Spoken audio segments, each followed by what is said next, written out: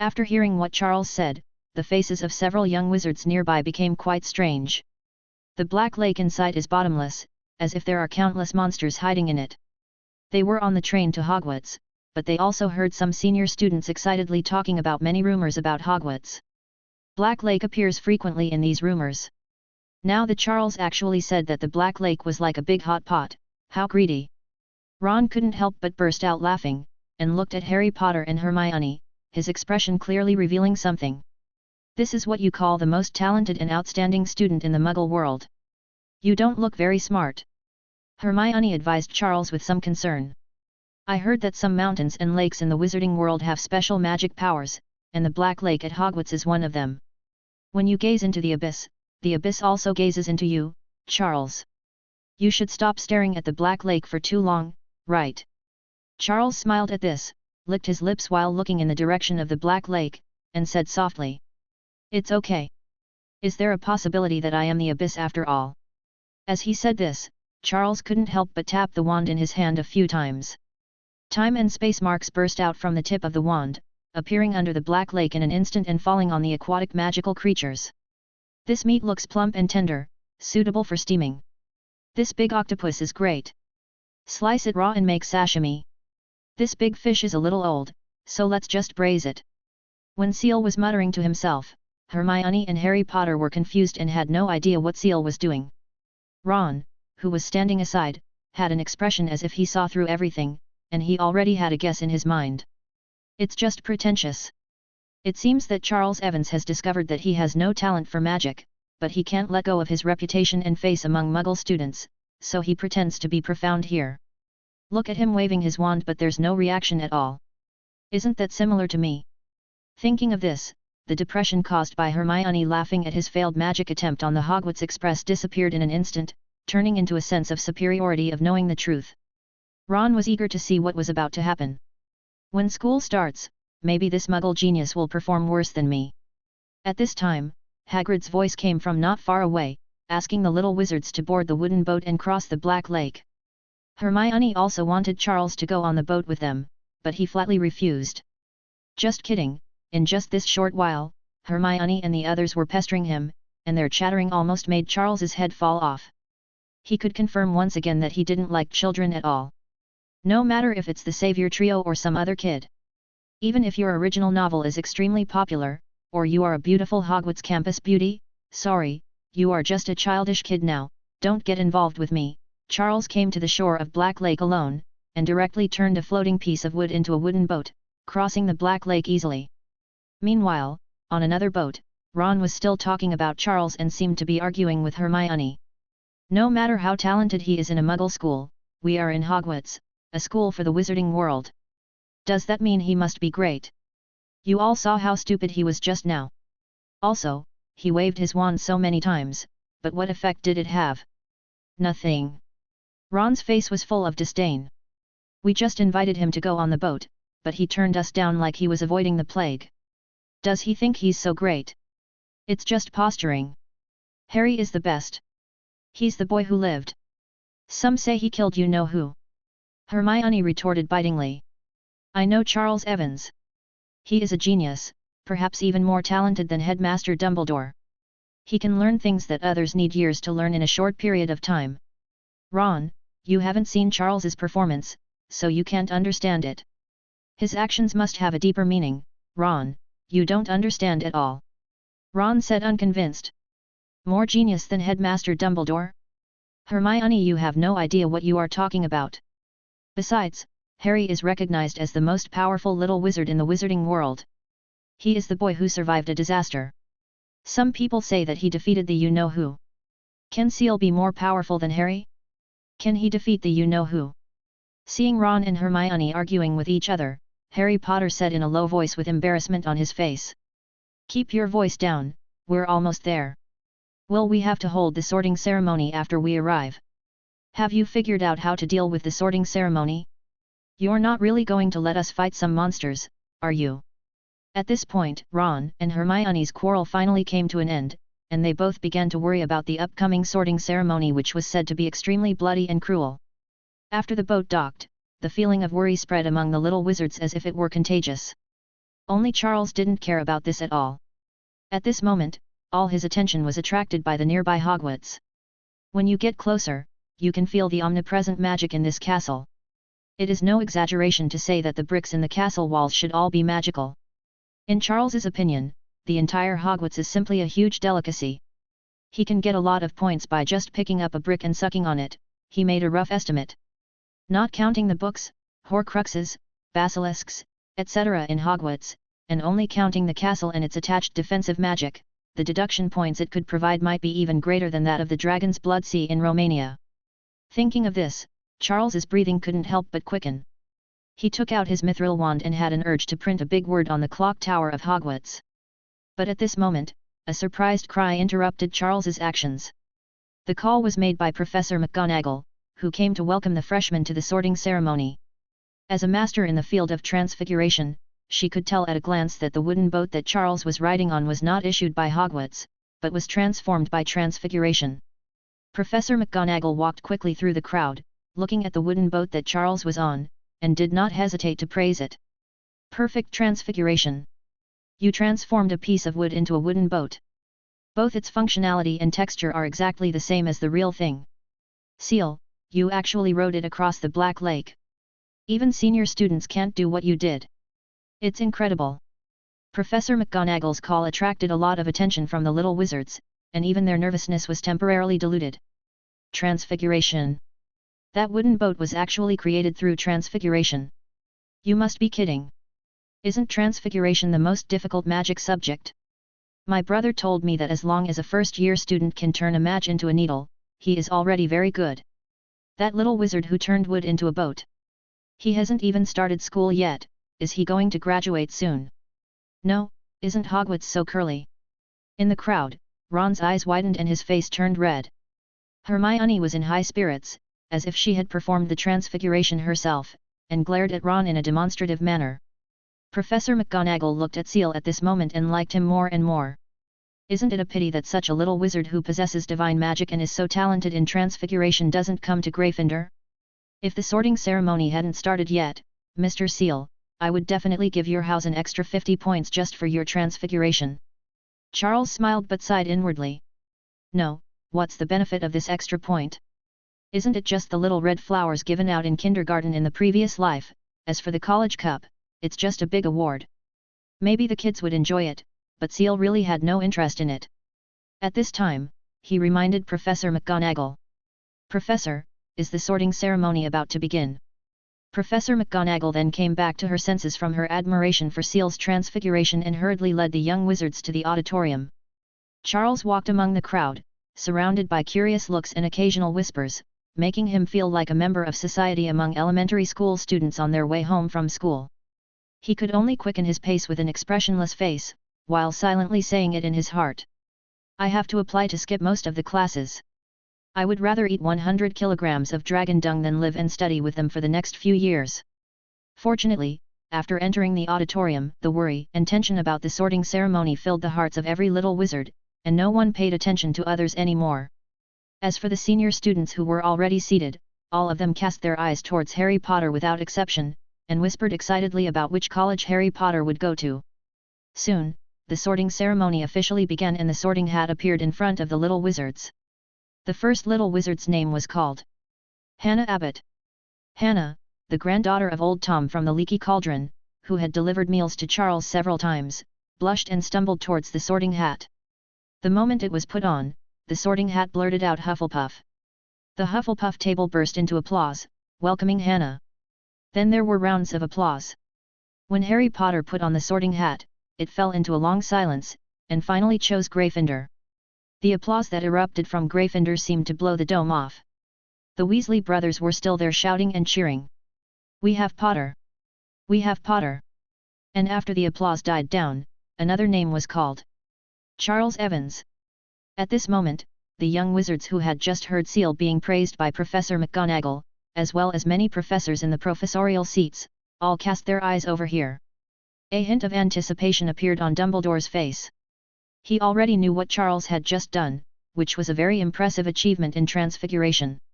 I have never taught Seal transfiguration, which means that Seal learned it entirely by himself, proving that Seal's magical talent is even higher than Dumbledore originally expected.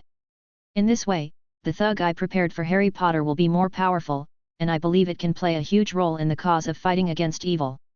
Quirrell also turned his gaze away from Harry Potter and set his eyes on Seal. Voldemort hissed in his mind. Look at the disgusting look in Dumbledore's eyes as he stares at Seal. The old man must be trying to turn this little wizard into a pawn again.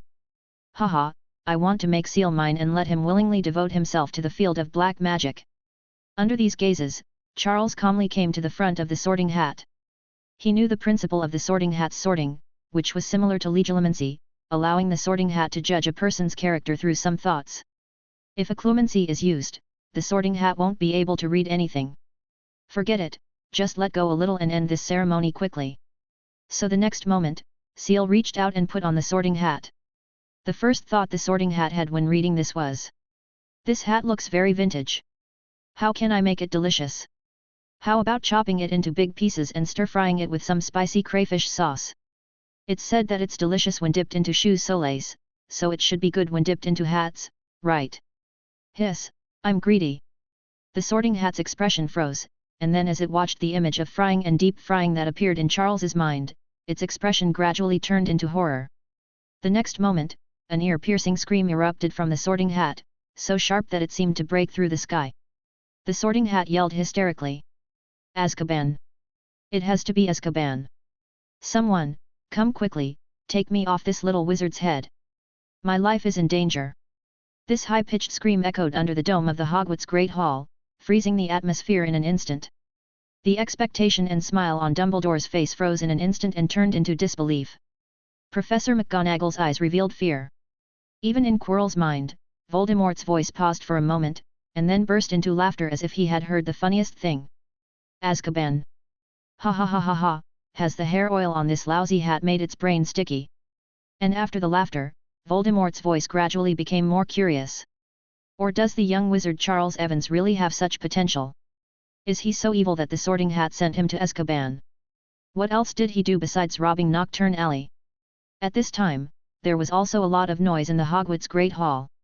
All the eyes, some curious, some frightened, some in awe, converged on Charles.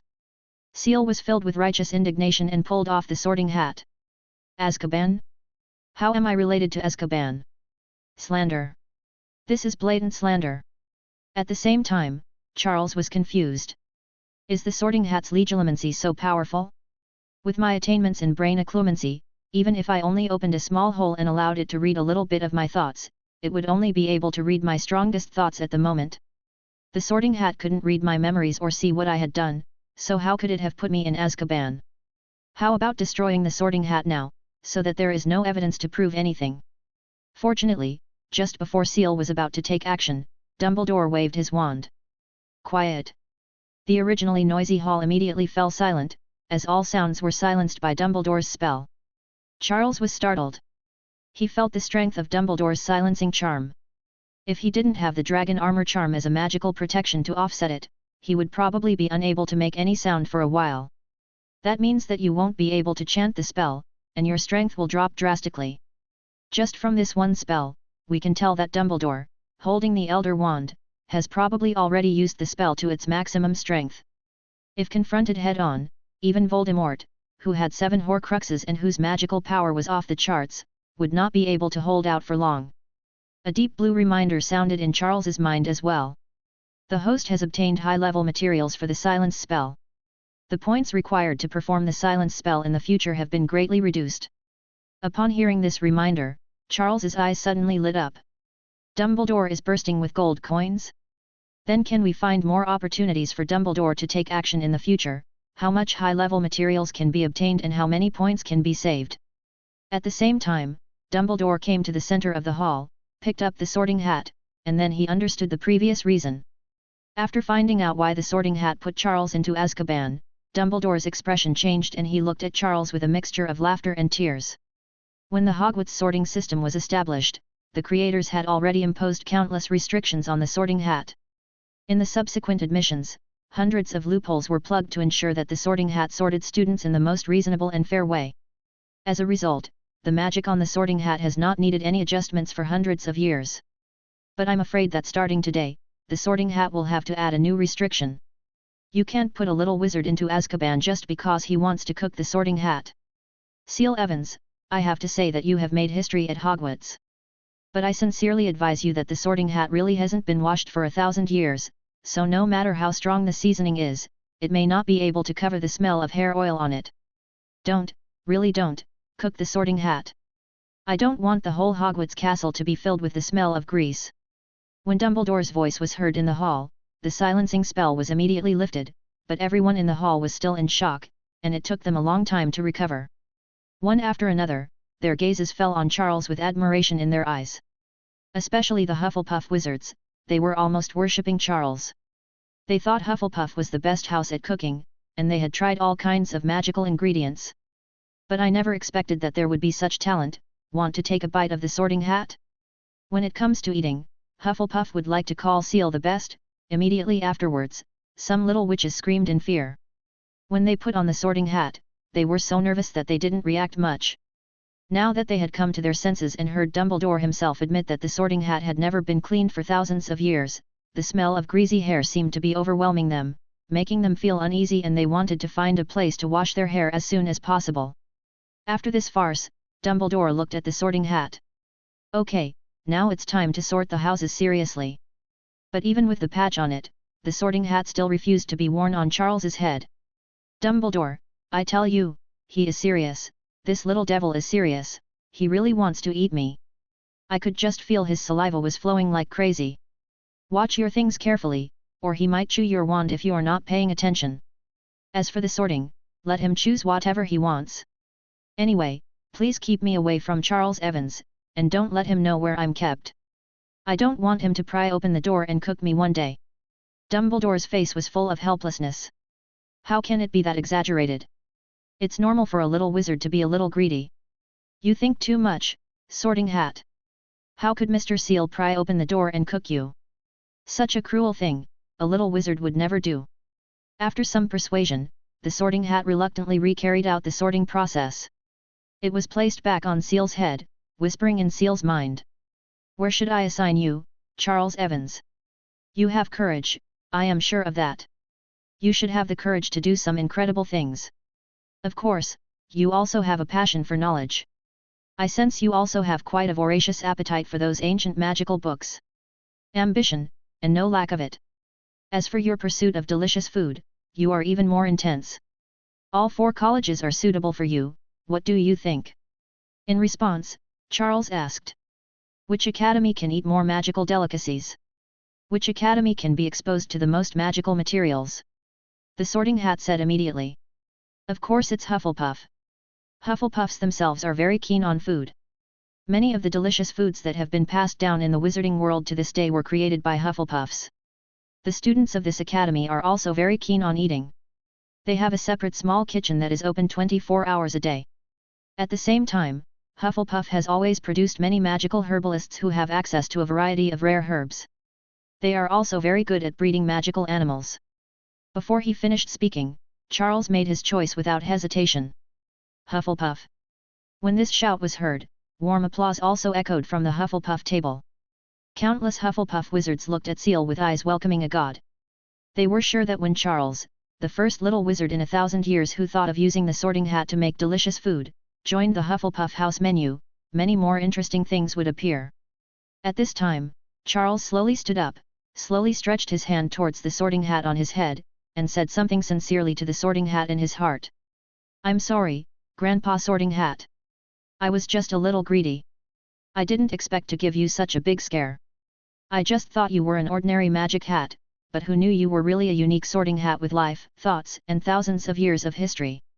If I had known this earlier, how could I have planned to attack you? Will you accept my apology? The Sorting Hat's shock gradually subsided, and it felt a little guilty. Although I was frightened, how could I shout out the Azkaban school in public? This had a very bad impact on the little wizard. It's rare that this kid actually apologized to me. Yes, he was just a little greedy. Ignorance is not a crime. So the Sorting Hat said kindly. It's okay, kid. I want to apologize to you, too. What I did just now was inappropriate. Without waiting for the Sorting Hat to finish, Seal said urgently in his mind. Then can I go talk to you, Grandpa Sorting Hat, when I'm free? I feel like you speak very nicely, you are knowledgeable, and you are very humorous. Alas, I don't have many friends, I don't fit in, and I can't play with children. The Sorting Hat immediately said happily. Of course, kid, to be honest, it's only taken out once a year, and I'm also very lonely, and I really want to find someone to talk to. I'm in the second cabinet in the third row on the left side of the principal's office. If you want to talk to me, you can come to the principal's office to find me. The password to the principal's office is some weird dessert, a pile of cockroaches or something like that. You just have to try them one by one according to Honeyduck's candy list. Just as the Sorting Hat was talking incessantly, Charles slowly opened his mouth and took it off his head. The principal's office is in the third row, second seat on the left-hand side after entering the door, right? I remember it. At this moment, the Sorting Hat was stunned. Fuck, is he trying to trick me? Dumbledore, Dumbledore, I want to move Dumbledore. But before the Sorting Hat could even utter a word, Charles waved his wand and tapped it lightly. A silencing spell silenced the Sorting Hat's voice. The Sorting Hat's eyes were bloodshot and it was mumbling something. It stared at Dumbledore, hoping that Dumbledore would make the decision for it. Dumbledore, do something, Dumbledore. Speak up, in broad daylight, and Charles Evans won't let me. Then, with the Sorting Hat looking expectant, Dumbledore took action. He cast another silencing charm on the Sorting Hat. Merlin, the hat was noisy, and tonight had been noisy enough, and Dumbledore didn't want to cause any more trouble. At the same time, Dumbledore gave Charles a look of praise. Nice silencing charm, seal, 10 points for Hufflepuff. For a moment, the Sorting Hat was stunned. Grass. This world, may it be destroyed. After the incident between Charles and the Sorting Hat, Dumbledore seemed to be afraid of any more accidents, so he quickly started the next step. Dishes appeared on the long tables of the 4 major colleges, and the hungry students couldn't wait to eat. Charles also deliberately did not use Deep Blue to convert the food into deduction points.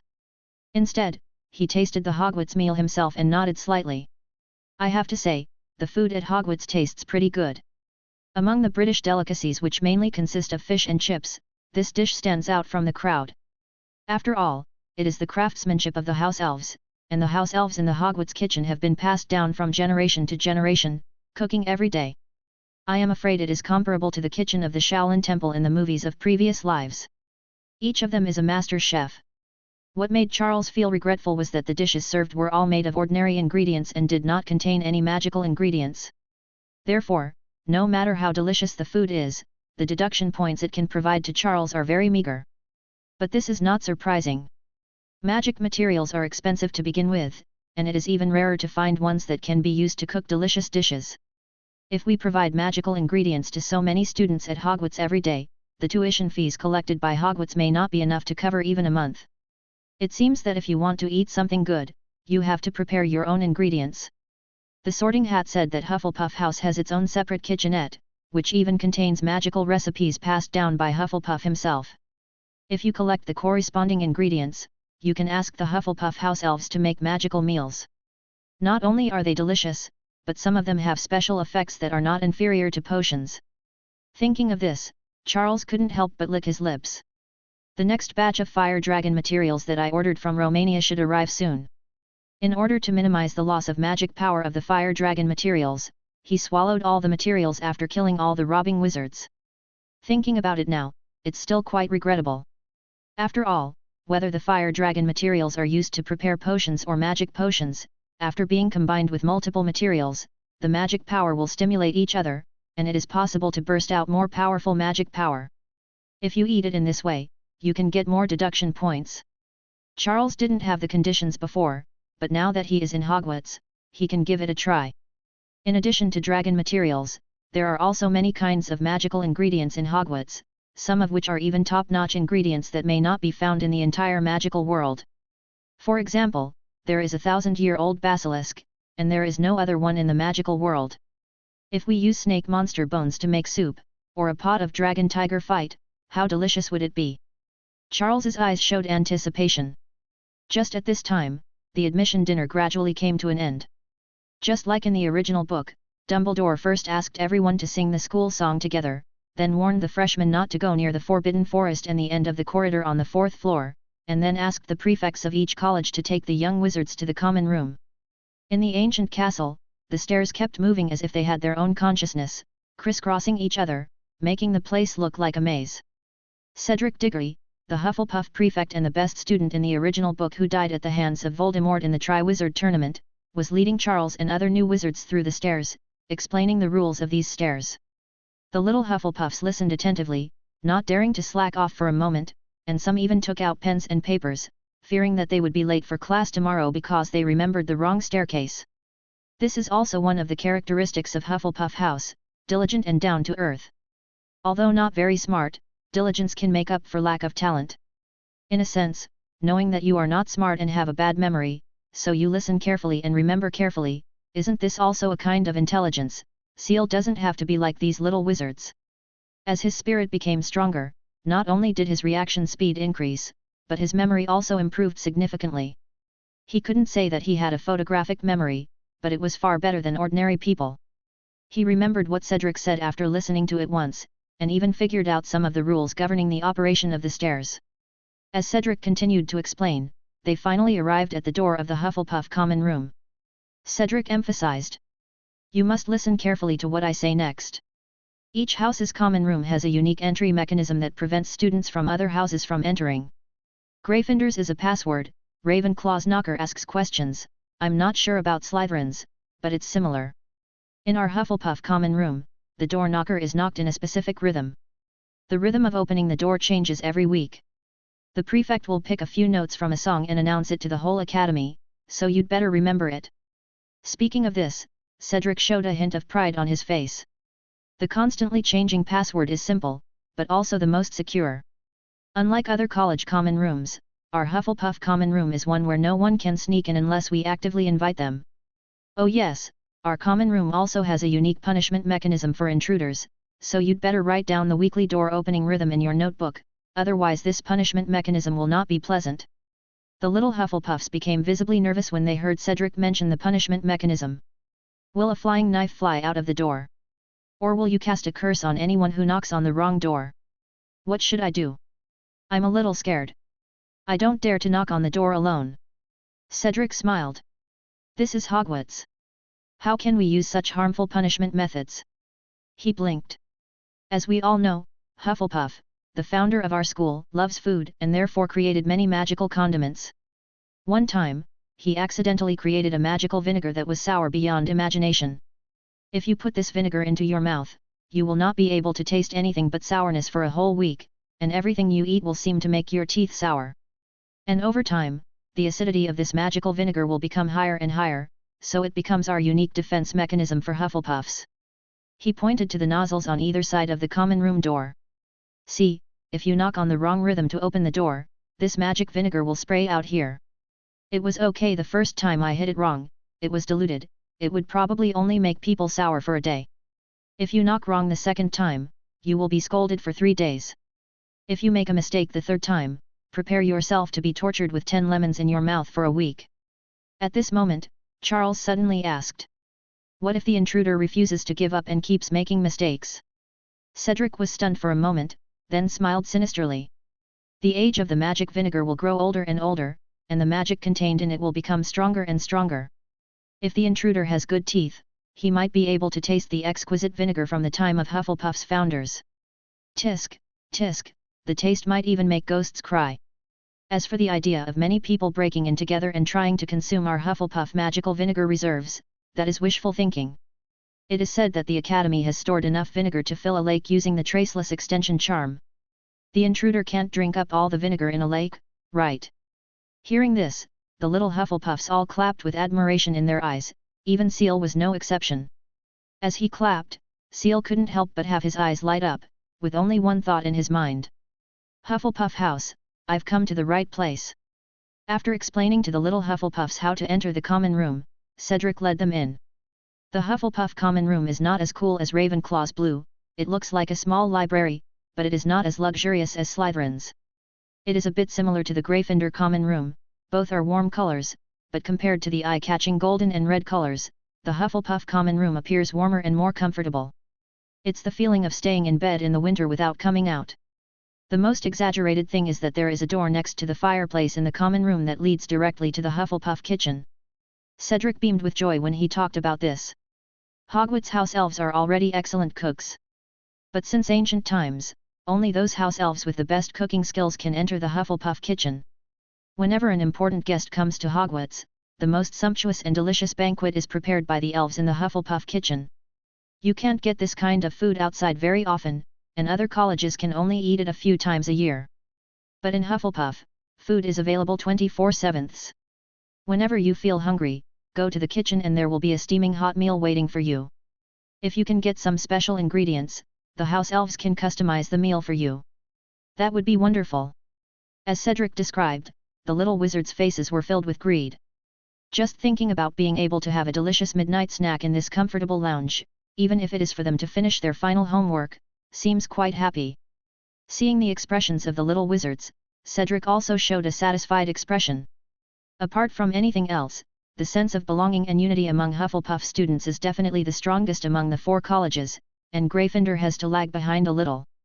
How was it cultivated? That's what everyone makes together for midnight snack every night. While Gryffindor was busy with their night outings, Ravenclaw was busy reading, and Slytherin was busy with something else. The Hufflepuff wizards were busy eating here. How can this sense of belonging not be strong? Then, Cedric continued. All right, I'll leave the common room for you to explore later. For now, I'll take you to your respective dormitories. At the door of a 4-person dormitory, Charles stood in front of the door with a look of nostalgia in his eyes. As for the dormitory, he really hasn't lived there for many years. But after a moment, Seal's nostalgic look disappeared and he pulled out his wand. What he missed was not the dormitory, but the carefree time of studying. As for the dormitory, unless you have a good relationship with your roommates, who would miss it? Do you miss the narrow bunk beds, the restrictions that came with having no privacy at all? That's fine. Who in their right mind would say that they like living in a dormitory with 3 other children? It's pure torture. Immediately, Charles pushed the door open and walked in. The 3 roommates inside all looked towards the door, ready to welcome Charles, but the next moment, a flash of magic light appeared. Seal cast a confusion charm in the dormitory. The effect of this confusing spell was to make several roommates ignore Seal's existence, and even make them think that Seal was not their roommate, but just an ordinary classmate, and that there were only 3 people in their dormitory from beginning to end. With the mental strength of Charles after his transformation, and the magical strength that surpassed most adult wizards after the ancient dragon form was fed back, even if he didn't deliberately deduce the confusion spell, the most common version was enough to work perfectly on several young wizards. For a moment, the 3 roommates were stunned. What was I trying to do just now? Oh yeah, I still have to pack my luggage. Even though Charles walked past them, the 3 of them seemed not to notice and completely ignored Charles's actions. Then, Charles took out a tent with a traceless stretching spell cast on it, and cast various protective spells on it. In this way, even if there is an occasional dormitory inspection, the student union members who come in will not find that there is a tent here. When Charles opened the tent curtain and walked in, he saw an ultra-luxurious suite inside, which was elegantly decorated, fully furnished with all kinds of furniture, and an extra-large, ultra-soft bed. Charles's eyes showed satisfaction. It's no wonder that old Tom from the Leaky Cauldron gave me this super VIP gift. It's really quite nice. This area is equivalent to a large flat in my previous life. A 5-star presidential suite is about this size. Although I will be very busy in the next period of time at Hogwarts and may not sleep here often, it is still nice to rest here occasionally. It is better than sharing a dormitory with 3 children.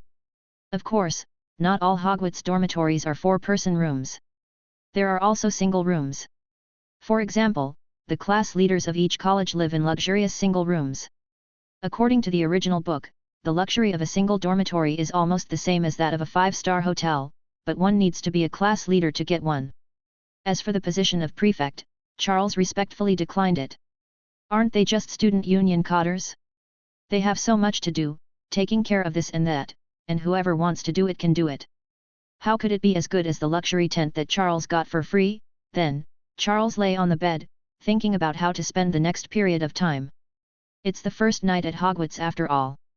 How can I sleep like this? Besides, I didn't feel full after the dinner just now. The deduction points provided by eating those ordinary foods are not as good as eating half a pound of dragon dung. I have to go and worship my own stomach and get some points at the same time. A series of options emerged in Charles's mind, and then he eliminated them one by one. Basilisk?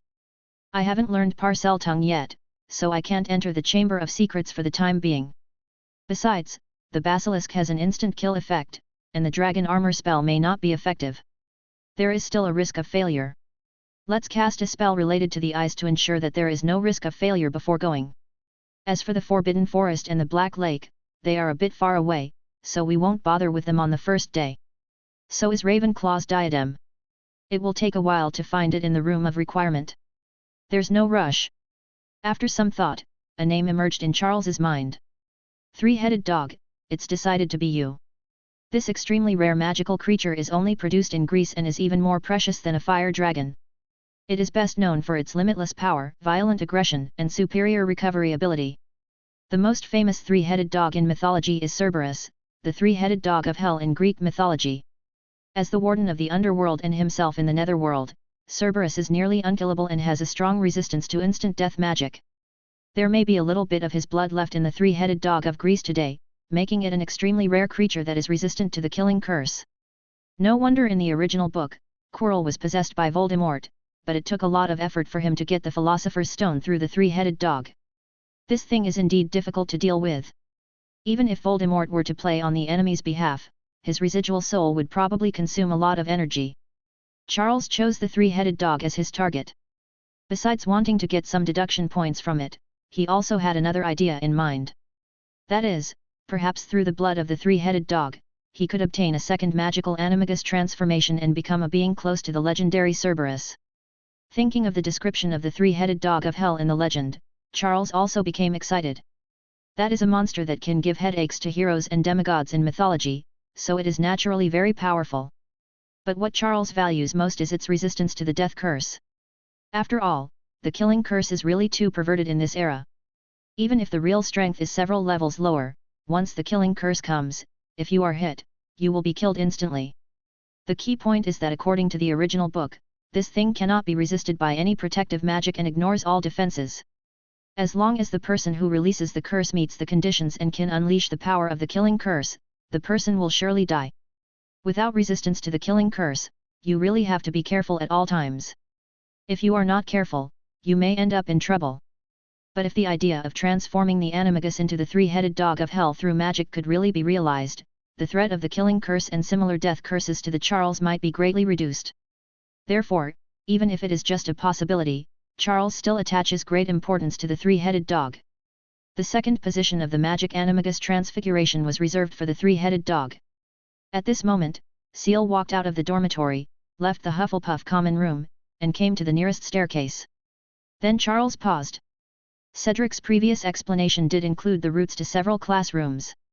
But the three-headed dog was at the end of the corridor on the 4th floor, which was the forbidden area mentioned by Dumbledore, so Cedric didn't mention it at all. Even if Seal had an excellent memory and knew all the routes clearly, he couldn't come up with a route he had never heard of. As for using deep blue for deduction, it's such a small matter to use dark blue, it's not a waste. After hesitating for a moment, Charles made a decision. Since entering Hogwarts, whether it is Dumbledore, other professors, or senior students, they all say that Hogwarts is a living castle. It's as if these stairs can understand human language. Each staircase even has its own personality. In that case, let's see if my unique skill of asking for directions can work. The next moment, Charles pulled out his wand and tapped the stair railing in front of him, saying softly, "Hey, can you hear me? You and your friends on the stairs have 3 minutes to line up and walk me all the way to the 4th floor corridor.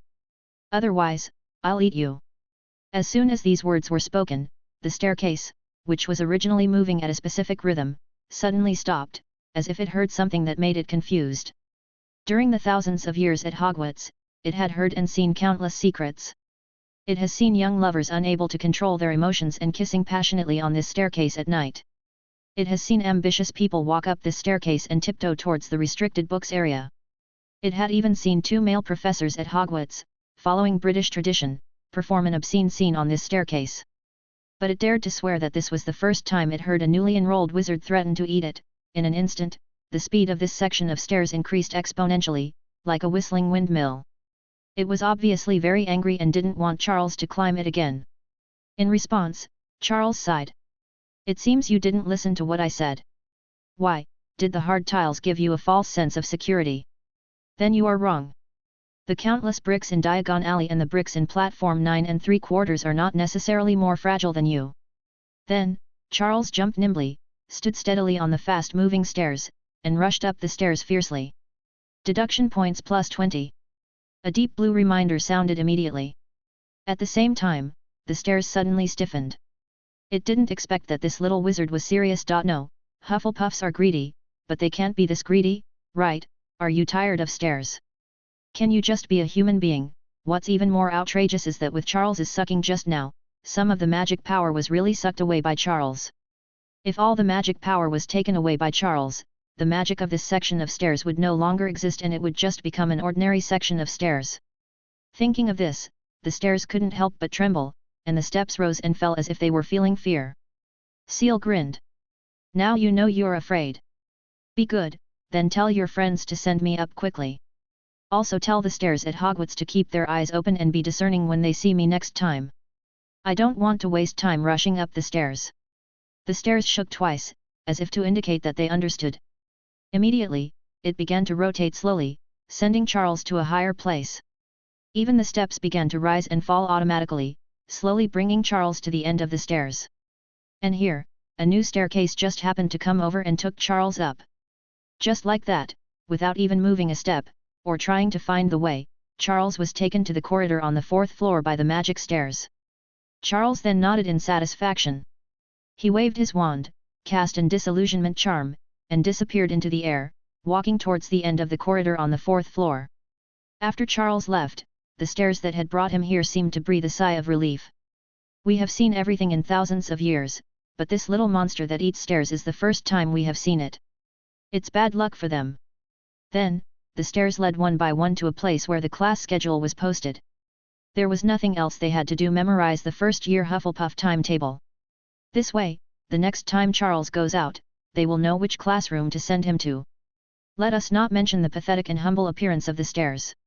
At this time, at the end of the corridor on the 4th floor, two figures escaped in shock. Judging from their fiery red hair color and almost identical appearance, they are naturally the Weasley twins in the original book. Given their mischievous nature, after hearing Dumbledore say today that if they didn't want to die miserably, they should stay away from here, they naturally couldn't hold back and came here for a night stroll on the first night of school. "We have calculated that the headmaster and professors are very tired on the first day and will not be patrolling here. The one patrolling tonight is our old acquaintance Filch. We are really good at getting rid of him. I thought there was some treasure inside this trapdoor, but it turned out to be such a huge three-headed dog. I was so scared. Luckily we ran away quickly, otherwise we would have become dog food." The Weasley twins were still frightened, but at the same time they couldn't help but be excited by the thrilling adventure they had just had. At the same time, they were also curious why the three-headed dog was imprisoned here. From the looks of it, the three-headed dog looks like a guard. It must be something extraordinary that can be guarded by a three-headed dog. The Weasley twins looked at each other and decided to see what was inside to satisfy their curiosity. But at this point, let's go back to sleep. Then, the two took out the Marauder's map and after solemnly swearing that they would do no good, dense ink dots spread out on it, covering the movements of everyone in Hogwarts. The two had intended to avoid Filch in this way, but at this moment, Fred, one of the twins, let out a low cry and suddenly looked towards the end of the corridor shown on the map. There, a name emerged: Charles Evans. The expressions of the two changed. "Oops. It's the little first-year wizard from Hufflepuff. He's here for a night out." No matter how much they liked playing pranks, they could clearly understand how dangerous it would be for a first-year wizard to encounter a three-headed dog. The two of them didn't care about anything else, took out their wands, turned around and rushed to the end of the corridor again. "Quick, go save people." At this time, Charles had already pushed open the trapdoor at the end of the corridor and stepped into it. What came towards me was a gust of hot and smelly wind. A three-headed dog that occupied all the space from the ceiling to the floor stared at Charles ferociously. Tick, tick. The sound of saliva dripping was heard. The three-headed dog was stunned for a moment. "The two little wizards just ran away, so I couldn't eat them," so I swallowed all the saliva I secreted. Where does this dripping sound come from? Then he saw Charles wipe his mouth shyly. Sorry, I saw something delicious and couldn't help myself, so I lost my composure. Charles stared at the huge body of the three-headed dog with a burning face and said intoxicatedly. Brother three-headed dog, you smell so good. Let me smell it. Let me get closer and smell it. The three heads of the three-headed dog looked at each other in bewilderment, and their already low IQ became even more confused. What's the situation, meta-psychopath? The three heads of the three-headed dog looked at each other, and there was confusion in each other's eyes, as if they couldn't figure out the current situation. But the next moment, as Charles got closer, the three-headed dog's confusion dissipated and its instinctive ferocity was triggered. Accompanied by roars, the three heads suddenly bit towards Charles. In response, Charles took a deep breath and a cold look flashed in his eyes. After he deduced the brain occlumency technique and used the memory palace to strengthen his spirit, his strength was greatly improved compared to before he came to Hogwarts. But I couldn't find any opportunity to make a move, so now is a good time to try using the three-headed dog. The next moment, Charles took the initiative to activate the dragon armor curse. The powerful magic power forms a special structure on his body surface, which is extremely tough, just like dragon scales and dragon skin. Even the three-headed dog with amazing bite force felt like it was biting on something old and stuck in the teeth, and it couldn't be chewed through at all. Charles's eyes brightened. If it was the previous dragon armor curse, it would not be able to do this even if it was actively activated. But now the defense has been qualitatively improved compared to before. This is the benefit of mental enhancement. Then, Seal waved the mithril wand again. Transfiguration, so smooth as to be almost artistic, whizzed out from the tip of the wand. Previously, when Seal was crossing the Black Lake, he turned wood into a wooden boat, which caused Professor McGonagall to be amazed, and she said that she would give Seal's house an extra 50 points. But now, if Professor McGonagall were here, I'm afraid Hufflepuff's points would be added up to the point where the hourglass would explode. Change, change, change, everything in the room is changing. The floor was changing, becoming like quicksand and mud. The heavy three-headed dog had no place to stand and could only sink down little by little. The ceiling was also changing, becoming as flexible as plasticine, and turned into chains hanging down and wrapping around the three-headed dog.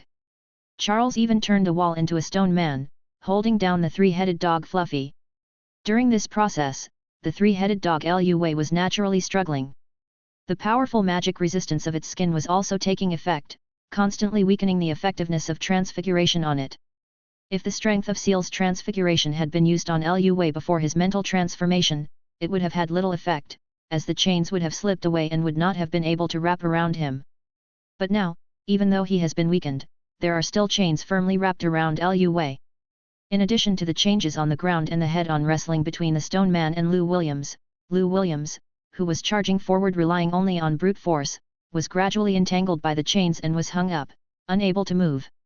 Even the three dog heads were stuffed with ball gags formed by chains, and the only sound that could be heard was the rapid panting sounds. Looking at the three-headed dog Fluffy, who was subdued by transfiguration, Charles shook his head with a hint of disappointment in his eyes. He had originally thought that it would be more difficult, but he had not expected that the process of subduing Lua would be so easy. In fact, Lua's three heads could not use any other magical abilities except attacking together. But in mythology, Cerberus, the three-headed dog of hell, at least has the ability to spit venom. The poison made from its venom can even kill demigod heroes in myths and legends, which shows how horribly toxic it is, but from beginning to end, the three-headed dog Fluffy did nothing but spit some saliva. This shows that the Cerberus bloodline in his body is extremely weak. Charles was not sure whether he could get what he wanted from the three-headed dog Fluffy, or obtain the transformation of the legendary three-headed dog of hell. He frowned slightly, and a blade of light burst out from the tip of the wand, easily cutting through Lua's skin and releasing a large bottle of three-headed dog's blood. Then Seal raised his head and drank it all in one gulp, whispering in his mind. Deep Blue, analyze the magic power in the blood of the three-headed dog. Is it possible to obtain the power related to the three-headed dog of hell, just like I obtained the dragon language inheritance from the blood of the Ukrainian iron belly fire dragon before? After a moment, Deep Blue gave a mechanical reply. Analysis of the three-headed dog's magic power is complete. It does contain blood related to the three-headed dog of hell, but it is too weak. Using this blood to perform the magic animagus transformation can only turn it into an ordinary three-headed dog, not a three-headed dog of hell, unless it is further deduced. Even though he had expected this, there was still disappointment in Charles's eyes. If it can only turn into an ordinary three-headed dog, then it would be a waste of time. Not only does it take up a spot for the magic animagus transformation, but it also requires an extra large amount of points to deduce the method of transforming into the three-headed dog of hell, so the cost-effectiveness is too low. It was just that Charles was reluctant to give up the idea of the three-headed dog of hell. That is a change that may lead to resistance to the killing curse, which is of great significance. And once he can transform into the three-headed dog of hell and gain resistance to the instant death curse, Charles will be invincible when facing the gaze of the 1,000-year-old basilisk, and will be able to enter the secret room and defeat the 1,000-year-old basilisk quickly. If you continue to breed basilisks, you don't have to worry about accidentally dying from looking into the eyes of a basilisk. I really don't want to give up like this. So Charles asked again, is there any way to solve it? Deep Blue responded again. Giving the three-headed dog some magic potion with the effect of atavism may significantly increase the concentration of the three-headed dog of hell blood in its body. Hearing this, Charles's eyes lit up. As long as there is a way. As long as your thinking does not slip, there are always more methods than difficulties. Hogwarts has a potions master, maybe Snape can solve the problem of atavistic potions. As long as there is a little hope, you have to fight for it. Immediately, Charles's gaze fell on the three-headed dog in front of him. It seems that you are lucky. You don't have to die today. At this time, Charles discovered that the wound on the three-headed dog Lua that he had just cut to cause bleeding had healed. This resilience is also where the difficulty lies. But at this moment, Charles suddenly had an idea. Kill the three-headed dog. This will be a good meal. But if we raise the three-headed dog and take its blood and meat every day, it would be much more cost-effective. It would be a full meal every time. With such a strong regeneration ability, isn't this a good seedling to be cultivated? At this moment, the three-headed dog Lua suddenly felt creepy. There was a chilling aura coming from the ridiculously powerful little wizard in front of it, as if he was planning to torture it inhumanely. If he wasn't tied up and hung up, the three-headed dog Lua would have wanted to perform a bow to Charles and quickly send this plague god away. It looked at Charles in fear, not knowing what Charles was going to do with it. Charles was also looking at the three-headed dog Fluffy with his chin in his hand. Since I'm here today, I can't go back empty-handed. I haven't earned any deduction points yet. What should I bring back? Chop off a dog's paw, or chop off a dog's head? But no matter how Charles thought about it, he felt a little dissatisfied. Mainly where Fluffy is, professors will come from time to time, and even Dumbledore may come to check each level in person. If you go too far, like chopping off a dog's head, it would probably take a long time for the three-headed dog to grow back given its regenerative ability. What if Dumbledore and the others took the three-headed dog away? So where can Charles make up for the nutrients he lacks? Besides, chopping off dog paws and dog heads is too cruel. I, Charles, am not such a cruel person.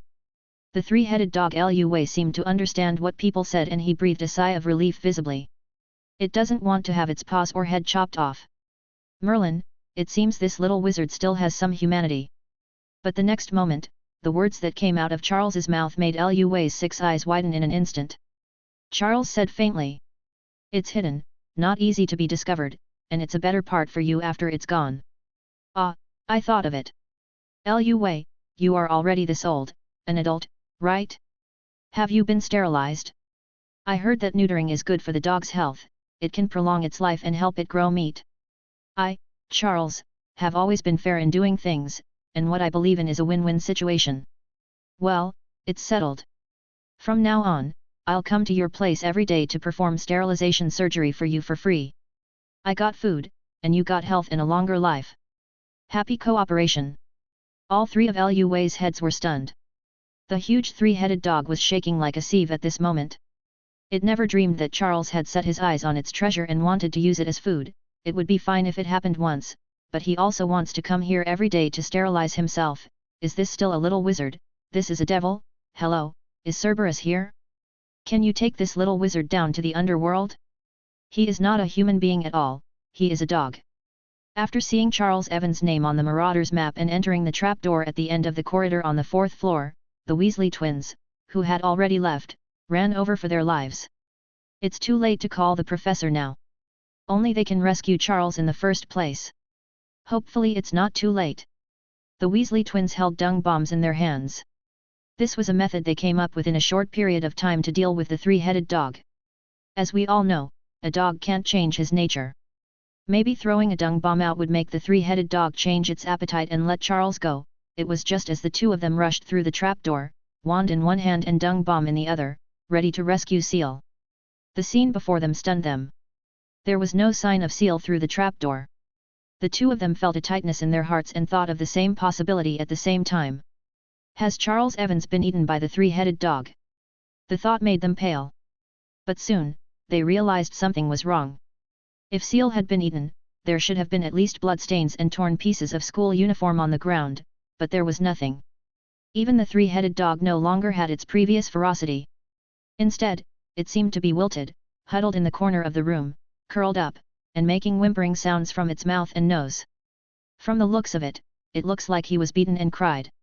Even when it saw the Weasley twins, the three-headed dog didn't even think of pouncing on them.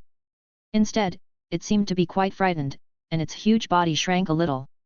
This left the Weasley twins confused. What's going on? In such a short period of time, the three-headed dog has completely changed its temperament? What terrible thing happened to it?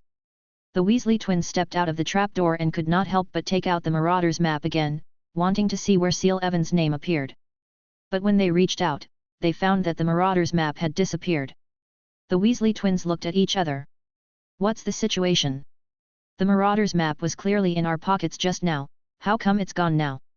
What the hell? But before they could think about it, the voice of Filch, the school manager, came from the stairs. Got you. The Weasley twins threw the dung bomb out reflexively and then ran away. While running, the two looked at each other and had the same idea.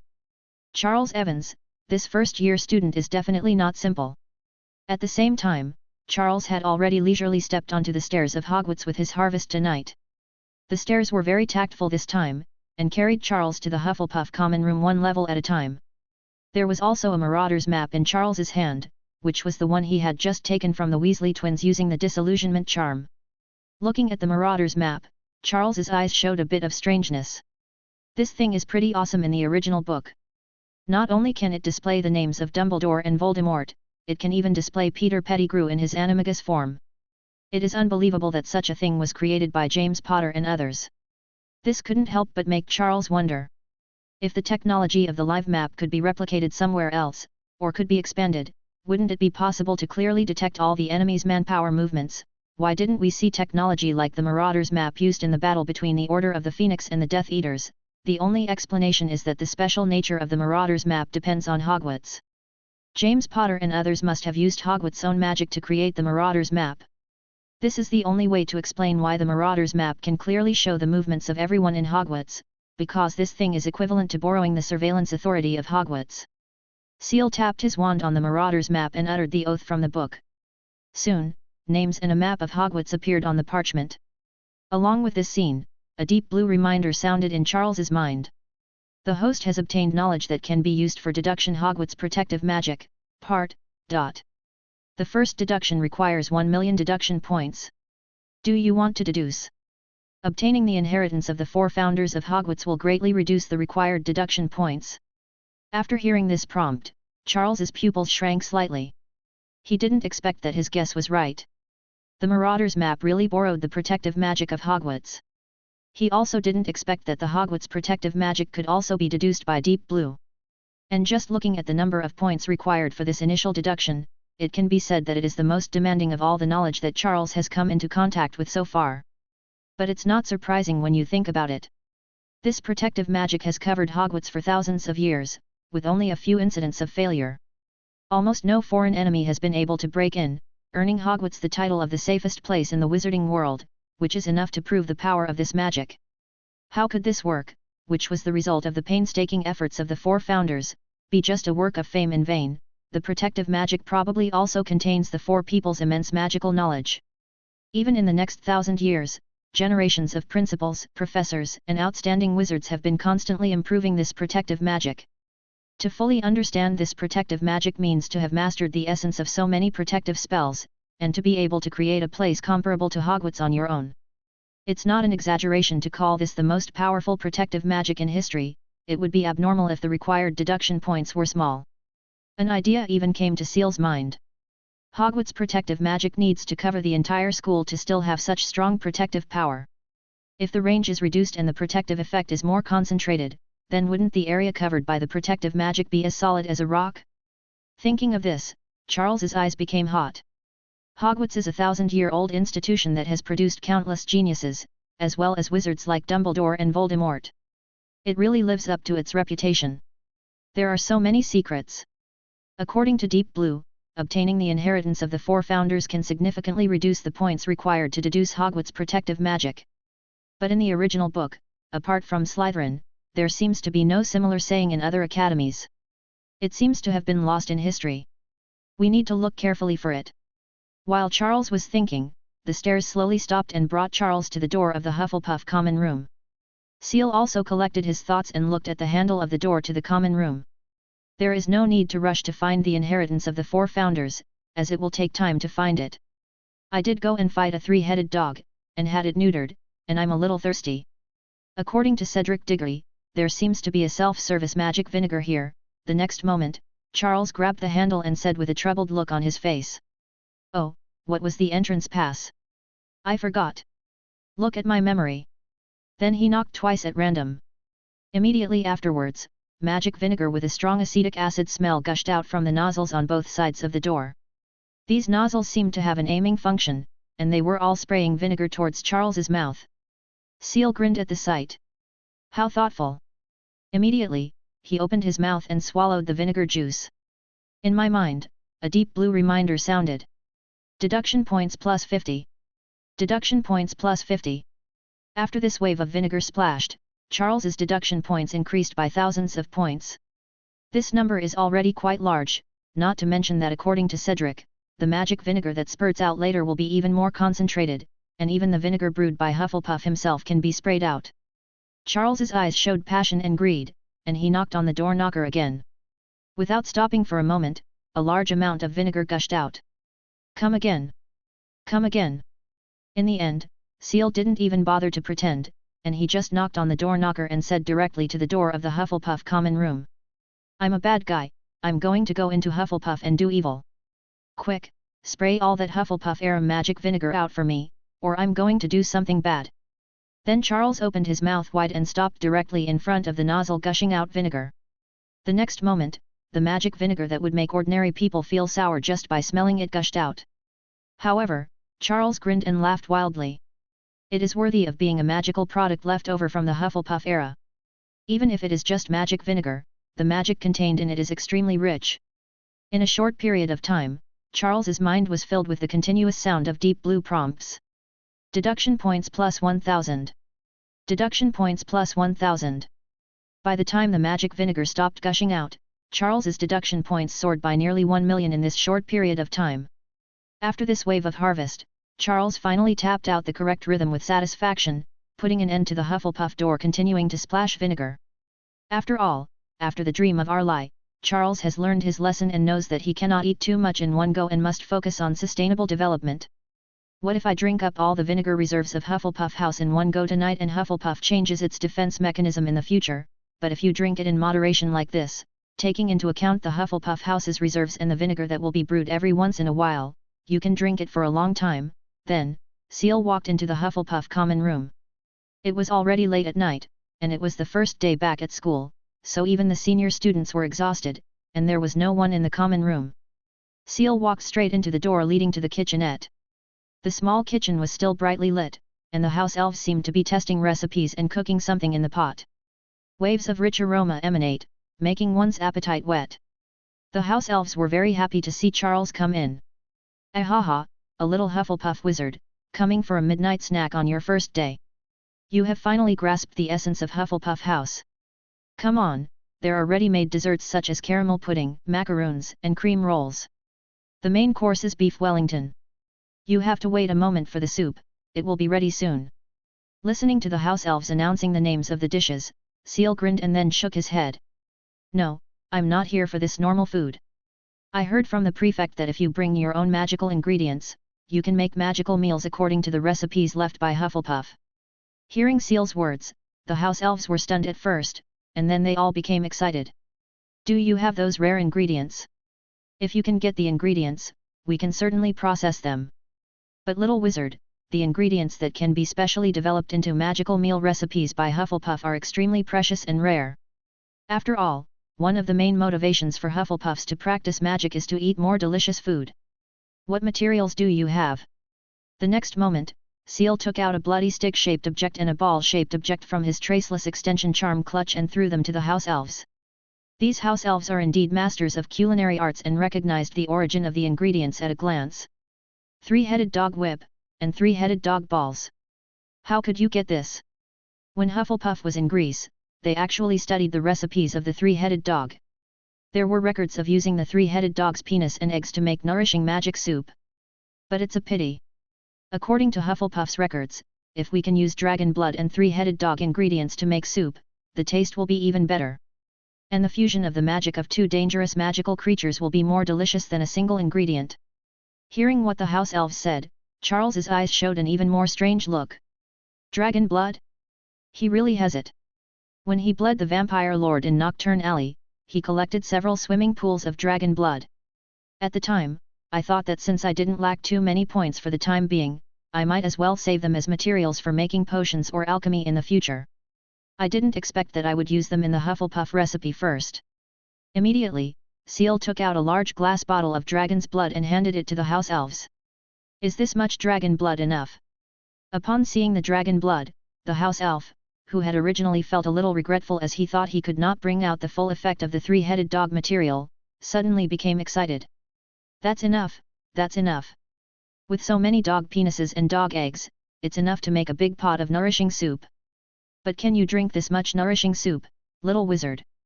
It is said that this tonic has a very good effect.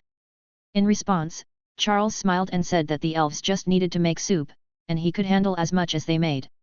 Then, the house elves quickly began to process the various materials. After throwing the three-headed dog and dragon's blood and other main ingredients into the soup pot, various plants and seasonings that were unheard of in the Shire were added. According to the house elves, some of them are magical plants and magical seasonings, which would be worth a lot if they were sold outside. However, since Hufflepuff House is best at herb cultivation, it is very common here. And since Charles had already taken out the most important ingredients, it would be no problem for them to produce these auxiliary ingredients. After all, even in a Hufflepuff kitchen, there are not many opportunities to recreate high-end magical meals from the Hufflepuff recipe book. Charles watched with great interest as the house elves processed the ingredients and cooked the magical soup. Gradually, a look of doubt and surprise appeared on his face. He could feel that the two different types of magic contained in the dragon blood and the three-headed dog materials were actually beginning to blend with each other under the technique passed down by Hufflepuff himself. Being able to reconcile the magic of two dangerous magical animals is definitely not easy. At this moment, the deep blue reminder sounded again in Charles's mind. The host has obtained knowledge that can be used for deduction Hufflepuff magic recipe, three-headed dog chapter. Continue to deduce, and you will obtain the complete Hufflepuff heritage. The first deduction requires 200,000 deduction points. Do you want to deduce? When Charles heard this reminder, he was stunned for a moment. He could never have imagined that he would find a clue to the inheritance of the four founders that he had heard about from the Hogwarts defense magic so quickly. It turns out that the heritage of Hufflepuff has long been left in the academy, hidden in the magic recipes she left behind. Judging from the fact that this magic recipe can easily allow the elves to harmonize the magic of the dragon and the three-headed dog, the true inheritance of Hufflepuff should be related to harmonizing various magical powers and stimulating them to a higher level. Thinking of this, Seal also thought of Hufflepuff's admissions philosophy.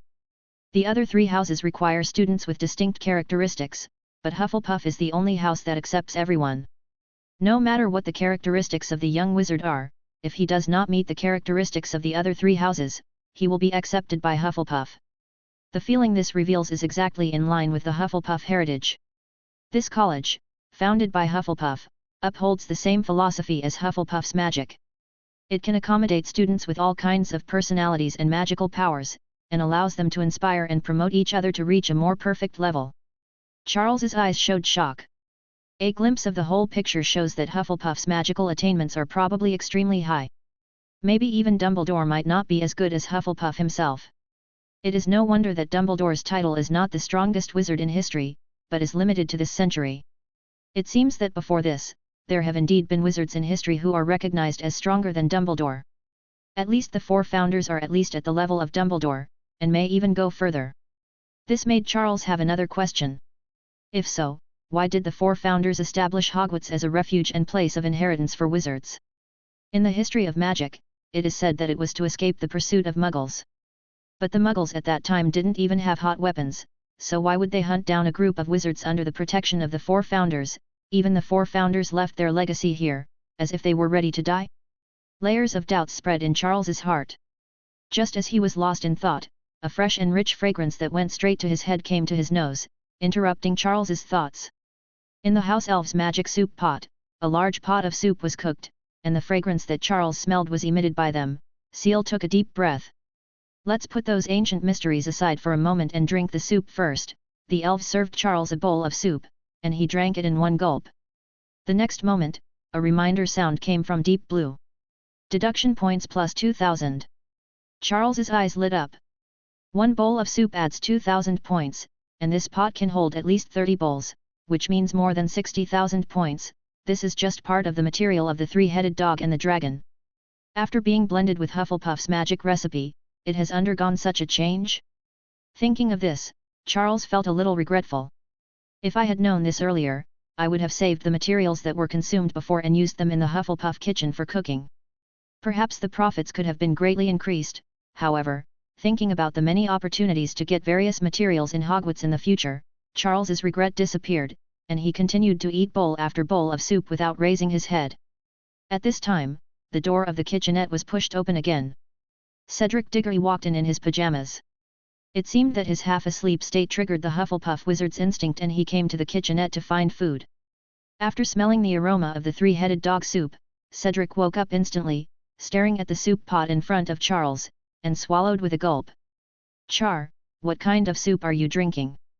Seal glanced at Cedric. Although a bowl of soup is worth 2,000 deduction points, it is not a big deal for Charles, so it is not impossible to share a bowl. Cedric is a calm person with good character, and he is not a noisy brat. Charles likes him. Moreover, it was because Cedric mentioned the defense mechanism of the Hufflepuff common room that Seal had just drank the magic vinegar and earned millions of points, so he just gave him a bowl of soup. But a half-smile appeared on Charles's lips. Cedric, do you have a girlfriend? This soup is very nourishing, so don't drink too much. Cedric blushed. Of course I have a girlfriend. But you, Seal, it's impossible for you to date a little witch when you just started school, right? You, a little wizard, can drink that much, why can't I? Immediately, Cedric thanked Seal, carefully took the bowl of soup and took a sip.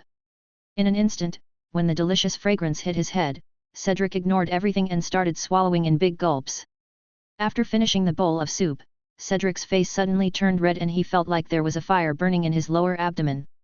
His expression became extremely excited, and he couldn't help but swear. Fuck, this soup is too nutritious, isn't it? What's in it? Then, Cedric looked at Charles's usual expression, with admiration in his eyes. You drank so much, Seal, can you handle this? Brilliant. But are you sure everything is fine? Can you sleep well when you go back? Don't raise the flag during class tomorrow. Charles smiled slightly.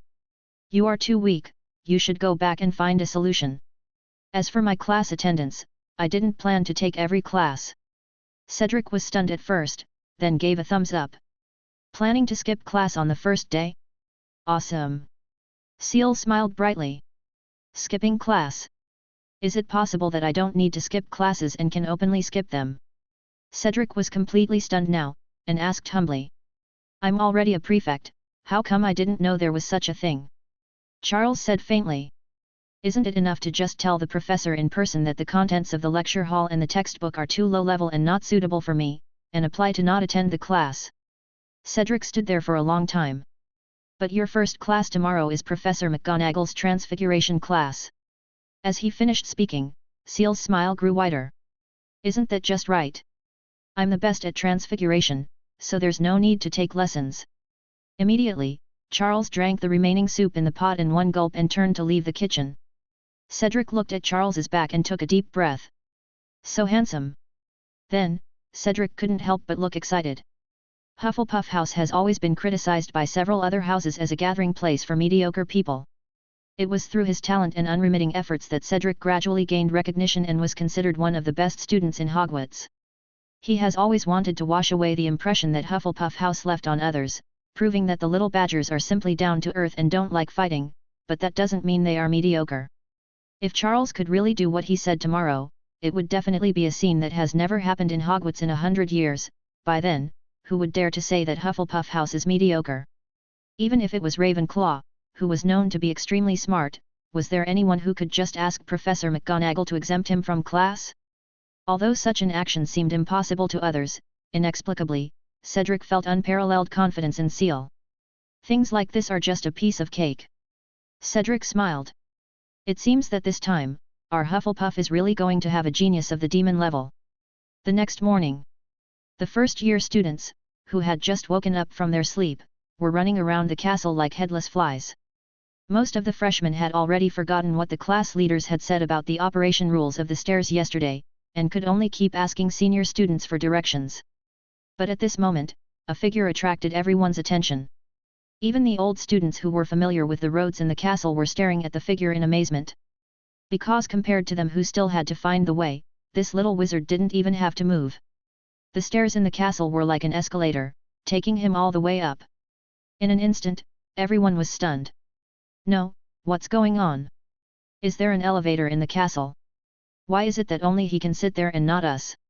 In Slytherin House, Draco Malfoy, who was always proud of his father's status as a school director, was also stunned. This is the cool scene he wanted. He couldn't help but scream. What's going on? My father is a school director, why can't I take the stairs like this? But the stairs at Hogwarts are not even repaired. Are you kidding me? School director? There have been thousands of Hogwarts directors in history, but Seal is the first little monster who can even chew on the stairs. They are not to be trifled with. At this time, Seal had arrived at the door of the Transfiguration classroom. Some Hufflepuff and Ravenclaw students also came here, and many girls were looking at a tabby cat on the podium with curious eyes. That is naturally Professor McGonagall. She usually uses animagus to teach young wizards their first lesson, so as to arouse their curiosity and awe of Transfiguration. Seal walked towards Professor McGonagall. What he told Cedric was certainly not bragging. With his level, let alone teaching the first grade at Hogwarts, even teaching the 7th grade would be of no use to him. Taking classes with these little wizards is just another form of playing house and a waste of time. As for essays and homework, it's even more ridiculous. If you use the time you have to do your homework, eating a few more bites would be better than anything else. Is there really anyone who likes to do homework and prepare for exams with children? Adults naturally have more efficient ways to plan their time. After arriving beside Professor McGonagall, Seal said frankly. Professor McGonagall, I feel that my level does not require wasting time in large classes, so I apply not to attend large classes on Transfiguration in the future, and not to submit homework or papers. Of course, I will still attend the final exam. If I don't get full marks, you can revoke this privilege from me. After hearing what Seal said, Professor McGonagall changed from a tabby cat back to a wizard form amid the exclamations of the little wizards. She looked at Charles seriously, her eyes narrowed, as if she was considering. Given the Transfiguration skills you have demonstrated before, you really don't need to participate in the first-year courses. How about this? I'll arrange for you to take the 3rd grade course. How about that? Seal shook his head.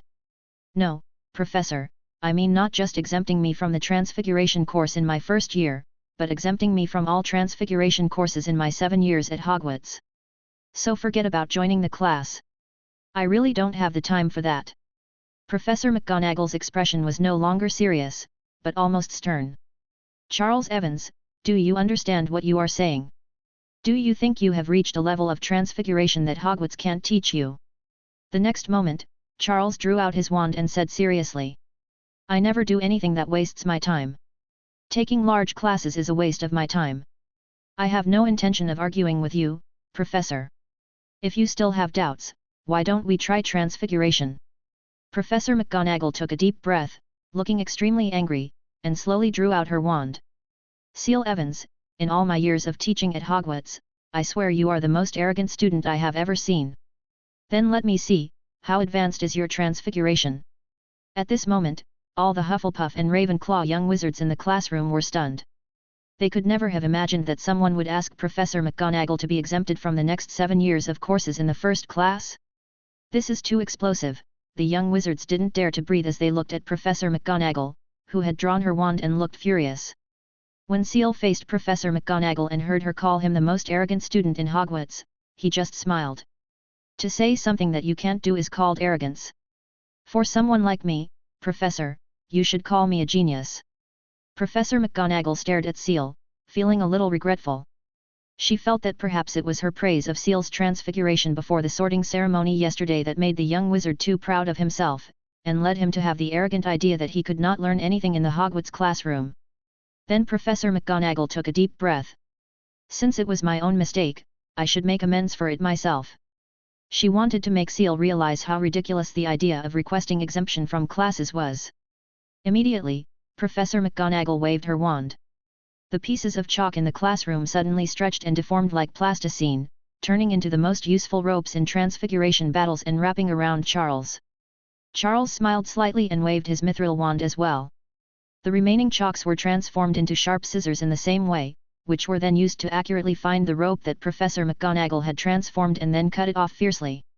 In a moment, Professor McGonagall's attempt to tie up Seal was foiled. Instead, Seal continued to wave his wand, and a pair of sharp scissors approached Professor McGonagall. Seeing this, the little wizards in the classroom couldn't contain their fear and screamed. Professor McGonagall's pupils also shrank slightly.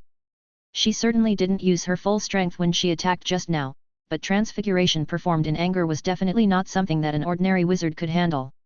Even the senior students at Hogwarts would be tied up in an instant. But Charles was able to make restrained changes in such a short time, and his speed and accuracy were impeccable. Then, facing the scissors coming towards her, Professor McGonagall waved her wand again without thinking too much. The ground in the classroom began to deform, and the dirt and bricks bulged up, forming a solid wall in front of Professor McGonagall, blocking all the incoming scissors. Charles's eyes also showed excitement. This is the level of a master of transfiguration. Before, when he dealt with those ordinary dark wizards, even without using the dustless land, he could still slaughter them with just transfiguration. The three-headed dog was just like that. It took advantage of the changes in terrain and easily restrained the beast that only knew how to use brute force. This transfiguration contest with Professor McGonagall was the most evenly matched one Seal had ever had since he traveled through time. He no longer held back and waved his mithril wand repeatedly. The block scissors immediately turned into a hissing poisonous snake, climbing up the earth wall and spreading towards Professor McGonagall. Professor McGonagall was also calm and composed. With a wave of her wand, the earth wall collapsed and the falling pieces of earth turned into eagles, which grabbed the venomous snakes and cut them into several pieces. At the same time, several eagles flew towards Charles and grabbed his shoulders with their sharp claws. Charles smiled and threw out a copper coin, which turned into a large metal net, catching all the eagles in the air. Professor McGonagall took a deep breath and was about to speak. Charles, who was in high spirits, used more changes. As the magic wand was waved, miraculous transformations ensued. The desks, books, teaching tools, even the soil and walls in the classroom all changed under Seal's magic, transforming into lifelike animals that surrounded Professor McGonagall. After all, the branch of transfiguration that Seal had deduced the most profoundly was animagus transfiguration, and the feedback from animagus transfiguration enabled Seal to make great progress in the basic transfiguration of animal transformation.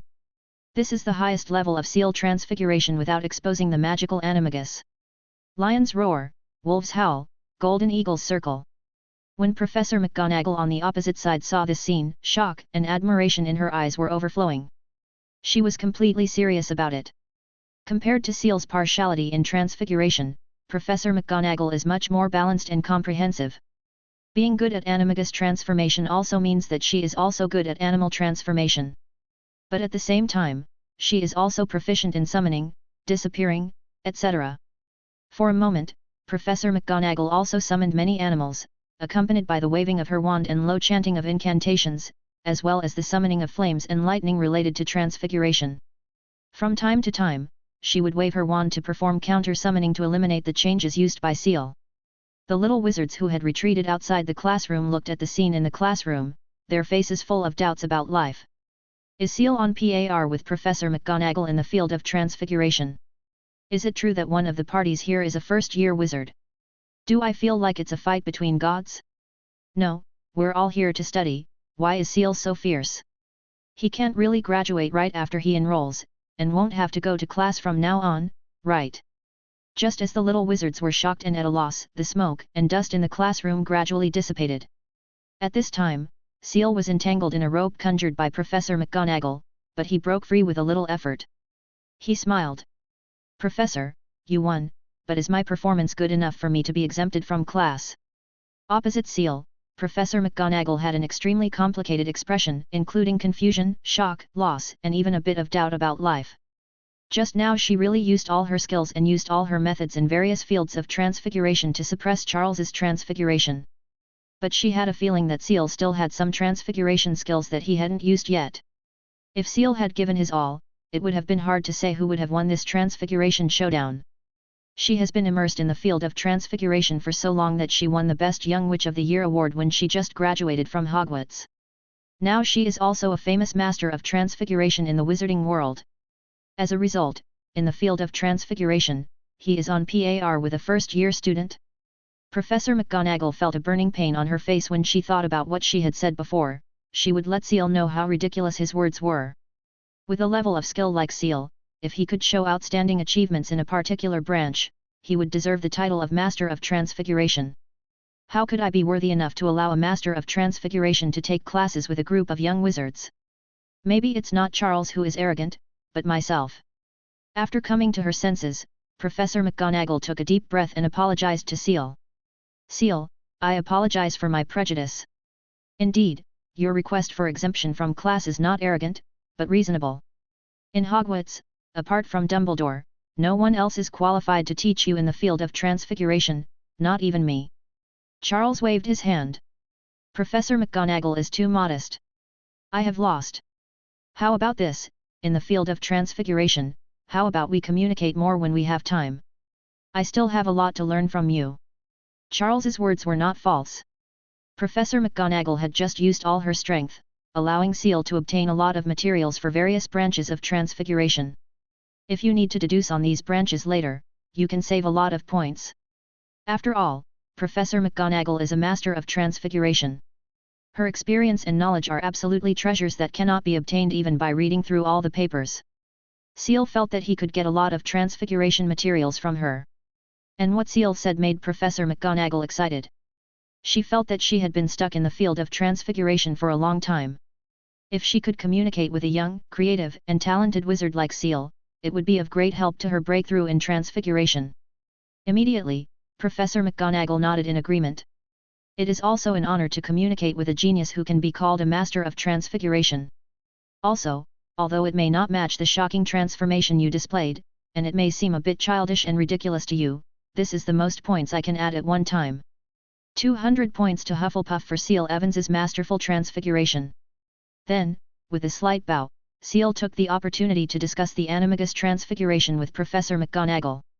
Although he has already surpassed the entire wizarding world in attainments in animagus transfiguration and has even completed the animagus transfiguration magic, a master of transfiguration like Professor McGonagall who specializes in animagus transfiguration might have some very inspiring research results or magical materials. Deep Blue can obtain knowledge about Hogwarts defensive magic from the Marauder's map, so who knows if he will get something from Professor McGonagall's collection. Perhaps this could be the material for Seal to further deduce the magic of animagus. After collecting the 3 magical animagus, Seal began to consider further deducing the transfiguration. The next step, according to Deep Blue, is to be able to freely transform into magical animals, and even into beings from long-lost myths and legends, and master the corresponding characteristics. The number of points required is not something that can be achieved in a million, so every bit saved counts. As for the area that Seal started to discuss, Professor McGonagall was also immersed in it. For a scholar of her level, it was very rare to have someone of the same level to communicate with. Dumbledore is from the driving branch, which is different from Professor McGonagall's, so the advice he can give to Professor McGonagall is limited. Now that she had met Seal, Professor McGonagall was unwilling to miss the opportunity. On the spot, the two of them started discussing and communicating in the classroom. As for the remaining Hufflepuff and Ravenclaw little wizards, they were looking at each other. What should we do then? What else can I do? Do you dare to disturb me? Forget it, let's look at the textbook and study on our own. In fact, seeing that Seal is also a first-year student and has mastered Transfiguration to this extent, maybe Transfiguration is not that difficult after all. A self-proclaimed clever little Ravenclaw wizard took out his wand and waved it confidently at a pen in his hand. Change. The other little wizards were also very excited and began to practice Transfiguration with a longing for it. But even at the end of the get out of class, no one could make any changes. At this moment, they fully understood the difficulty of Transfiguration, and when they looked at Seal, who was still communicating with Professor McGonagall, the shock and awe in their eyes were truly beyond words. It turns out that the difficulty of Transfiguration was not exaggerated, but that Seal's talent was so strong that he was not in the same dimension as them at all. At this moment, as the bell rang for the end of get out of class, Seal and Professor McGonagall's discussion was interrupted. Professor McGonagall looked unsatisfied. Many of Seal's insights on animagus transfiguration were a great inspiration to her. After just a short exchange of ideas, Professor McGonagall felt that she had gained some new understanding of transfiguration. Charles also looked very satisfied. Just now, Professor McGonagall mentioned a point in an ancient book of transfiguration, which triggered Deep Blue's prompt, saying that Seal had obtained advanced materials in the field of animagus transfiguration, which could reduce some of the points required to continue to deduce animagus. For Charles, exchanging his existing knowledge for these materials is the most cost-effective thing. By communicating with Professor McGonagall a few more times, perhaps you can use Professor McGonagall's circle to get in touch with more masters of transfiguration, and in this way you may be able to obtain more high-level materials.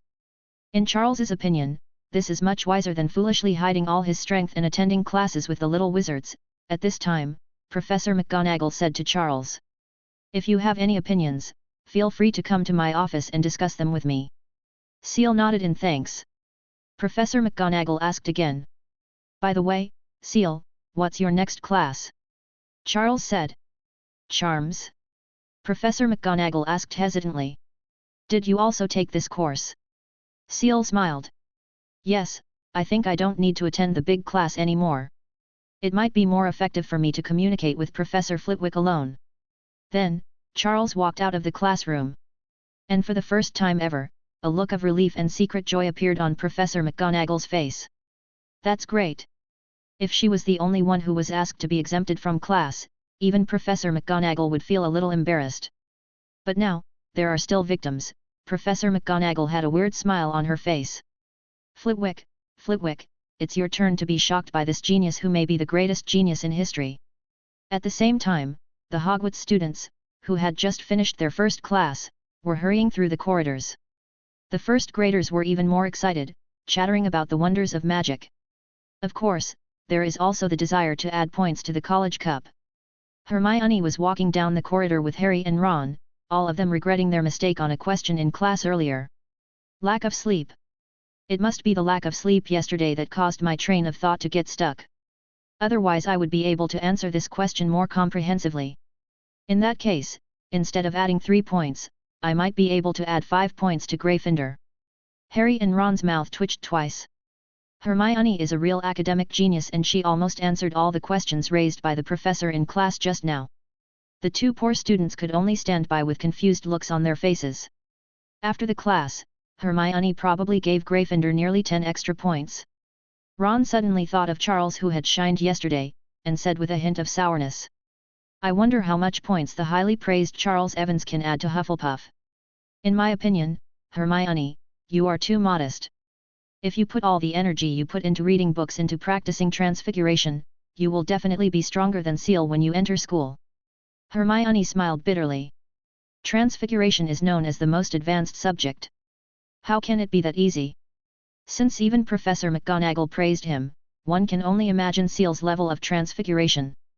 Ron was still not convinced, but at this moment, the three of them passed by the location of the College Cup and saw a group of people gathered around the scoring hourglasses of each college, all of them standing there as if they were doubting their lives.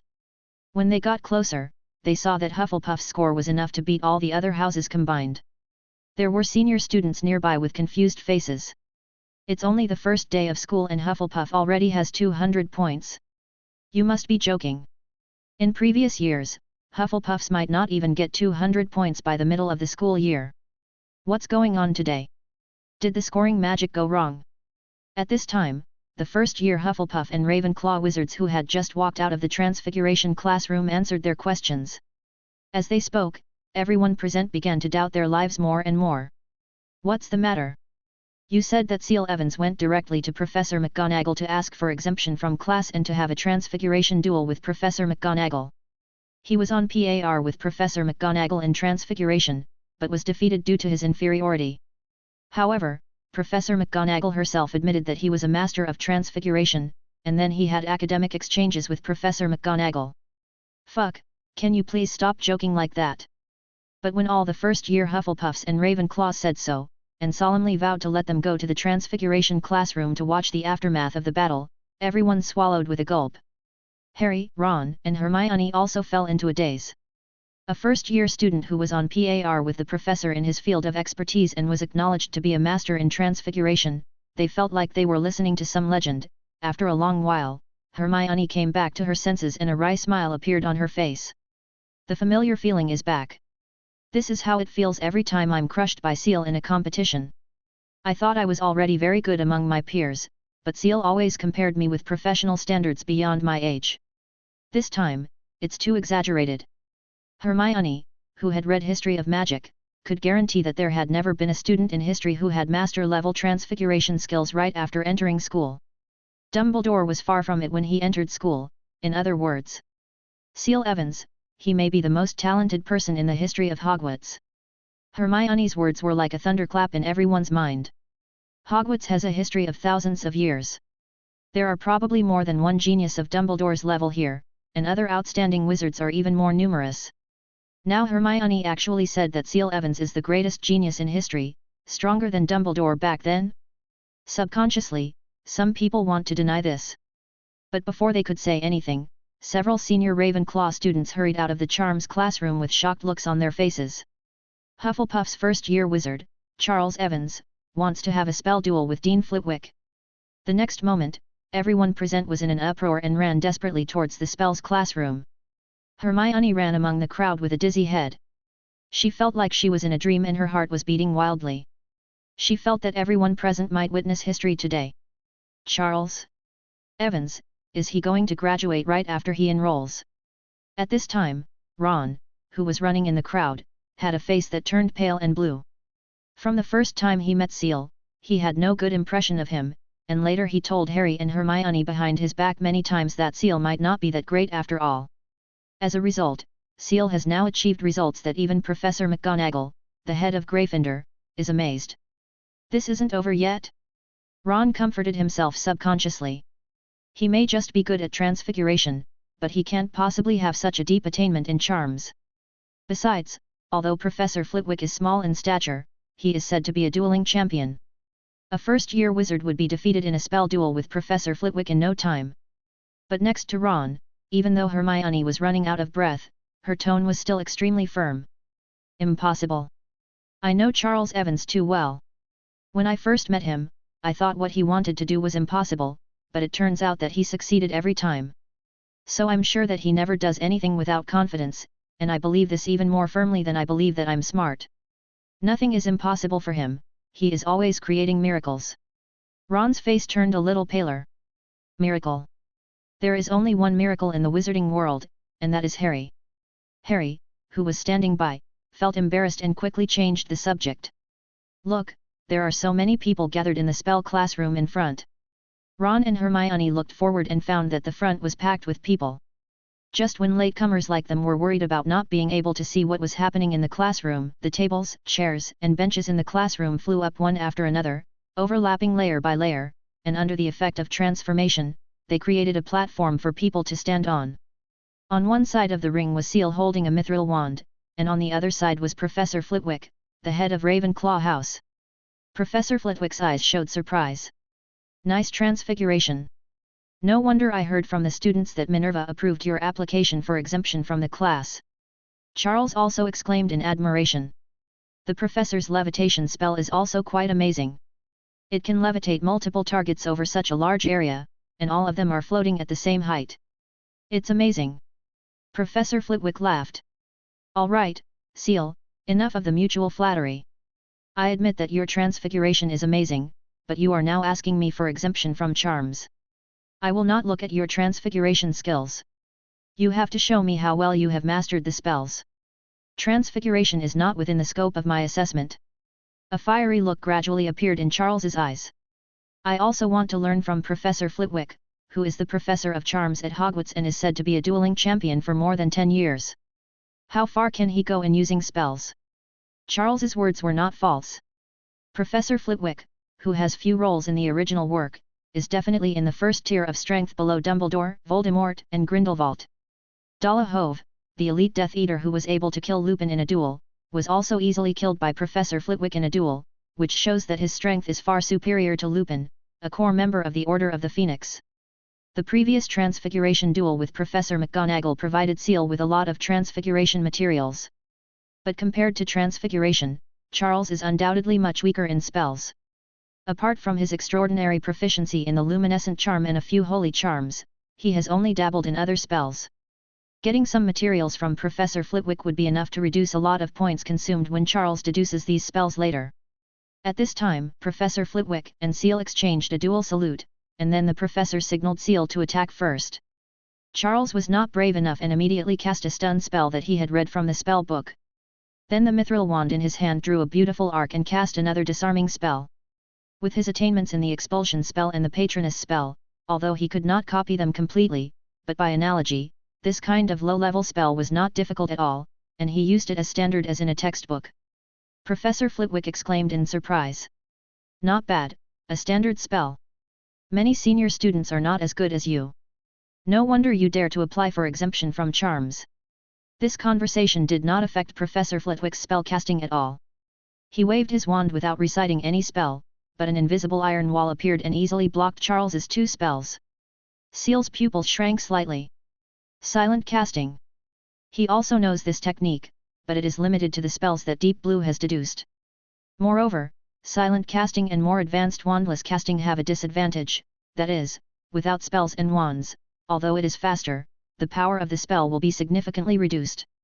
But even so, Professor Flitwick's shield charm still easily blocked the 2 spells thrown by Seal. It can only be said that in Professor Flitwick's opinion, the level of these 2 spells cast by Seal was easy for him to deal with. Sure enough, Professor Flitwick continued with a smile. But if that's all, then forget about exempting me from class, Seal-san. Immediately, he waved his wand repeatedly, and spells fell towards Charles like a storm. Since there was no sound of any spells being chanted, Charles had no way of determining what those spells were. What's more, Professor Flitwick cast spells too quickly, and spells came one after another. Even if Charles could judge them, he would not have time to cast the corresponding counter spells for all of them. Fortunately, Charles's attainments in the Iron Armor Curse are also profound. After all, he has already deduced the Dragon Armor Curse, so the ordinary Iron Armor Curse is naturally more powerful. Along with the equally silent casting of the spell, an invisible wall that was even more resilient than the one cast by Professor Flitwick stood up, blocking the incoming spell. This time, Professor Flitwick was clearly taken aback. Silently release the armor spell. Is the intensity still so high? Good fellow, Seal, you are really amazing at this. 99% of the Aurors in the Ministry of Magic are not as good as you. Then, a serious look appeared on his face, with a hint of excitement. In that case, I can't underestimate you. I'm going to get serious about it. Come on, let me see your limits. Then, Professor Flitwick stopped talking altogether, and the only sound on the stage was his rapid chanting of spells. A series of spells that were obviously much more powerful than the previous ones whizzed in, hitting Charles's armor spell and causing sparks to fly. Under such intensive attacks of magic spells, the silent armor spell was obviously not enough. Charles concentrated, held his breath, and shouted softly. Armor protection. A thicker barrier rose up. But under Professor Flitwick's magical machine gun-like attack, the armor spell soon began to falter. Charles looked at these colorful spells and was gradually suppressed in the corner of the ring. But there was no anxiety on his face, instead there was a look of joy. Because as Professor Flitwick cast the spell, Deep Blue also kept emitting prompt sounds like a screen refresh. The host has obtained the materials for the coma spell. The points required for subsequent deductions have decreased. The host has obtained the materials for the decomposition spell. The points required for subsequent deductions have decreased. Seal simply stopped fighting back and focused on casting the shield charm to see how many tricks Professor Flitwick had left. Naturally, they were at an absolute disadvantage on the scene. The Hogwarts students who came to watch the show after hearing the news couldn't help but be dazzled by Professor Flitwick's magic show. Professor Flitwick is really strong. There are almost no two spells that are the same, and the casting speed is too fast. The power of the spell is also terrifying. Except for the 2 attacks at the beginning, Seal is now completely suppressed and can only defend with the Iron Armor spell. There is no room for breathing. The young wizards of Ravenclaw are very proud of this. After all, this is the headmaster of their Ravenclaw house. Ron in the crowd breathed a sigh of relief and whispered to Hermione and Harry beside him. "See, I told you that Seal is only good at Transfiguration. Isn't his application for exemption from charms going to fail soon?" "Hermione, Seal is not as great as you say." Hermione said nothing, but just kept looking at Charles with a firm gaze. At this time, Professor Flitwick, who had completely gained the upper hand, joked. "Seal, you used the armor charm beautifully. But the other spells are too common. You can't be exempted from my courses if you are so biased. But just based on your shield charm, I plan to give Hufflepuff an extra 100 points." Charles smiled. From the beginning till now, he had obtained dozens of materials from Professor Flitwick. Although he may not be able to use all of these spells, their value is immeasurable when you calculate it this way, and it is really a pleasure to use them. At this time, facing Professor Flitwick's joke, Seal also admitted it. "Indeed, my other spells are quite common. I haven't practiced them specifically. I just looked at them in the spell book and used them casually. There aren't many spells I've studied specifically. The shield charm is one, and the other one I can use is the luminescence charm. Professor, please give me some advice." After hearing what Seal said, not only Professor Flitwick, but also the Hogwarts students who were watching were stunned. Then, a feeling of sourness arose in my heart. As for the stunning spell and disarming spell that Charles had used earlier, 90% of the people present couldn't use them, and they weren't even written in the textbooks. But even so, Charles actually said that he just casually looked at the spell book and used it without studying it carefully at all. Is this the difference between people? However, when they heard Charles say that he had another special spell, the luminescent spell, everyone felt confused. The fluorescent spell is the lowest level of magic. Even among the first-year wizards who have just taken their first spells class, nearly half of them can successfully cast the fluorescent spell. Such a spell, Charles said he had studied it specifically. What is there to study about this? You actually need Professor Flitwick's guidance? Professor Flitwick was curious and reduced the frequency of his spell attacks, motioning for Charles to show him his luminescent charm. The next moment, Charles raised his hand, and a ray of light as dazzling as the sun poured out from the tip of the wand. This was the flash spell that he hadn't used for a long time. When the flash spell was first developed, although it was truly like a flash bomb, it was not as dazzling as this one.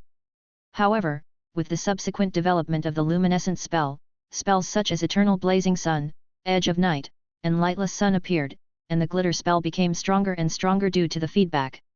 More importantly, Seal's recent mental transformation has greatly enhanced his ability to cast fairly basic spells like the Flash. All these factors combined to create a light as dazzling as the sun. Except for Professor Flitwick, who reacted extremely quickly and immediately created a dark area, the vision of everyone inside and outside the charms classroom turned completely white in an instant, and they could not see what was happening. Professor Flitwick couldn't help but exclaim in praise. "Is this a new spell derived from the luminescent charm? It's actually possible to radiate the light of the luminescent charm to such an extent that it can create a flashing effect. Char, you are truly proficient in the fluorescent spell." At this moment, a strange smile appeared on Charles's lips. "Is it? Then Professor, your praise may be a little premature." Immediately, he waved the mithril wand in his hand again, and the laser spell came out. The thin beam of light contained the power to cut through metal and jade, and was also strengthened by Charles's spiritual transformation. Dense laser beams condensed into a net and enveloped Professor Flitwick. Wherever the laser net passed, the surface of the arena was cut into neat squares, which made Professor Flitwick look solemn. He waved his wand like the wind and growled. Armor protection triple cast. The next moment, 3 invisible barriers appeared in front of Professor Flitwick, blocking the laser spell cast by Charles. At this point, Professor Flitwick was no longer just in admiration, he could hardly hide the shock on his face. He thought that changing the luminescent charm into the flash charm was already Seal's limit. Just looking at this move, and taking into account the proficiency in the shield charm that Seal had previously demonstrated, Professor Flitwick could actually agree to exempt Seal from coming to class. But he could never have imagined that the flash spell was not Charles's limit, and he had even developed a lethal spell above it. The magnitude of this leap is truly incalculable. Professor Flitwick felt that this achievement alone was enough to publish a top paper in the wizarding world. Seeing that Seal seemed eager to try, Professor Flitwick quickly called a stop. All right, let's stop here," he said half-jokingly. "If you keep fighting like this, I'm afraid you'll just pull out the sun curse. Be careful not to accidentally hurt the students nearby. Seal, you don't need to attend my class. If you have any questions about charms, just come to my office and talk to me." At this time, the young wizards of Hogwarts nearby recovered from the state of white vision caused by the flash spell. After hearing what Professor Flitwick said, everyone looked confused. What happened? Didn't they just see Professor Flitwick suppressing Seal? Why did Professor Flitwick just stop fighting after that flash of light? What on earth had Charles done? By this time, Professor Flitwick and Seal had already performed the ceremony to end the duel. Professor Flitwick looked at Seal with a feeling of deep emotion. "You are truly the first person I have ever seen who has studied the luminescent charm to this extent. Those 2 spells just now, were both created by you from the luminescent charm? What are their names?" Seal nodded. "One is called the flash charm, and the other is called the laser charm." Professor Flitwick patted Seal on the shoulder. "You have created 2 spells at this age, and one of them is a powerful killing spell. Seal, you are indeed the most powerful genius I have ever seen." He paused, then said with great certainty. "Headmaster Dumbledore is far from being as good as you at your age." When these words came out, it was like a thunderclap, shocking all the onlookers so much that their minds went blank. Self-made spell. Aren't spells written in textbooks? How can we create our own? Some of the more knowledgeable Ravenclaw students murmured. Of course, spells can be created by oneself. For example, the most famous curse, the Killing Curse, was created by a mysterious person. The creators of the remaining spells can also be found.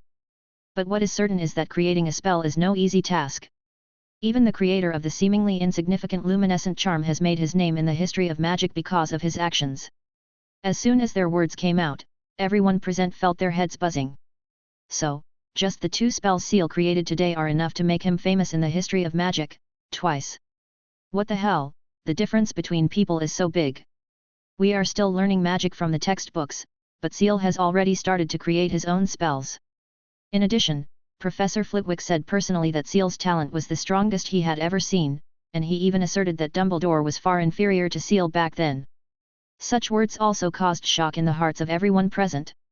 Before, everyone was just speculating that perhaps Seal would be the greatest genius in the history of Hogwarts. But compared with Headmaster Dumbledore, most people still think that Dumbledore is the most talented. But now, what Professor Flitwick said was undoubtedly much more credible and could be regarded as the final conclusion. Seal's talent indeed surpasses Dumbledore's. He deserves the title of the greatest genius in the history of Hogwarts. At this time, Professor Flitwick seemed to remember something and said to Charles. "Seal, your dueling skills are pretty good. You're already qualified to join the British Wizard Dueling Club. It just so happens that as the honorary chairman of the club, I invite you to join." Charles was stunned for a moment, then gladly accepted it. The wizards in the duel club should all be strong in single combat. By registering their name here, they may be able to come into contact with some unique magic. Naturally, Charles would not refuse. When Flitwick saw that Charles agreed, he smiled and applauded. "Then give yourself a nickname. It has to be more domineering, like my nickname in the club is the King of the Wind, because my spells are as fast and fierce as the wind. There is also a wizard who is good at using a wand and a sword. His nickname is the King of Blades. You gave yourself a similar name." Charles hesitated for a moment. He didn't want the nickname to reveal too much about himself. It would be better for people to focus on the aspects he had already shown and ignore the hidden parts of him. Then, Charles said, I'd better keep a low profile and just call myself the King of Fluorescence. The King of Fluorescence. Professor Flitwick nodded and said with some regret. I thought young people nowadays would be more innovative, like calling themselves the Golden Flash of Hogwarts. That's all, though. I'll help you fill out the membership documents, and the badge representing the Fluorescent King's identity will be delivered within 2 weeks. Professor Flitwick's conversation with Seal about joining the British Wizard Dueling Club made some senior students so envious that their eyes almost turned green. They are worried about where to find jobs. The British Wizard Dueling Club is an extremely popular but also extremely difficult option to enter. Every wizard who can become a member of the Dueling Club has unique skills. Even if these senior students only work as staff after graduation, they will have many channels to access advanced magic knowledge for further study.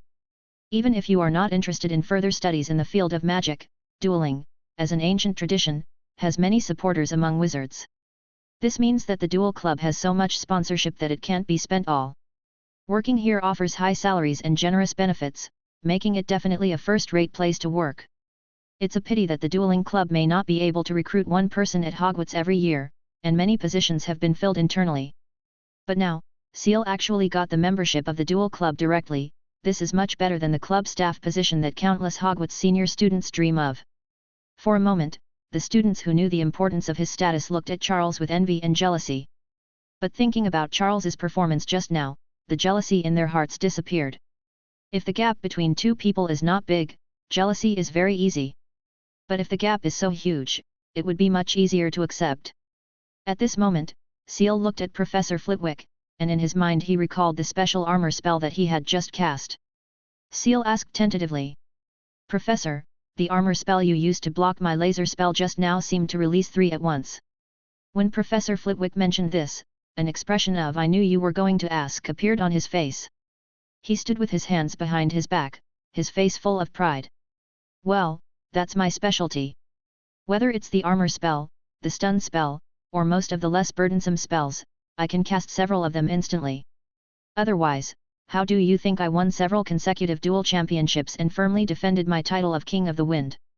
Hey, purely relying on the speed of casting spells? Some well-trained wizards may not be slower than me, but as long as I'm serious, they won't be able to catch up with my speed of casting spells.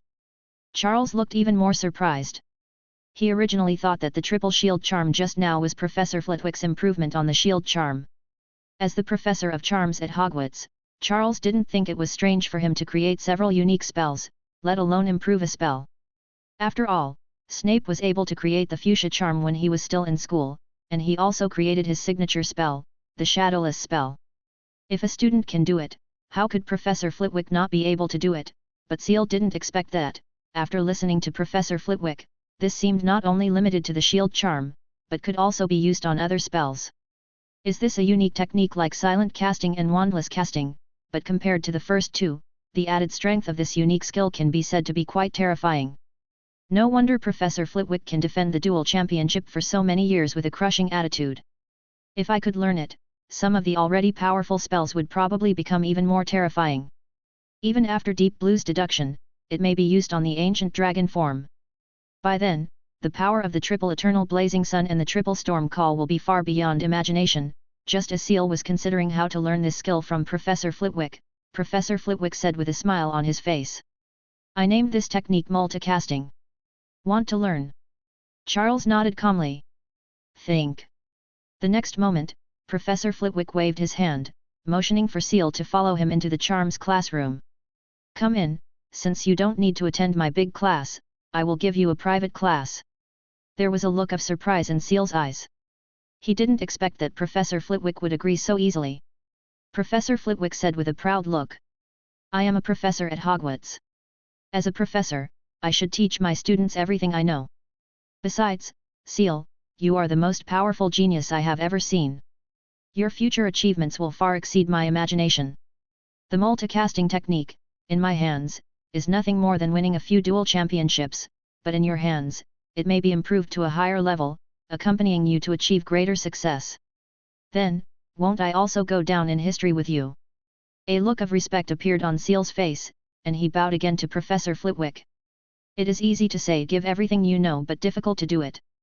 Throughout history, many people have been unwilling to pass on to others the skills that have been developed with countless efforts, and many unique spells have been lost to history in this way. If it were Charles, how could he possibly teach others the spell he had spent points to deduce? Professor Flitwick's mind is truly incomparable. At this time, the other Hogwarts students nearby were also jealous. They can't learn Seal's talent, but if they can learn Professor Flitwick's multiple casting techniques, wouldn't that be awesome too? Unfortunately, Professor Flitwick simply closed the door of the charms classroom and gave them a warning. Don't try to eavesdrop. It's not that I'm biased and don't want to teach you, it's just that your foundation in magic is too weak. Rashly learning advanced spellcasting techniques will not only do you no good, but will make it difficult for you to even cast spells. Before you think about flying, you should first think about how to walk steadily. Of course, if any of you can create any new spell on your own, I will give him the opportunity to learn multicasting from me. Soon, the door of the classroom was closed and Professor Flitwick cast a spell to prevent eavesdropping and peeping, which made the Hogwarts students watching outside feel depressed. Create your own new spell, what a joke, how many Hogwarts students can create their own spells? They are self-aware. Seeing that there was no hope of learning the multicasting technique, the students who gathered here gradually dispersed. Even after leaving the scene, everyone was still enthusiastically discussing what had just happened, as well as the fact that Seal had created his own spell and was acknowledged by Professor Flitwick to have a higher talent than Dumbledore. When they returned to the House Cup, they were all filled with awe when they saw that Hufflepuff had once again surpassed the opponent by a large margin, with a total score of 400 points. With a pervert like Seal here, Hufflepuff should be able to secure the House Cup this year in advance. But not only the Hufflepuff students were happy about this matter, but the Gryffindor and Ravenclaw students were also quite pleased. After all, Slytherin had won the House Cup for 6 consecutive years. If it was said that Slytherin won gloriously, everyone would accept it. At most, they would admit that they were not as skilled as others, but they would not have any resentment. But the problem is, the biggest reason why Slytherin won the House Cup was not because they were better, but because they had a protective and mean dean. Every time there was a potions class, it was an opportunity for Snape to deduct points from other houses and give extra points to Slytherin. Also, if Snape made any mistake, other professors might just give him a warning or give him an education, but Snape would be deducted points immediately. No other professor could be so shameless, so in the end the House Cup was naturally won by Slytherin House. But this year, Seal Evans emerged, and Hufflepuff is now 400 points ahead. Can Slytherin still make a comeback? Not to mention that they didn't believe it, even the Slytherin students at the scene were unsure. Draco Malfoy looked grim and hurried to Snape's office to report the situation to Snape. After hearing Malfoy's report, Snape's face showed surprise. On the day of the matriculation dinner, he did hear Professor McGonagall mention Charles Evans's talent for transfiguration, and Dumbledore nodded in agreement. But at the time, Snape didn't care too much. But today I didn't expect to hear such news. That little Hufflepuff wizard's talent in transfiguration is more than just excellent. It's simply abnormal, and what about charms? You've just entered first grade and haven't even taken a single class, but you've already created 2 new spells? You know, Seal is not from a pure-blooded noble family, but a muggle, so it is impossible for him to remove the magic in advance. In other words, he really accomplished this feat between the time he received the admission notice and the start of school. For this little wizard, Snape could only describe him as a monster. However, after hearing Malfoy express his concern about whether Slytherin could still win the House Cup this year, the shock on Snape's face turned into indifference. He said calmly, "No one can take the House Cup away from Slytherin." Then, in Malfoy's surprised eyes, Snape said lightly, "Draco Malfoy has the collective honor of the house in mind, Slytherin gets 10 points." He glanced at the timetable with a sarcastic look on his face. "Isn't Hufflepuff's potions class coming up soon? Hufflepuffs are all a bunch of idiots, even more stupid than Gryffindors. I'm going to punish Hufflepuffs for a long time just for the countless mistakes they made. Don't worry, it won't be long before this gap is narrowed." After hearing Snape's blatant words of defense, even Malfoy felt that Hufflepuff was a bit pitiful. However, instead of feeling unfair, he felt quite excited. The only person who still made him a little worried was Charles. Seal's previous performance really shocked Malfoy. "Godfather, what if Charles Evans is dissatisfied with this?" When Snape heard this, he was so angry that he almost laughed. He looked at his godson with disappointment. If you ask if Professor Sprout, the head of Hufflepuff, would be unhappy, I would think you still have some brains, but Malfoy, what on earth are you thinking? Charles Evans is unhappy? So what if he is unhappy? He's a first-year student, and he wants to go against me, a professor and the head of Slytherin House. Snape sneered dismissively. Those students who are about to graduate don't dare to do it, let alone a little wizard. If he really dares to object. There was undisguised malice in Snape's eyes. I wouldn't mind teaching him what it means to respect a professor. At the same time, in the charms classroom, Professor Flitwick was explaining the principles of multiple casting to Seal.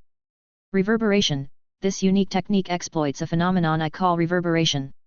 And to understand the echo, we must understand the essence of the wizard's spell casting. Seal, every wizard or magical animal has magic in their body, but in most cases, the loss of magic when we cast spells can be said to be negligible. Instead, the main loss is mental, and even the loss of physical strength is greater than the magic. The power of a spell seems to be related to the amount of magic in our bodies, but in fact it is determined by the strength of our magic and our spirit. The reason why some people say that the greater the magic power, the more powerful the spell is because the strength of a wizard's magic power is generally proportional to the total amount of magic power, which creates this illusion. In fact, let alone wizards of Dumbledore's level, even young wizards who have just entered school rarely run out of magic power even if they cast spells a large number of times. Why do you think this is the case? Such questions also caused Charles to think deeply. In his previous life, he had similar questions when he was reading the original Harry Potter. The wizard's blue bar here is too long, it even feels like there is no blue bar at all. To become a wizard, you must have magical powers. But after becoming a wizard, there is no sign of consuming magic power when casting spells, which is really strange. Not expecting Professor Flitwick to mention this phenomenon here, Charles couldn't help but turn his head to look at Professor Flitwick. The professor didn't intend to keep you in suspense and continued.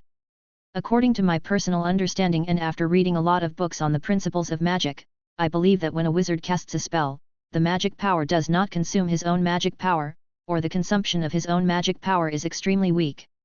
The magic power of the spell almost all comes from the outside world. You can understand this outside world as the world, ether, the void. In short, it is everywhere.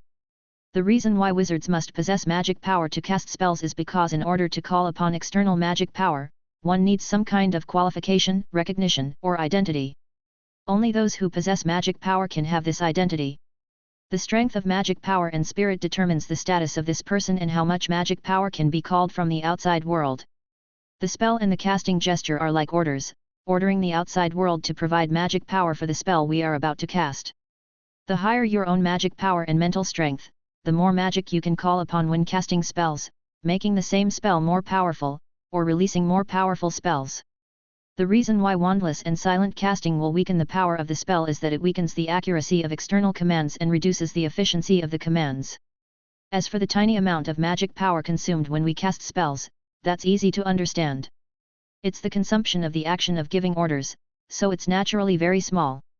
After hearing Professor Flitwick's explanation, Seal's face showed shock. Professor Flitwick's explanations had mostly resolved his doubts about the wizards in the Harry Potter world. Even the dragon language magic of the ancient dragons can be explained by this theory. At the same time, Deep Blue also sounded a series of reminder sounds. The host has obtained advanced magic materials. The points required for the host to deduce all magic have decreased. This reminder made Charles's heart surge with uncontrollable ecstasy. Different from the names of all the materials obtained previously, this time the materials are simply called advanced magic materials, and their effect is that they can be effective for all magic. In an instant, Seal saw the admiration in Professor Flitwick's eyes grow stronger. I have been given so many separate spell materials before, and now there is such a big surprise.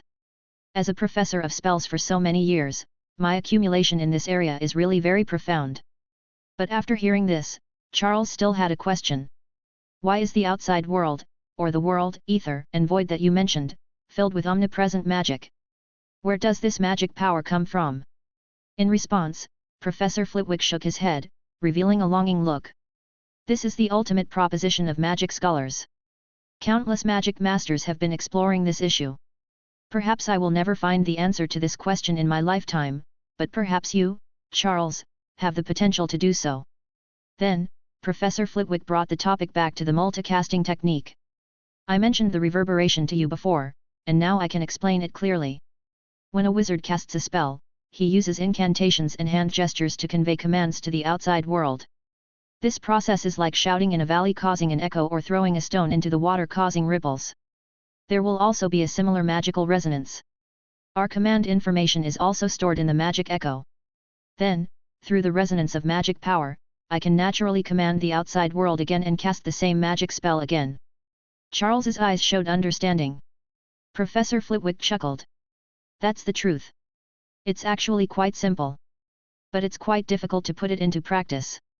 It took me nearly 10 years after I came up with this theory before I could successfully use the echo to repeat the first spell. Then it took almost another 20 years before I could repeat it again and achieve triple casting. Xia, you may be very talented, but I think it would be great if you could complete double casting in the 5th grade. You can complete triple casting around the age of 25, and you may be able to achieve unprecedented quadruple or even quintuple casting around the age of 40. When he mentioned this, in addition to being excited, he also warned Charles. Remember, just as you need to concentrate more to discern the information in the echo, using magic echoes will also consume more mental energy. The more times you repeat it, the greater the consumption. Seal nodded seriously to show that he understood. Professor Flitwick then waved his hand and asked Seal to leave, telling him to come to him if he had any questions. Charles bowed earnestly to the professor, who was generally regarded as kind, and then left the classroom. Seal kept in mind what Professor Flitwick had just said. However, when Professor Flitwick estimated how long it would take him to master the skill of multiple casting, Seal's lips curled up into a smile. Maybe this is the case for normal geniuses, but I'm a hacker. He found an empty classroom, locked the door, then took a deep breath and whispered in his mind. Deep Blue, show me the multicasting technique. Following the whispers in Charles's mind, Deep Blue directly deducted 150,000 deduction points and began the initial deduction of Professor Flitwick's multiple casting techniques. Charles was horrified. Just the initial deduction required 150,000 points, which was at the top of all the magical knowledge he had acquired. And you have to know that this was after he received a detailed explanation from Professor Flitwick and even obtained magic material reduction points. This shows how high the upper limit of this multiple casting technique is. According to the evaluation of the Deep Blue system, its value may be comparable to the ancient dragon's dragon language magic system. But Professor Flitwick passed on such precious knowledge to me without me having to pay anything. Seal took a deep breath. I really owe you a big favor this time. I have to find a chance to pay it back. Then, waves of knowledge and experience about multiple spell casting techniques began to flow in Charles's mind. The familiar feeling reappeared, as if there were countless Charles in countless parallel worlds, studying multiple spell casting techniques at the same time without sleep or food. All the experience summarized was poured into the instincts of Charles's body in this world. With the surge of knowledge and experience, Charles seemed to see the process of Deep Blue deducing multiple spell casting techniques. According to Professor Flitwick, the first step is to capture the resonance of magic, which is the echo produced after casting a spell. According to Professor Flitwick, it took at least 5 years from developing the theory to capturing the echoes, and then he came up with a more feasible plan to capture the echoes. And this time, in Deep Blue's deduction, Seal started to capture the echo from the fluorescent spell he was most familiar with. Between every second of deduction, there were countless flashes of fluorescent spells and countless attempts to capture the echo. It took Professor Flitwick 5 years to successfully capture the echo, but Seal did it in an instant. At this moment, he waved his wand and chanted a fluorescent spell. When the fluorescent light lit up, Charles also clearly felt a ripple of magic spreading in the space, which produced magical diffraction, interference, etc. like water waves. During the initial spread, Seal clearly felt the enhanced part of the magical interference, which was the echo mentioned by Professor Flitwick that contained complete spell information. Echo capture complete. However, capturing echoes and using them to cast spells is a bigger challenge. During Professor Flitwick's first 20 years of research and development, 15 years were spent on tackling key issues in this area. With his talent and fairy bloodline, he will be more sensitive to magic than ordinary wizards. But it took a full 15 years, so you can imagine how difficult it was. And this only took Charles a moment. The next moment, a deep blue reminder sounded in Charles's mind. The initial deduction of multiple spell casting techniques has been completed. The host has obtained a special spell casting skill, spell casting echo. Capturing the echo and using it to cast a spell has become the host's instinct. The host can capture the echo and use it to cast a spell at the fastest speed, and the power of the spell after the echo is almost not reduced. This reminder made Charles's eyes light up. According to Professor Flitwick, using echoes to cast spells will cause the power of the spell to be weakened. After all, although the echo theoretically contains the information needed to form the spell, it is difficult to interpret it clearly in that fleeting moment. Then it will be like a silent spell, so the command is unclear, resulting in the spell being released correctly, but the power is lower than normal release, but the reduction in power for multiple casting is not that exaggerated. And in theory, the more proficient you are in this technique, the less its power will decay. Charles already had psychological expectations for this. Even if the power was reduced to 70% of the original spell, he felt that casting spells multiple times instantly was still a huge improvement. But Charles didn't expect that through Deep Blue's deduction, he could actually accumulate this technique into his instinct, making the power decay almost negligible. Then this is truly an epic upgrade. Seal took a deep breath and waved his wand again, releasing the fluorescent spell. Luminescent charm casting echo. Then, 2 fluorescent spells bloomed on Seal's wand at the same time. This can't be called a fluorescent light, but a bright high-power light bulb. Feeling the magic of the spell echo, Charles took a deep breath. This was a huge boost to his strength. And with this technique, a spell that might not have been able to penetrate the enemy's magical defenses might burst out with enough power to penetrate them in the next moment. How could the enemy have imagined that the same spell could transform in an instant and double its power? So the next moment, Charles spoke to Shenlan again without any hesitation. Deep Blue, continue the deduction. In an instant, 1.5 million points were deducted, and Deep Blue deduced in the direction of triple spell casting. At the same time, in the Dark Potions classroom, a terrifying atmosphere was enveloping the little Hufflepuffs who came to class. Snape, dressed in a black robe, had his usual harsh and cold expression on his face, and a habitual sneer on the corner of his mouth. Just this look alone made the temperature in the classroom seem to drop a few degrees.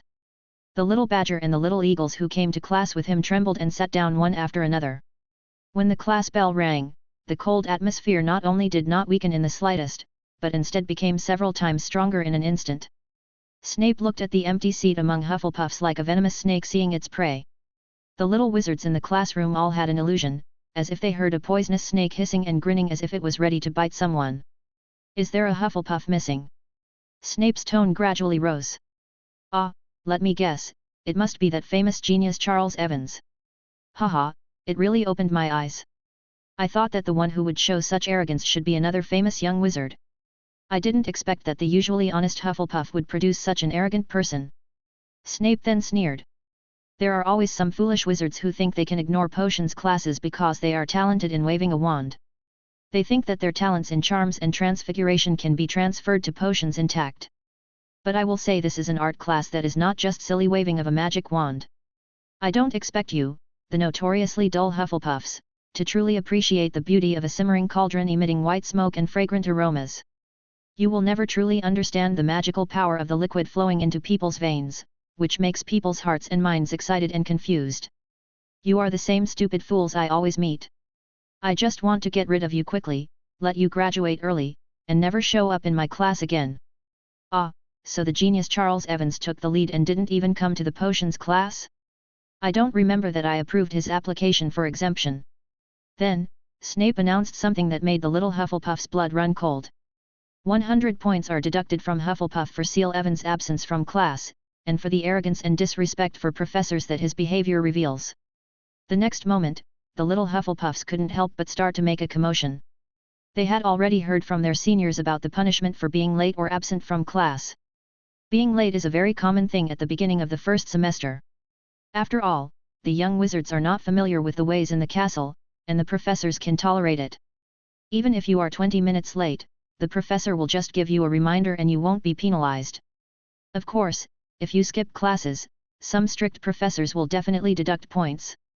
But the first time you miss a class, it's usually only about 10 minutes, and the more lenient professors may just give you a verbal warning.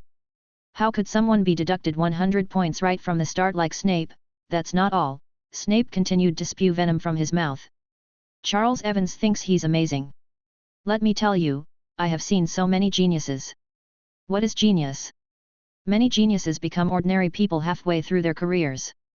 Many geniuses also die in their stupid, reckless, and arrogant actions, and even take others with them.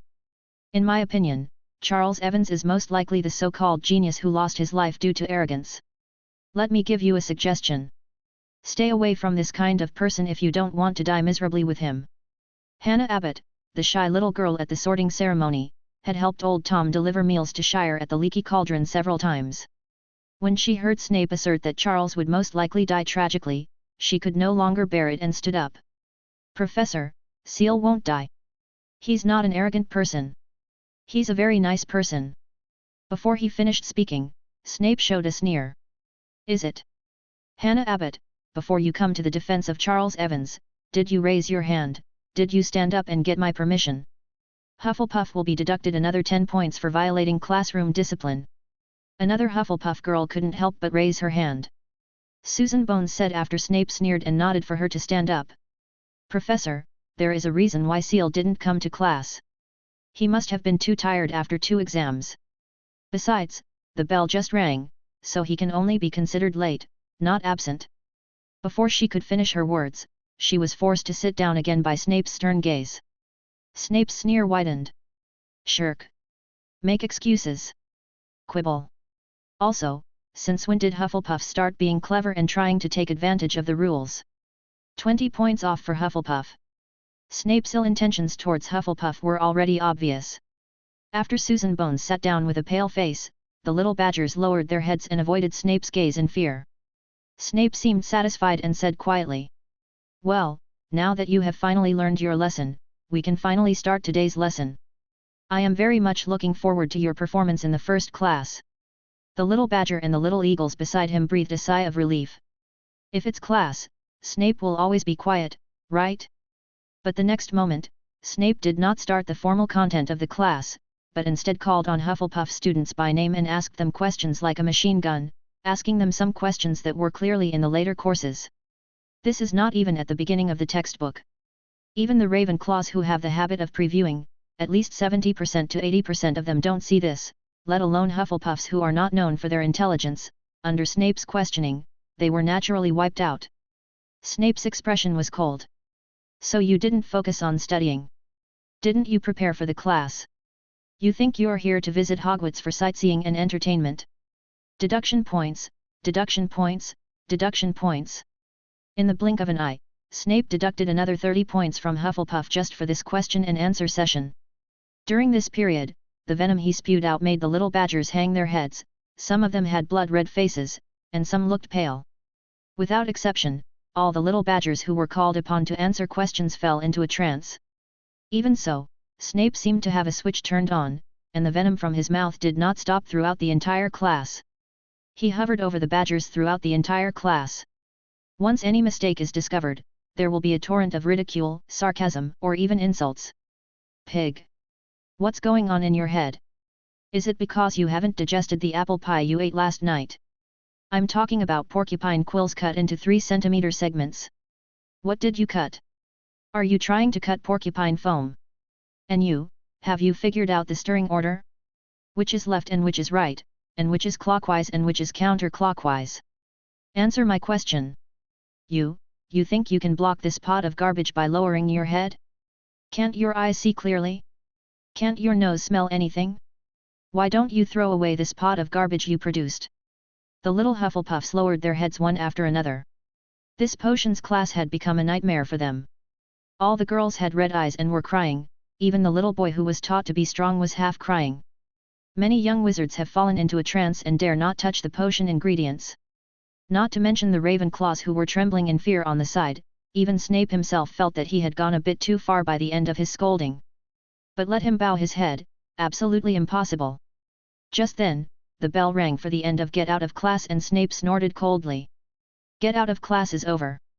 In the empty classroom, Deep Blue's voice echoed in Seal's mind. The second deduction of the multiple casting technique is completed. The host has obtained a special casting technique, triple casting. At this moment, Charles's eyes showed joy. This is already on par with Professor Flitwick, who can cast 3 identical spells instantly. Unfortunately, too many points are needed to deduce further. Although Charles can afford it, he still doesn't want to use it rashly. The magical skill of triple casting is more than enough for him at the moment. An impatient look emerged on his face, wanting to try out the power of triple casting. This time, Seal was not satisfied with just experimenting with the fluorescent spell. He raised his hand. Flash spell triple cast. The next moment, a light far more dazzling than the previous battle with Professor Flitwick burst out. The light is so strong that even wearing sunglasses would be useless. Even if you use magic to create a dark area, it may be forcibly penetrated by the dazzling light. Then, Seal tried the laser spell again. The laser spell under triple casting can instantly stimulate 3 horizontal and vertical lasers, greatly blocking the enemy's dodging space. It is also much faster to form the laser net that Charles had used previously through triple casting. However, these spells have almost been eliminated by Charles's current combat system. He only used them before in order not to reveal his exaggerated strength. The only combat method that Charles really uses now, apart from those high-powered magic, is the Knight's Edge curse, which can be tried here. Knight's Edge triple cast. As the spell was recited, an invisible sharp edge suddenly burst out from the tip of Charles's mithril wand. Originally, after his spiritual transformation, the invisible light blade of the Night Blade curse that Charles activated could be about 2 meters long. Now, after 3 spells, the length of the light blade has reached an outrageous 6 meters.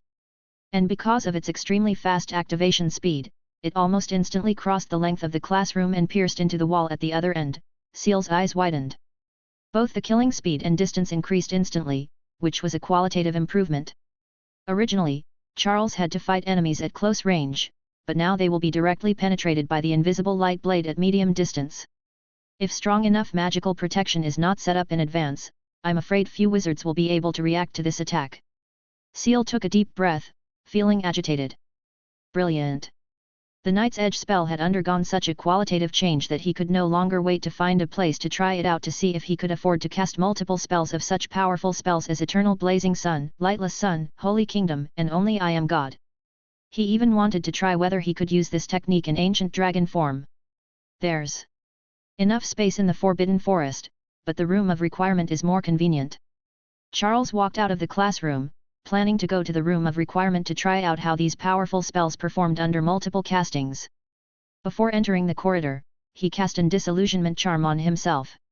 After all, he became famous in Hogwarts today, and he didn't want people to pay attention to his actions. Walking along the corridor, Charles was wondering about the location of the room of requirement when suddenly, the crying little Hufflepuffs came towards him from the front, as if a dark cloud was covering them. There was a hint of surprise in Charles's eyes. He wondered what had happened to them and why they were crying so miserably. He didn't intend to take care of these things. After all, he really didn't like being a nanny, and he didn't like children even more. Too noisy. Besides, no matter what setbacks the little badgers encounter, it is all part of their growth. Just bear some blows. Only children from wealthy families will be pampered everywhere. Ordinary people will be hit by the society sooner or later. The setbacks I received in school were huge, and I thought they were nothing when I was still in school. But after graduation, I realized they were nothing. But perhaps it is only by enduring some setbacks in school that one can gradually adapt to the failures and setbacks after graduation. Seal didn't want to interfere with the normal growth of the child, and he was about to leave until he heard the sullen little Ravenclaws complaining to the little badgers. Professor Snape is just targeting me on purpose. When Seal didn't go to class, he was already very angry and deducted 100 points directly. You shouldn't have defended Seal when you were angry. You should just go along with Professor Snape and say no. If you can't do anything else, just keep your head down and keep silent. Look at what he said about you later. It's simply humiliating and a personal attack. In this class, Hufflepuff lost more than half of his marks. Is it worth it? Hannah Abbott retorted, blushing. No, Seal added so many points to Hufflepuff. He is our hero. Besides, the points belong to Sharjah. Even if half is deducted, it's still a lot of points. We Hufflepuffs are loyal to our friends and classmates. We won't just go along with what they say for fear of being scolded or having points deducted. The Ravenclaw Eagles shook their heads, clearly disapproving of this approach. At this moment, Charles's voice suddenly came to Hannah and the little badger's ears. Seal looked at Hannah and asked, "Little Hannah, were you scolded by Professor Snape? Tell me what Snape said about you." Hannah and the others blushed and shook their heads, but tears were already welling up in their eyes. Seal stared at Hannah. Tell me, it's okay, I can handle it. Hannah's eyes suddenly became redder, tears poured down, and she sobbed and repeated what Snape had said. Charles listened quietly, his expression becoming increasingly gloomy and colder. To be honest, Charles was not annoyed when Snape talked about him at first. I did not go to class and broke the rules, so let Snape say what he wants. He was too lazy to argue with Snape about this. At most, when he was calculating Snape's potion materials, he would choose not to leave him a penny, or he would break a few of Snape's bones when he robbed him in the dark of night. As for being deducted points, Charles didn't care at all. We are adults, we can add or deduct points as needed. Who needs this kind of little red flower from kindergarten? He added 400 points to Hufflepuff House, and no one could blame him even if all the points were deducted. Charles was not angry about this. But what made Seal angry was that Snape implicated the people who spoke up and defended him. What made him even more intolerable was that Snape did not stop there, and continued to attack the little badgers with vicious words, destroying their personal dignity. What kind of person could do such a thing? Charles stopped, his eyes as cold as ice. He doesn't care about many things. After all, he is an adult who has struggled in his previous life. He didn't make much money, but his moral bottom line and sense of responsibility have long been falling. But after what happened today, Charles felt that if he didn't do something, the tens of millions of points he spent on deduction would just be fed to the turtle. He stopped his steps on the way to the room of requirement and looked at Hannah and the badgers. Send a few of you to find Professor Sprout and report to her word for word what Snape said to you today. Others went to find Professor Flitwick, the head of Ravenclaw, who was also present. Then go to Professor McGonagall, the deputy headmaster, and Dumbledore, the headmaster of Hogwarts, and tell them exactly how Snape insulted you. Seal's voice softened a little. If something happens, you must trust our own professors and deans. Don't just swallow your anger. Do you understand? Then, Charles turned around. Hannah asked from behind him. What about you, Charles? Charles turned around and forced a sinister smile.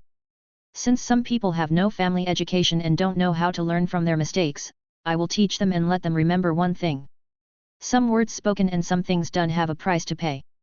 At this time, in the office of the Slytherin headmaster, Malfoy was excitedly reporting to Snape about the reactions of other houses after the class.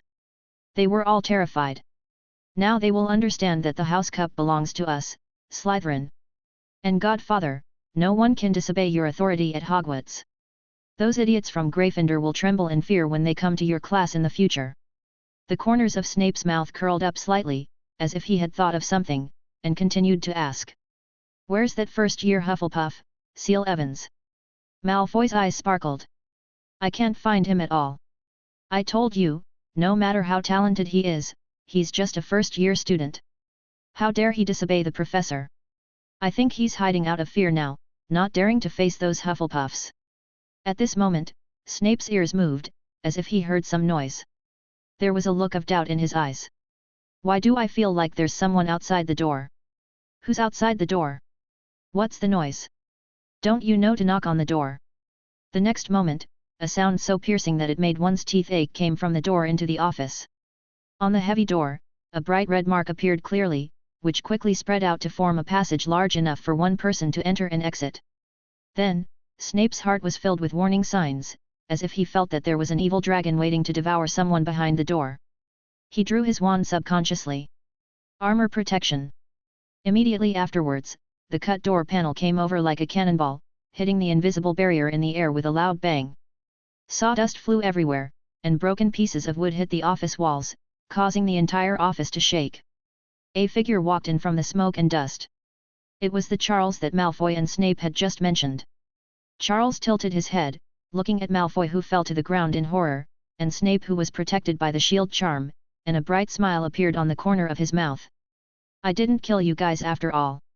That's great, we'll have some fun next.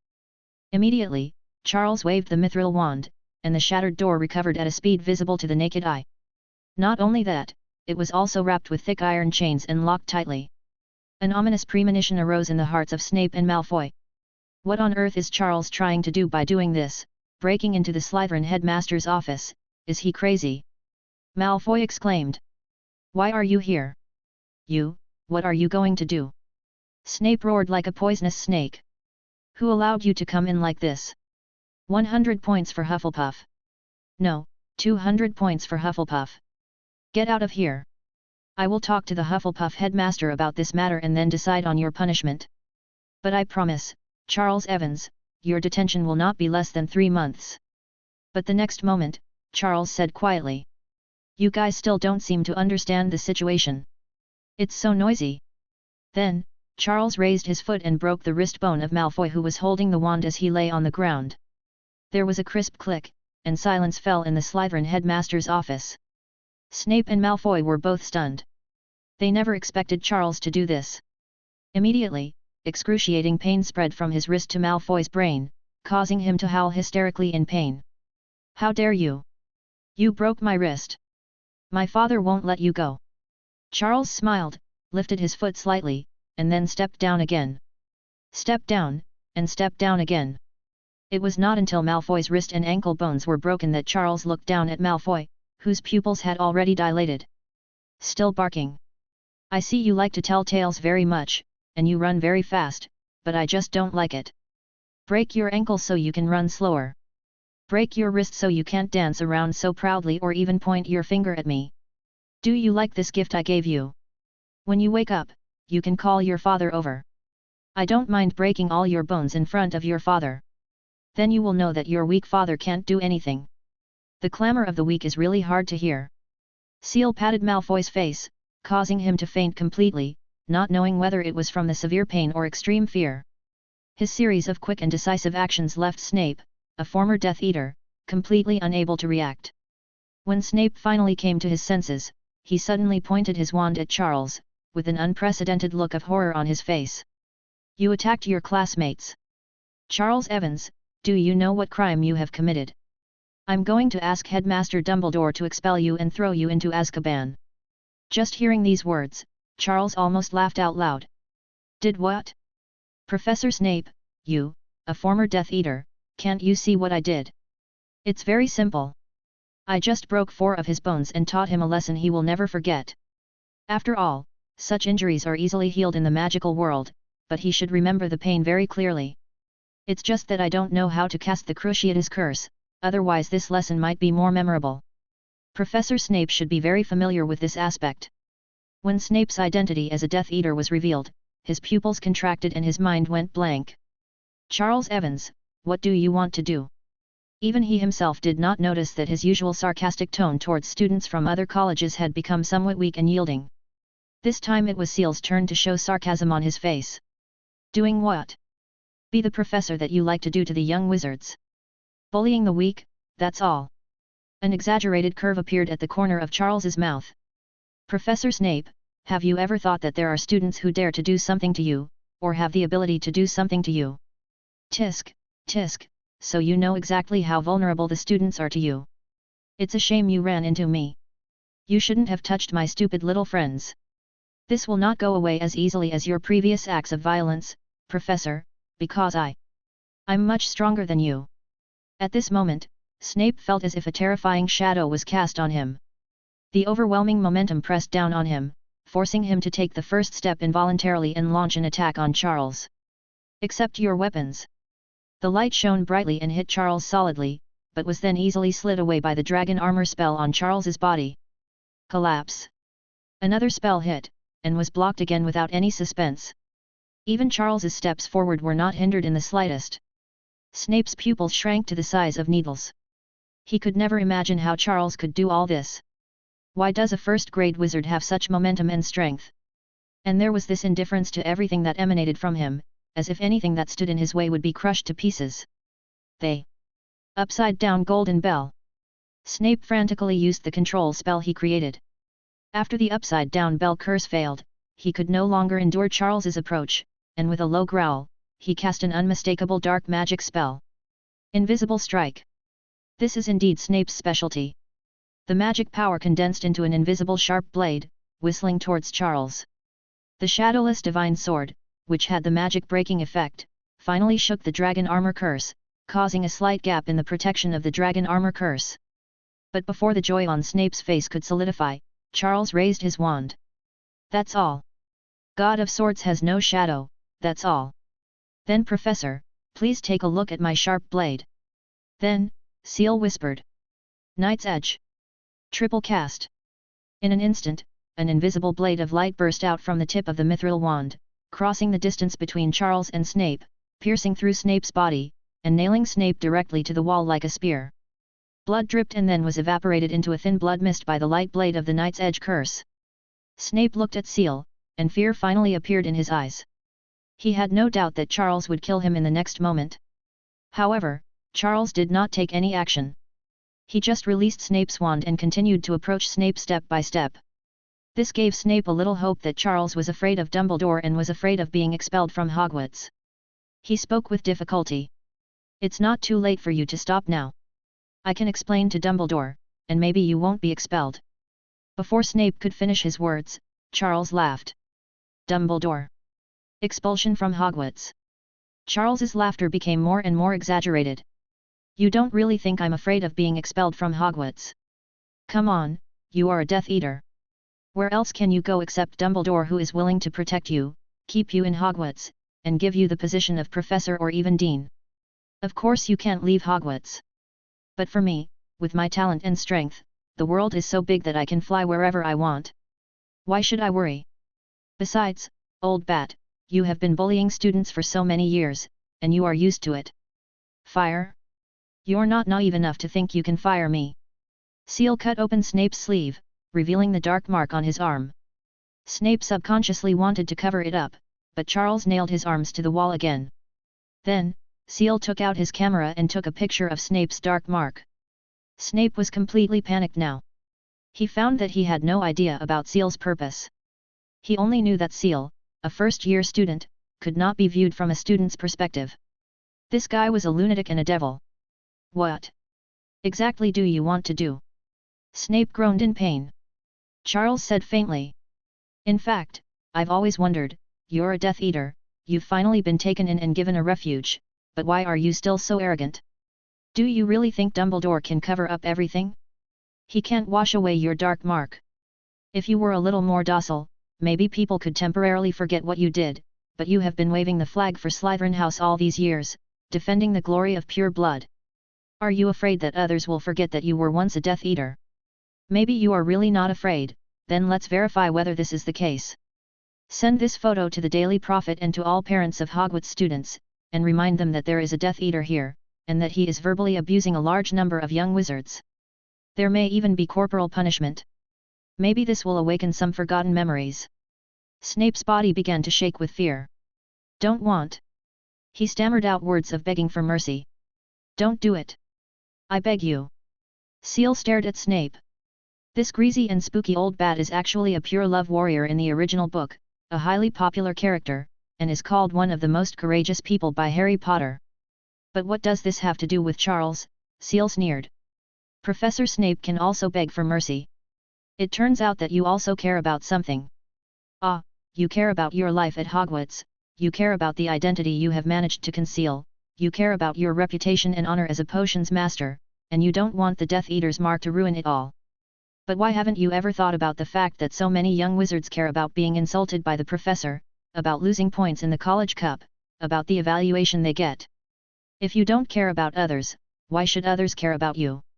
I'm a person who is hard to get angry with, but once I get angry and decide to take action, my principle is to not care about the consequences, to fight to the death, and to leave no trouble behind.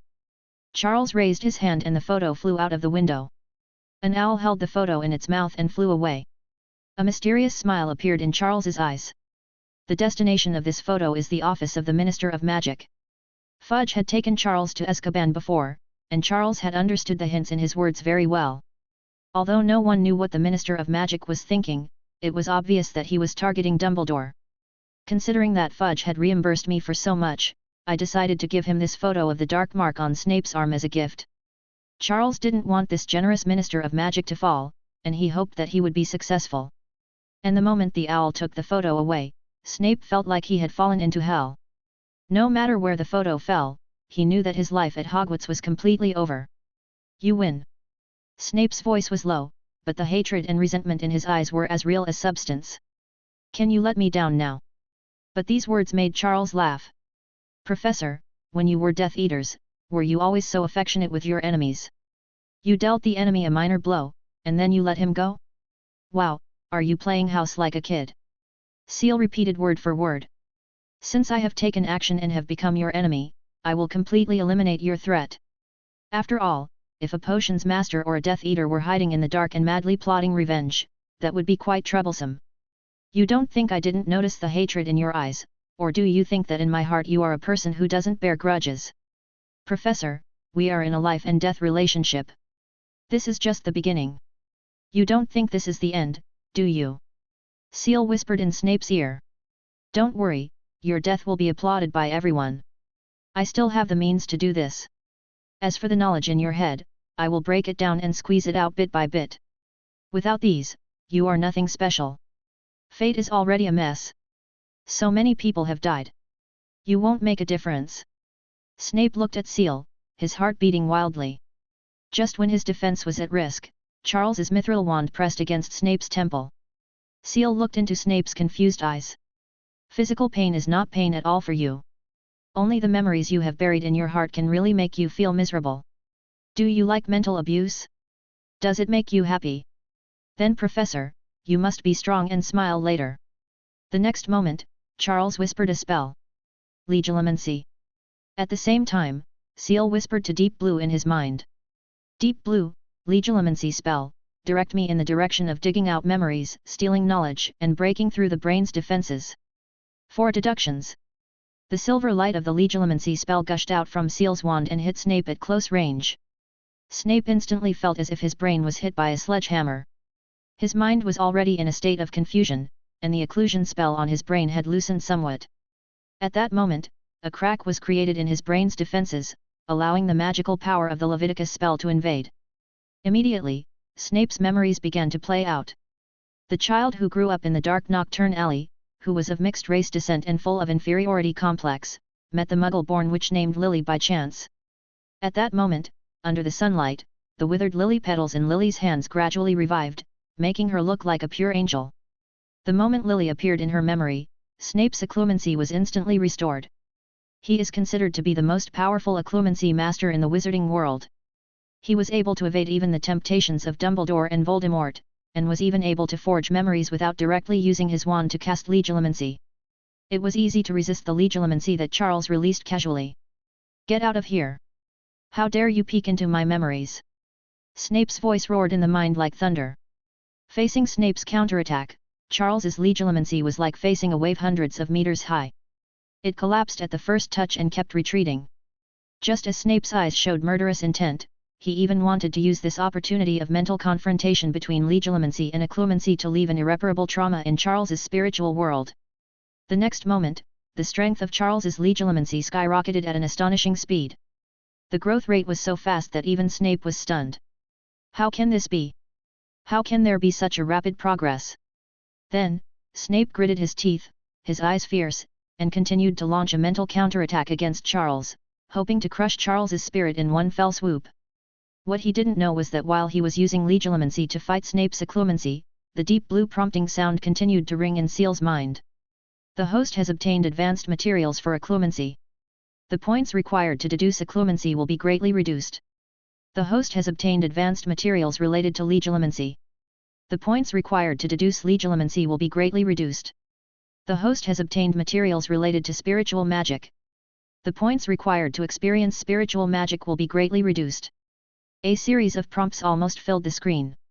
The progress of Legilimency that Charles was currently practicing was skyrocketing, but the points required were also decreasing. At the same time, Seal's already impressive brain occlumency skills were also honed in this mental confrontation, becoming even more resilient. All this combined made Snape's mental counterattack seem to have landed on an unshakable reef. No matter how high the waves are, the reefs remain unmoved, the waves are gone, only the deep blue remains forever. The first deduction of Legilimency is complete. The host's Legilimency has become instinctive and can be used without a wand or spell. The second deduction of Legilimency is complete. The host's Legilimency has the ability to see through people's hearts. The host can tell at a glance whether the person in front of him is lying, and even see through his mental weaknesses. The deep blue prompt sound continued, and this was what horrified Snape. The strength of Seal's legilimency was skyrocketing at an alarming rate, and seemed to be even more tricky, heading straight for the loophole in his occlumency. The scene that had just been interrupted continued to reappear, and Lily's appearance flashed in the memory. The years when he and Lily were childhood sweethearts were the best time in Snape's memory. Even when it appeared in such an attack and defense, there was tenderness in Snape's eyes. However, Seal didn't want Snape to relieve such happiness. The next second, Snape saw the sorting. This was the first time that something painful happened to him. Lily went to Gryffindor and he went to Slytherin, and distance began to appear between them. Then there were more and more pictures. Barriers, barriers, more and more barriers emerge. As the innocence of childhood sweethearts fades, the essential differences between the two become more apparent. Lily was moving closer to light and love, while Snape was becoming more narrow-minded, madly worshipping the power of dark magic. Arguments, arguments, and more arguments. Especially when Lily began to be pursued by James Potter, the quarrels became more and more intensified. Until that time, Snape was hung upside down by James Potter and humiliated in public, and his dignity was completely lost. When this memory came to him, Snape was horrified. No, no. He roared in his mind, even pleading with Charles. It was certainly painful for him to repeat this humiliating experience. But over the years, Snape is no longer the student he was back then, and he has suffered all kinds of humiliation. This part was not enough to break his defense. What really frightened Snape was what happened next. After being rescued by Lily, he angrily uttered the 3 unforgivable words "Mudblood." From then on, Lily broke off her friendship with him and the two went their separate ways completely. As Seal ruthlessly flashed back this memory, Snape's spirit seemed to have suffered a severe blow, and the cracks in his brain occlusion were spreading at a speed visible to the naked eye. He regretted these 3 words throughout his life. At this moment, Charles sneered in the spiritual world.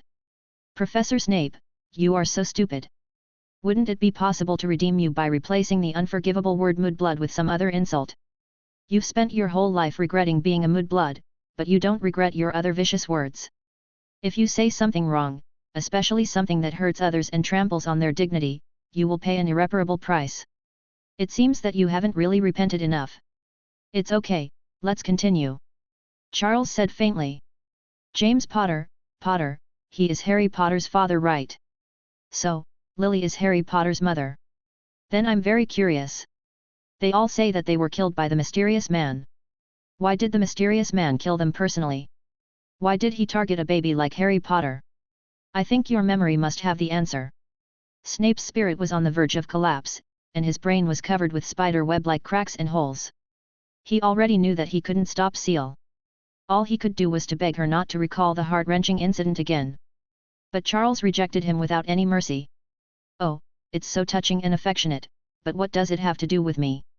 The next moment, what Snape had done in the past emerged in his memory. He overheard the prophecy about the son of prophecy, but only heard half of it and didn't know who the son of prophecy was. In order to take credit for it, he told Voldemort the prophecy. Unexpectedly, Voldemort set his sights on Lily's child, Harry Potter. Snape begged Voldemort to spare Lily, but he never expected that Lily would not be afraid of Voldemort, but sacrificed herself to protect Harry Potter. When this bloody memory emerged, especially the anticipation and pride when Snape went to Voldemort to ask for credit, and the humility and pitifulness when he begged Voldemort, Snape was like a dead tree. "Kill me, kill me. I killed Lily. You meant to make me feel pain, didn't you? Now you did, kill me." Snape's mental voice was hoarse. Charles sneered again. "After Lily died, you confessed, right?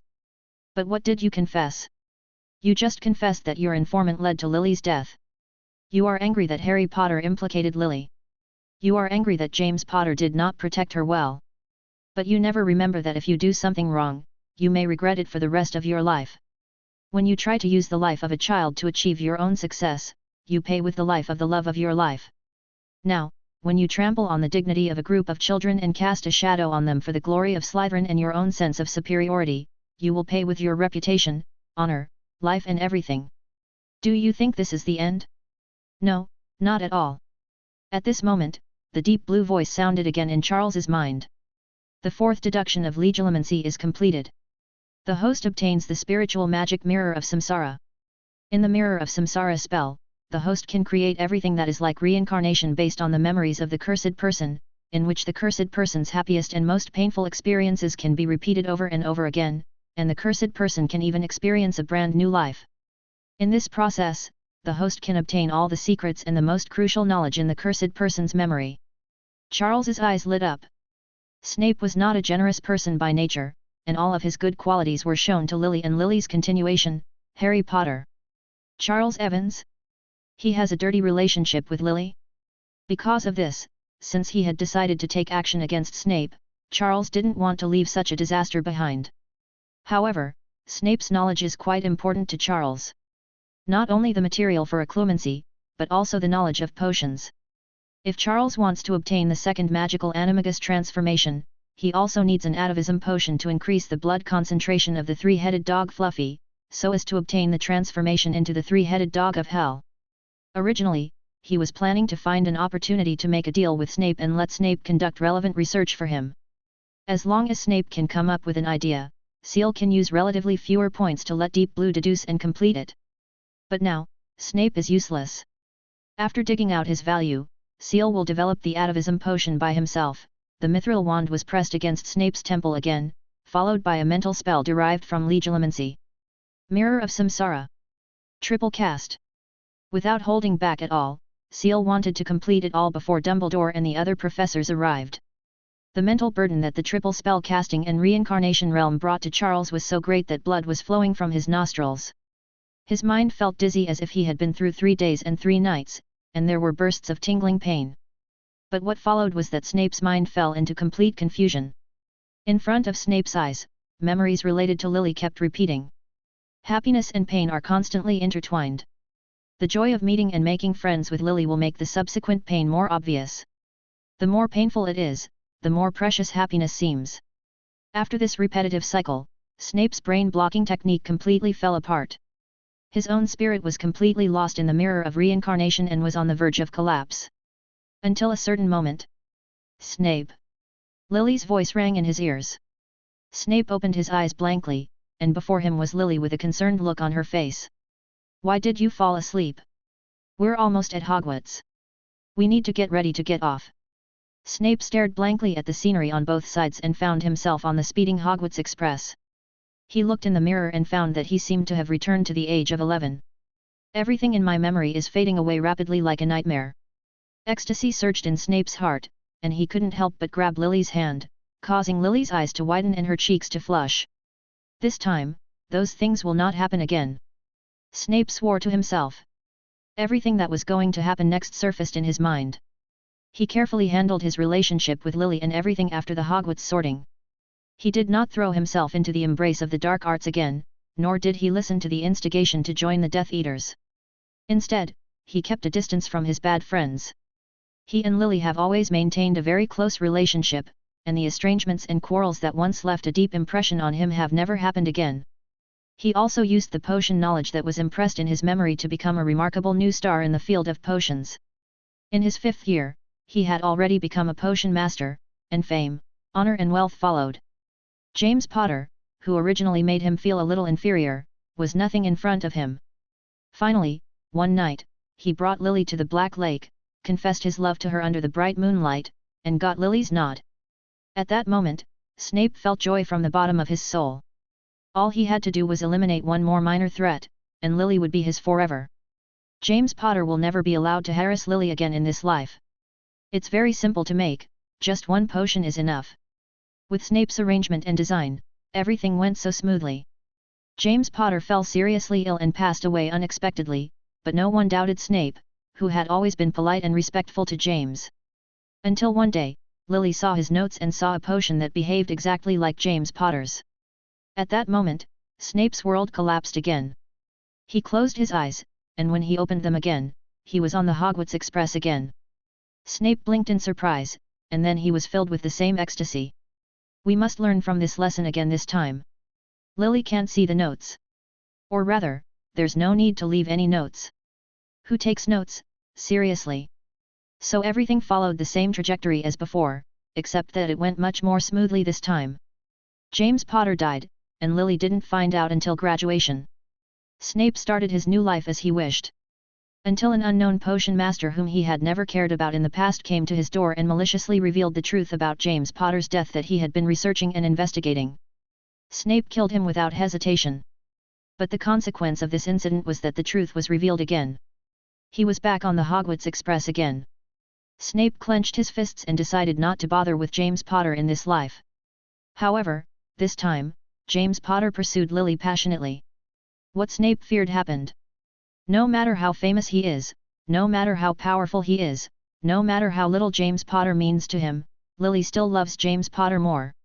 No matter what, it seems that he and Lily will not be able to make it to the end. Countless reincarnations, all with the same ending. Until the last reincarnation. This time, James Potter no longer existed, and Snape married Lily and had children like a dream. This time there is no war, no dark clouds, everything is peaceful and beautiful. Snape witnessed the little changes in Lily in his mind.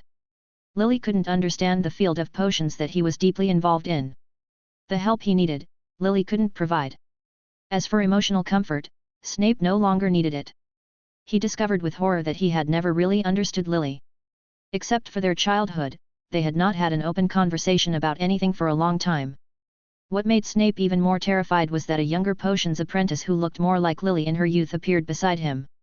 She could understand his pain when he encountered the potion problem, his ambitions, and even his unrequited and anxious love for Lily and his deep-seated fear. At this moment, a question that Snape had never thought about pierced his heart sharply. What exactly do I love about Lily? Is it the little half-blood wizard who has low self-esteem, no friends, and a disharmonious family, who finally gets the gratitude and appreciation from his friends after seeing the little witch? Is the love that follows still love, or is it something that cannot be obtained? Without letting such doubts spread in his mind, Snape seemed to understand something and looked up at the sky. You won't succeed. My love for Lily is unshakable. Snape gritted his teeth, raised his wand towards himself, and released it on his own initiative, ending this cycle. After this reincarnation, Snape's spirit had completely collapsed and he went insane, so much so that the mirror of reincarnation was no longer effective. Snape himself fell to the floor of the office like mud. Charles showed surprise on his face, but for him, the goal had been achieved. After so many reincarnations, Charles already knew all the magic that Snape knew and the potions that he learned. The deep blue notification sound almost filled the screen. The host has obtained the advanced materials for the Hanging Golden Bell curse. The host has obtained the advanced materials for the Divine Sword Shadowless spell. The host has obtained advanced black magic materials. The host has obtained advanced materials for potion science. Coupled with the legilimency and occlumency materials he had previously obtained, Snape's value had been completely squeezed out. Charles said faintly. Then the next thing should be the last one. At the same time, the little Hufflepuffs had followed Seal's instructions and explained to Professor McGonagall, Professor Flitwick, Professor Sprout and Dumbledore how Snape had insulted and humiliated them. At this moment, no matter what they felt in their hearts, several professors and the principal were furious.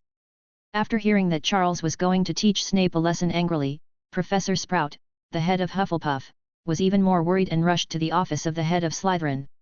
Her concerns were simple. Snape had been a Death Eater, and they all knew that. God knows what Snape can do to Seal in his anger. Professor McGonagall also looked at Dumbledore meaningfully. Before she got a response from Dumbledore's deep blue eyes, she rushed over with Professor Flitwick. No matter what, they couldn't let Seal be harmed by Snape.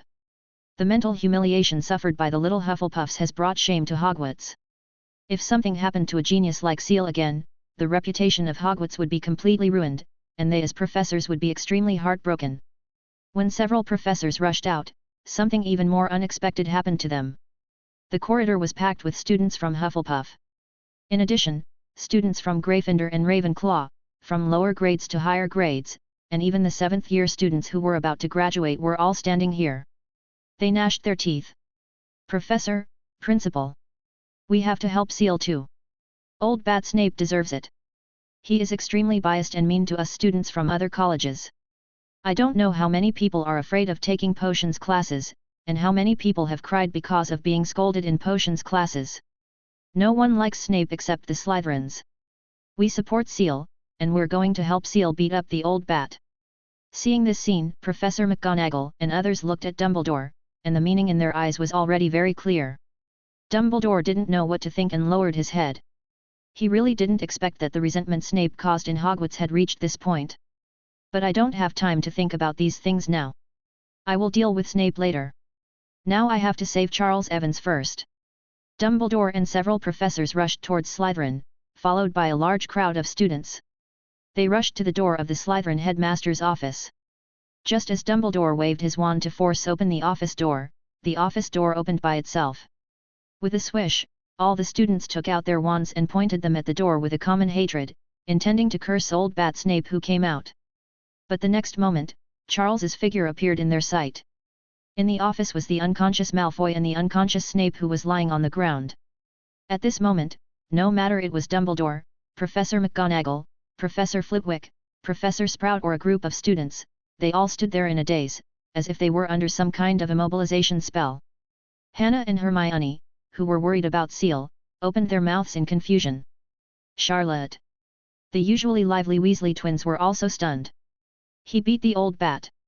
The next moment, there was a loud uproar, and the sound like a landslide and tsunami was really going to overturn the dome of Hogwarts. Countless eyes firmly remembered the scene of Seal walking out of the Slytherin headmaster's office. A first-year student, on the first day of class, knocked the Slytherin headmaster to the ground to seek justice for his classmates. This is a legend that has never appeared in the 1,000-year history of Hogwarts. At this moment, no one doubted Seal's title as the strongest anymore. Even the young wizards who were Dumbledore's loyal fans couldn't help but shout along with the people around them. Seal Evans, the King of Luminescence, the strongest in Hogwarts. Under the dome of Hogwarts, shouts like a landslide and tsunami swept across the sky. When they saw Charles defeat Snape and walk out of the Slytherin headmaster's office, Gryffindor, Ravenclaw and Hufflepuff all cheered for Charles with abandon. The thunderous applause lasted for a long time, and everyone looked at Charles as if they were looking at a hero in a myth who had returned after completing an incredible mission. The first-year Hufflepuffs were so excited that their faces turned red and their eyes were filled with tears. When they saw Snape falling to the ground like a dead dog, the fear and shadow they had towards him in their hearts were shattered. It turns out that Snape is nothing special and just bullies ordinary students like them. If he really met a genius like Seal, wouldn't he be knocked to the ground like a dead dog? Even the professors who rushed over after hearing the news were dumbfounded. Even Professor McGonagall and Professor Flitwick, who had seen Seal's strength, were filled with horror. Their battle with Seal was to examine Seal's skills in transfiguration and charms, and it did not have much practical significance. But in actual wizard combat, the situation changes rapidly. The strength on paper is strong, but without actual combat, it is hard to say whether it can be brought into play. Compared with Seal, Snape undoubtedly has a huge advantage in terms of magical attainments, practical experience, and ruthlessness in the eyes of several professors. This is why they rushed here in a hurry to protect Charles. But they really didn't expect that Charles would beat Snape like a dead dog so easily. Judging from Charles's condition, apart from looking tired and a little pale, he did not suffer any injuries. It seems that their estimate of Charles's strength is probably still conservative. When the little wizard was fighting against them, he was still hiding his tricks and didn't use his full strength at all. This is really monster. This thought came to the minds of the professors at the same time. But at this moment, Dumbledore's face showed a rare seriousness and solemnity. It can be seen that his mood is different from that of other professors and can hardly be described as happy. The reason is very simple: Snape is his man, or in other words, the most useful chess piece in his hand. Among the 4 major colleges of Hogwarts, the 4 deans of course all love Hogwarts and love peace. But loving Hogwarts does not necessarily mean being loyal to Dumbledore, nor does it necessarily mean doing everything according to Dumbledore's ideas and suggestions. Professors Flitwick and Sprout were not members of the Order of the Phoenix, and they didn't even participate in Dumbledore's secret society, so their attitude was naturally evident. Although Professor McGonagall is a member of the Order of the Phoenix and the headmaster of Gryffindor, she is of the same lineage as Dumbledore and can be considered Dumbledore's confidant. Logically speaking, she should be the person Dumbledore trusts the most. But she is not a puppet, but an excellent witch with a rigorous and fair personality, principles, and a strong sense of morality. For this reason, some private calculations and plans cannot be told to Professor McGonagall at all, otherwise it may alienate her from Professor McGonagall. Because of this, in the original book, Dumbledore did not reveal to Professor McGonagall that Harry Potter was Voldemort's 7th Horcrux and that Harry Potter had to die first in order to destroy Voldemort. He did not even mention the Horcruxes to Professor McGonagall. He only told Snape about this. As for why Snape was chosen, the reason is obvious. This is a man who would do anything for Lily. Does Snape have principles? No, his principle, apart from the glory of Slytherin, was to protect everything about Lily. But that's why Snape is so useful. There is no need to worry about his sense of morality or whether he has any ideas. Anyway, all the dirty work can be thrown to Snape under the pretext of protecting Lily's child. Be it potions, secret plans, or having him go undercover in Voldemort's place, as long as he has control over Harry Potter, Snape will do all of these. Such a powerful chess piece who is also a master of potions and unscrupulous in his actions is impossible to find even with a lantern, but now, Snape was beaten up by Charles in front of everyone. Can he still stay in Hogwarts? If Dumbledore were to use this chess piece, it would be much more troublesome. In addition to the fact that Snape's incident made Dumbledore feel depressed, what made Dumbledore even more alert was Seal's current prestige among Hogwarts students. It had only been a day or two since school started, and all the students were already cheering for Seal. The professors all applauded him. This momentum is so great, even more dazzling than the savior Harry Potter that Dumbledore had planned to introduce. This is troublesome. In Dumbledore's heart, he believed in the prophecy as much as Voldemort did. The prophecy has been proven true once. Harry Potter did indeed destroy the mighty Voldemort. But Voldemort has many tricks up his sleeve, and he will definitely come back again. By then, only the Harry Potter in the prophecy can defeat Voldemort. So what if Charles is a genius now? If he is not the child of prophecy, he is destined to be only a supporting role paving the way for Harry Potter and a stepping stone for Harry Potter to destroy Voldemort. Dumbledore didn't care about what happened after Voldemort was destroyed. But before that, no one can overshadow Harry Potter, otherwise Harry Potter will not have accumulated enough reputation by then, and the cause of fighting against Voldemort might be affected. Therefore, Dumbledore recalled the words in his mind, which he had stopped mentioning many years ago but which always ran through his every move. For the greater good.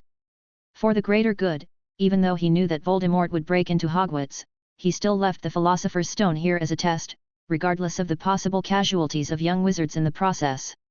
For the sake of greater good, the school days of so many students can be turned into a foil for Harry Potter's journey to become the savior.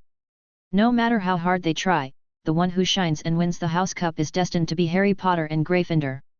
For the greater good, the Harry Potter trio can be arranged and given numerous tests to allow them to follow the path they are supposed to take as planned. So now, for the greater good, what's wrong with sacrificing Charles and suppressing his edge? Although he will suffer a little, this is also for Seal's good. He is too aggressive. To receive such praise at such a young age may not be a good thing for his future. He needs to temper his temper. While Dumbledore was thinking, Madame Pomfrey from the school hospital hurried to the office of the Slytherin headmaster. She checked on Draco Malfoy first. Madame Pomfrey's pupils shrank slightly when she saw Malfoy's broken wrist and ankle bones. He had broken bones in his wrist and ankle. Although it can be cured, I'm afraid I'll have to rest for at least 2 months. Also, it is very likely that they will be left with some psychological trauma, and may not be able to engage in some high-intensity confrontational activities in the future. In other words, the chances of him being able to play Quidditch are low. Upon hearing Madame Pomfrey's diagnosis, several professors showed regret on their faces, and the cheers of the senior students who had experienced the passion of Quidditch became a little quieter. For boys, not being able to play Quidditch is indeed a huge loss in their time studying at Hogwarts, and everyone can relate to that. And next, Madame Pomfrey walked up to Snape. At first, when she saw the wounds on Snape's body, Madame Pomfrey was slightly relieved. Professor Snape's injury is not serious. There is a penetrating wound from a curse, but the wound is not big and has not hurt his internal organs. It is just a flesh wound. But when she pulled open Snape's eyelids and saw his confused and crazy expression, Madame Pomfrey's optimistic expression disappeared in an instant, and her expression became extremely solemn. This is trouble. His physical injuries are not serious, but he seems to have mental problems, which is a big problem. Professor Snape has suffered a mental breakdown. I am not good at treating him in this area. He must be sent to the psychiatric department of St. Mungo's Hospital. But honestly, even there, this is an extremely serious mental problem and may not be fully recoverable. Even if he recovers, I'm afraid Professor Snape will find it difficult to take on the heavy workload of teaching. As soon as these words were spoken, the whole audience gasped and there was an uproar. A series of horrified glances could not help but be cast towards Charles. Everyone was curious about what kind of magic Charles used to destroy Snape. Upon hearing this, Dumbledore could not help but clench his fists. He could not imagine that Seal could cause such serious mental problems to Snape. Snape's brain occlumency was not ordinary. How did Seal do it? This was really troublesome. He had thought Snape was just unconscious and could be easily cured. He was only worried that it would be difficult for Snape to stay in Hogwarts and that he might have to work for him somewhere else. But now it seems that the question of whether Snape can stay in Hogwarts is no longer whether his strength and skills in preparing potions may never be used again. His best and most powerful chess piece was destroyed by Charles. Just as everyone was in an uproar, Dumbledore finally spoke. His face was filled with a seriousness and coldness that most students had never seen before. The blue eyes behind the reading lenses were like a piece of blue ice at this moment, casting a sharp and cold look at Charles. Charles Evans, you are too impulsive. You have clearly asked your classmates to go to the professors and deans. You can just wait for us to deal with it. Hogwarts will give you a fair answer. But why did you come here by yourself and fight with your classmates and professors, which has now led to such a serious situation? A first-year student will say goodbye to Quidditch from now on. I can't imagine how much fun his life will lack. He may become depressed from now on. A famous potion master in the academic world has developed mental problems, and it is not known whether he can be cured. Do you know how many people are waiting for Professor Snape to prepare potions to solve their problems? You really are. Dumbledore sighed. You must explain as soon as possible what you did to Professor Snape and Draco Malfoy, what spells you used, and do your best to help with their treatment. This way, your guilt and punishment will be reduced. As for the specific punishment, you can wait for the school board to discuss it. I'm afraid your classes at Hogwarts will be temporarily suspended. This is for your protection. When Dumbledore said this, the place suddenly became so quiet that even the sound of a pin drop could be heard. Everyone stared at Dumbledore in a daze, unable to believe that he would make such a decision. Headmaster Dumbledore. Why is Seal being punished? He shouldn't be punished, he was standing up for his classmates. Old Bat Snape has gone too far. Malfoy is also a snitch. He deserves it. There was a clamor of shouting, but when Dumbledore's icy blue eyes turned and his gaze swept over, a heavy pressure fell on everyone. This most powerful wizard of this century, although he is usually kind and gentle, can be crazy sometimes and has no airs at all. But if he really wanted to do something, no one in Hogwarts could disobey him. Such was Dumbledore's authority at Hogwarts. Dumbledore's tone became more serious. I said that the punishment for Charles Evans will be made later. As for what kind of punishment to impose, this is something I should discuss with the school board. Professor McGonagall and Professor Flitwick stood up. Dumbledore, Charles is not guilty of such a crime. Dumbledore's expression softened a little, as if he was giving face to the two deans, but his words were still as tough as before. Minerva, Phileas, I told you that any punishment decisions need to be discussed with the school board. You don't have to rush to plead for Charles Evans. I will give him a fair punishment. Hearing the strong determination revealed in Dumbledore's words, Professor McGonagall and Professor Flitwick sighed in their hearts, feeling quite heavy. If the punishment was really mild, Dumbledore would not have said so. What's more, Draco Malfoy's father is also on the school board. How could he let Seal go so easily? I'm afraid that Seal will most likely be expelled from school, or even sent to the Wizengamot for trial. Thinking of this, the two professors made up their minds that no matter what, Seal must not be expelled from Hogwarts. They would mobilize all their connections, even collecting signatures from students at Hogwarts, to save Seal. But now, facing Dumbledore who had made up his mind, they could only sigh inwardly, powerless to resist Dumbledore's majesty.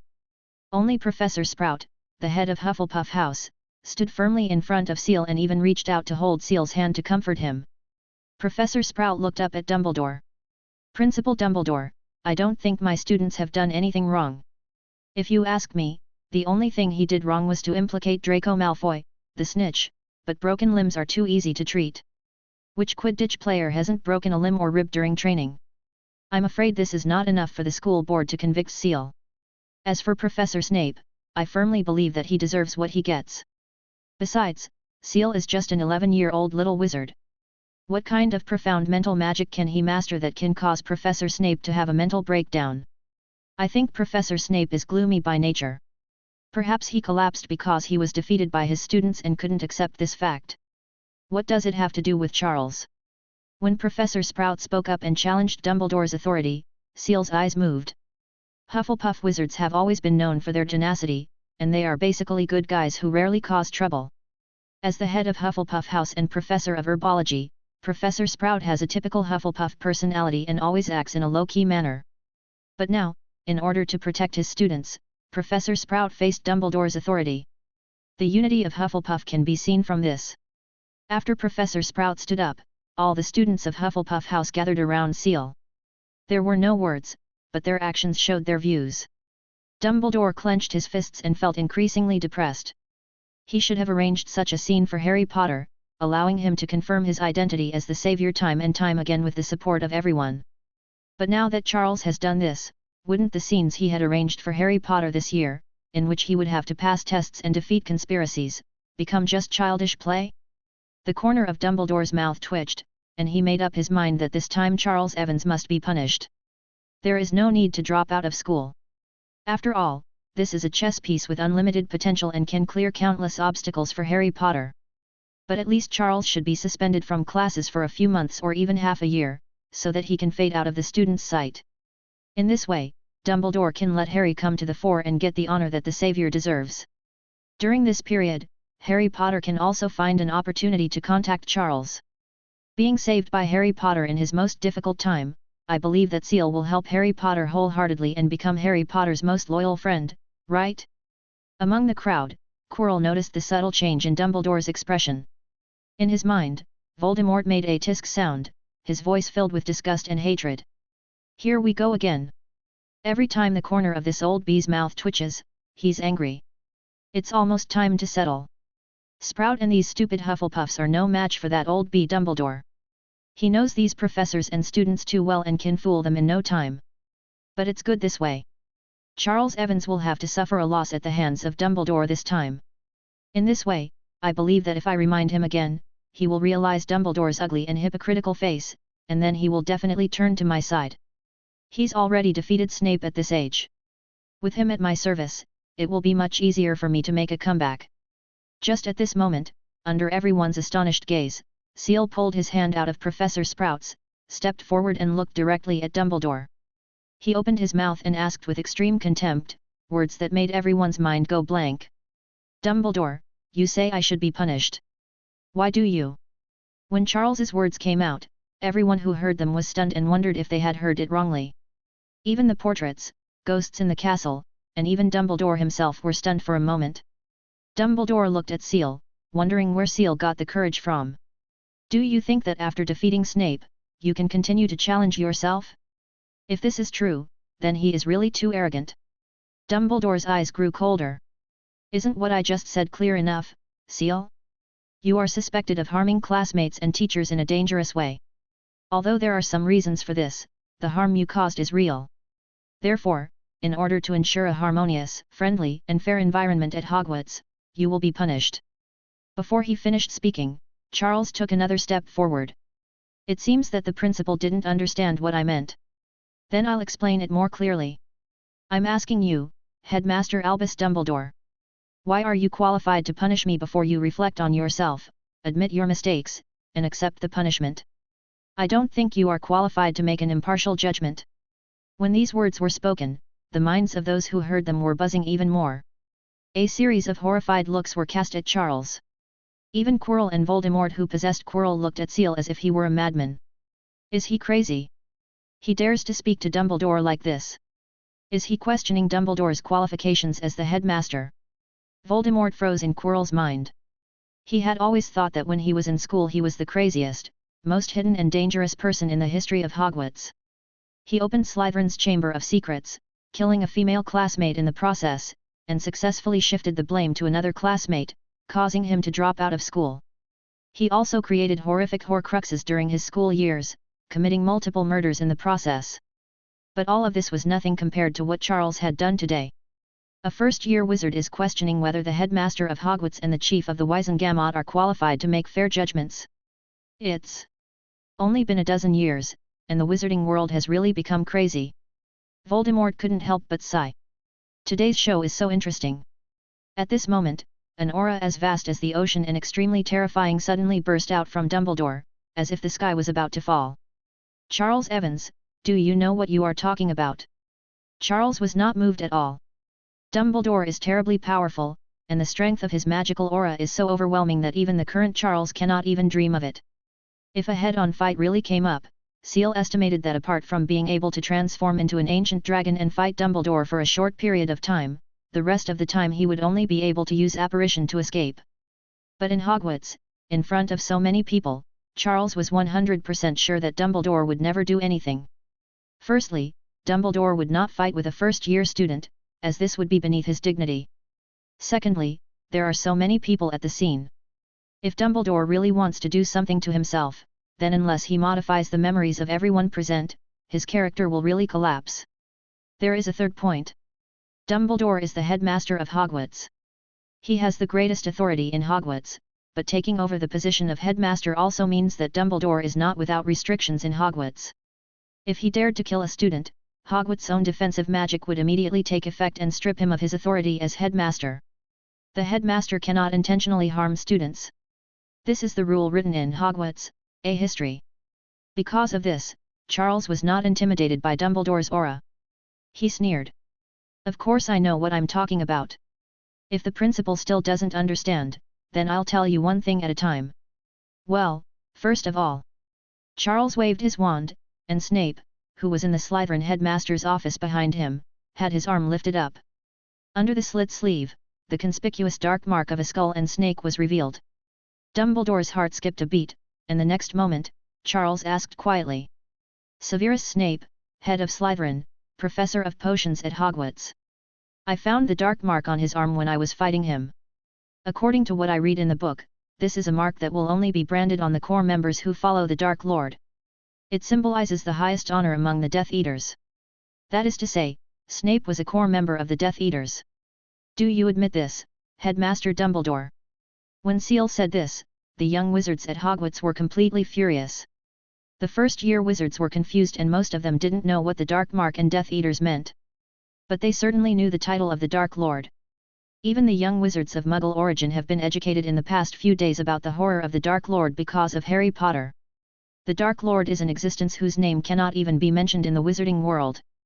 Now, according to what Charles said, Snape actually has the mark of a Death Eater on his body. The students in higher grades all gasped.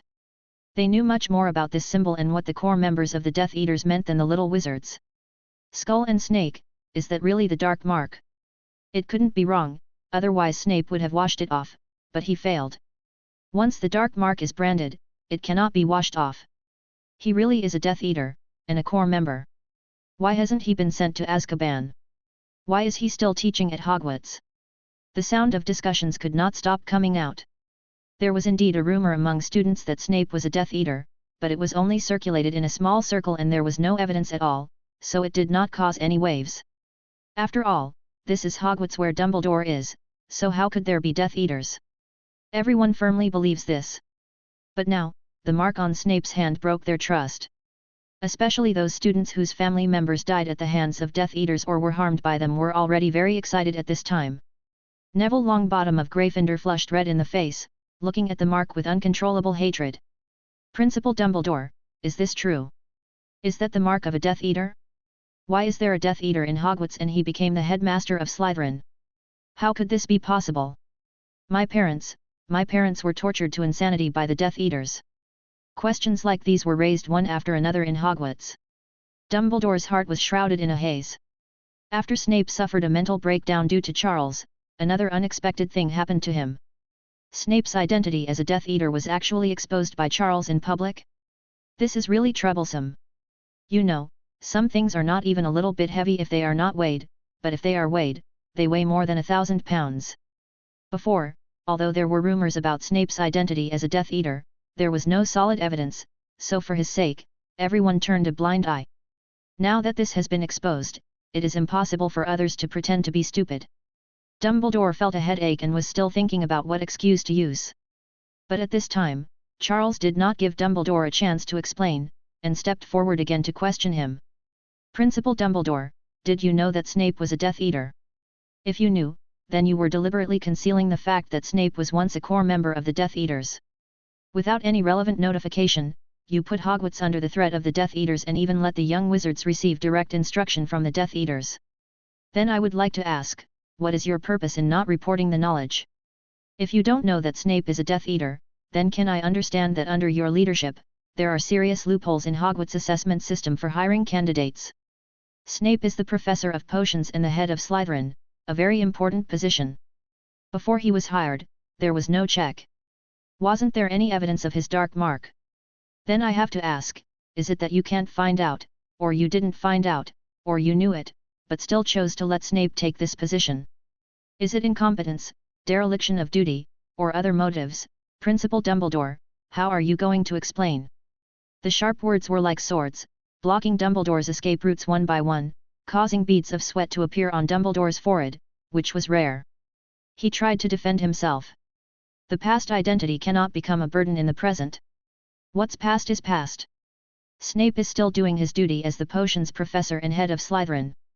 I can assure you of that. But these words made Charles sneer again. The past cannot affect the present. Principal Dumbledore, what exactly is your position that makes you say such words? What happened in the past has had a profound impact on the present, and the impact is still ongoing. Due to the crimes committed by the Death Eaters in the past, many people present here have lost their fathers or mothers. Some of my classmates even lost their parents and became orphans because of the Dark Lord and the Death Eaters. The crimes they committed in the past still haunt the wizarding world. Countless people dare not think back to that period, and the damage they caused to the wizarding world has not yet been healed. Principal, you said that the past should not be a burden to the present. The past is over. Seal looked at some of the students present whose eyes were red and fists were clenched tightly. I would like to ask the headmaster to look at them. Look at Neville Longbottom, whose parents were tortured to insanity by the Death Eaters with the Cruciatus Curse, and look at Harry Potter, the boy who survived a disaster, but the price of his survival was that his parents died that day in the fight against the Dark Lord and the Death Eaters. Look at how many people are still holding on to hatred and pain here. Is the past really over? Have the past crimes really been forgiven? Principal, no matter how respected you are, what qualifications do you have to forgive them? Seal asked Neville, Harry Potter, and the others. Do you forgive me? Neville's eyes were bloodshot, the lightning-shaped scar on Harry Potter's forehead was about to explode with pain, and many students who had lost their loved ones to the Death Eaters growled through gritting their teeth. No forgiveness. How can I possibly forgive these beasts? Dumbledore fell silent, completely disoriented. But Seal didn't give him any time to collect his thoughts. Well, I believe we have the answer to whether Snape, as a Death Eater, is qualified to teach at Hogwarts.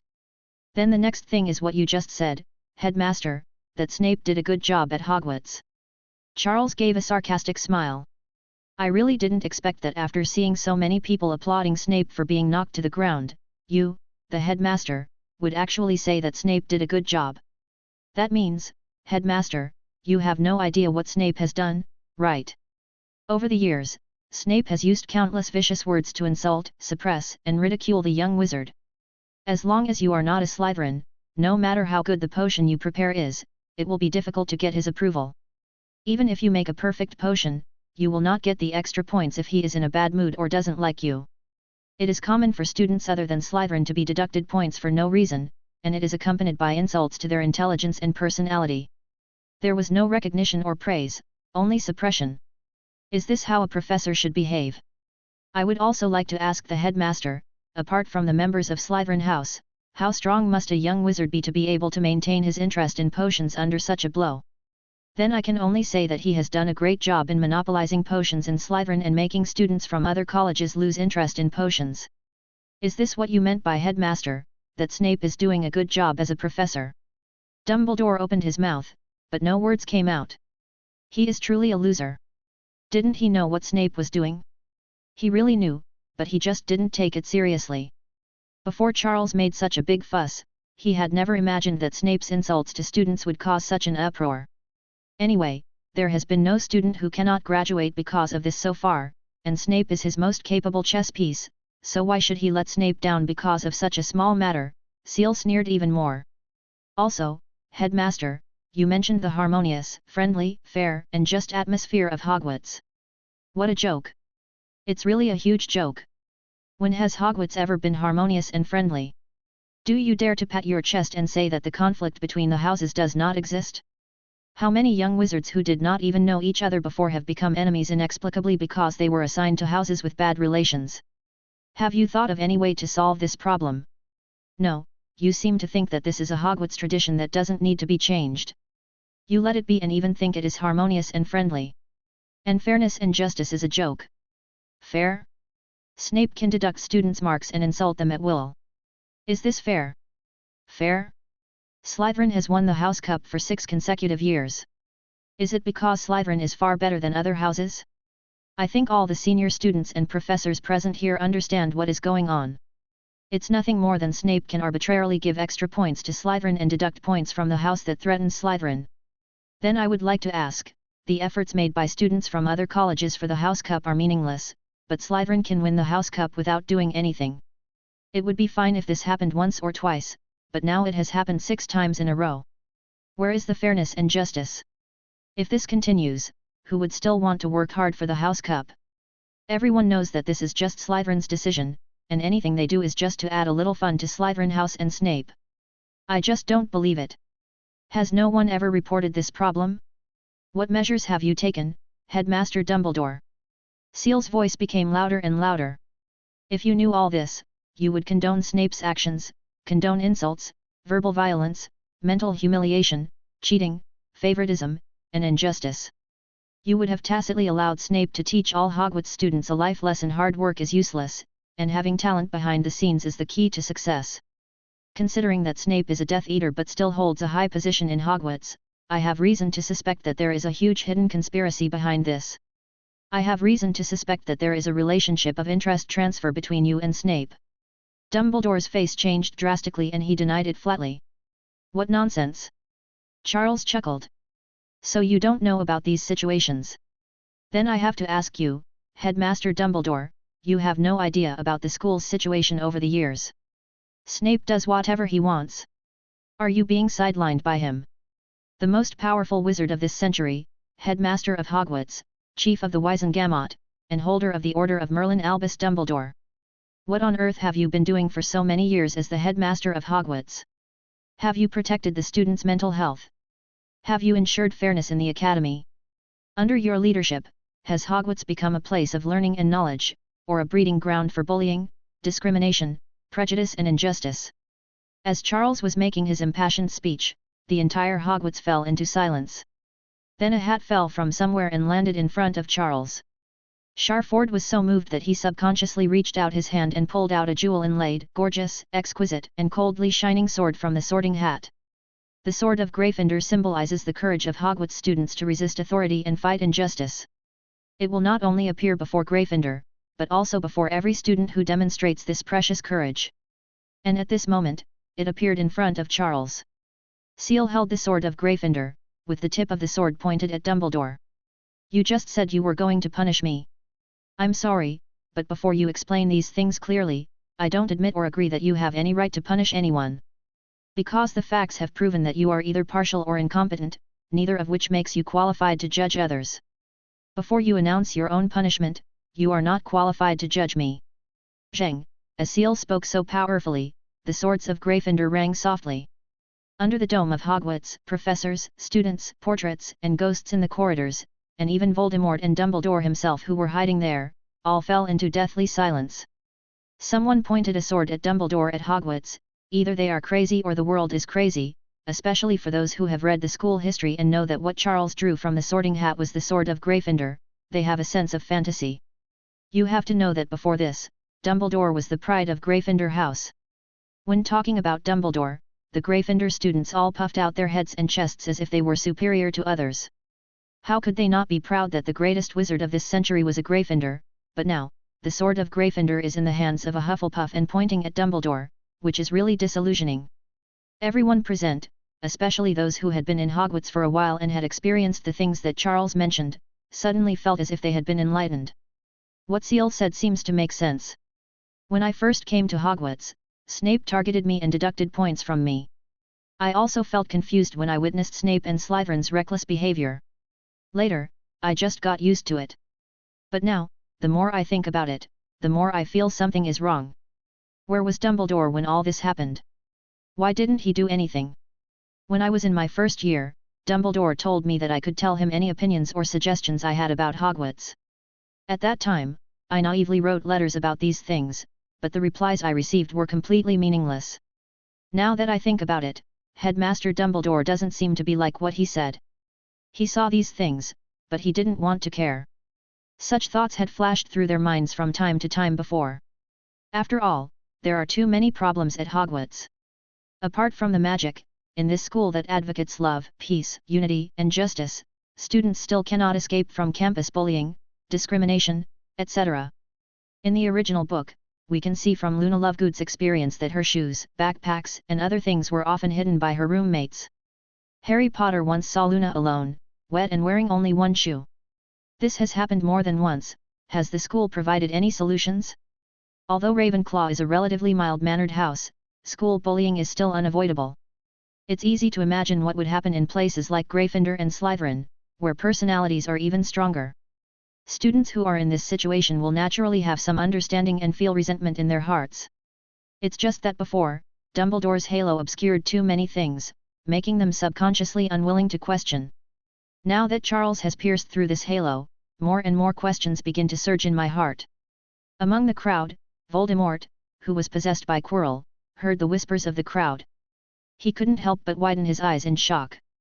From the moment he gathered the Death Eaters to start the rebellion, Dumbledore had always been his biggest obstacle. Voldemort had thought more than once about discrediting Dumbledore from every angle. He asked various newspapers to publish articles and asked his nobles to laugh at and ridicule Dumbledore at various gatherings, and to fabricate negative information in an attempt to tarnish Dumbledore's reputation.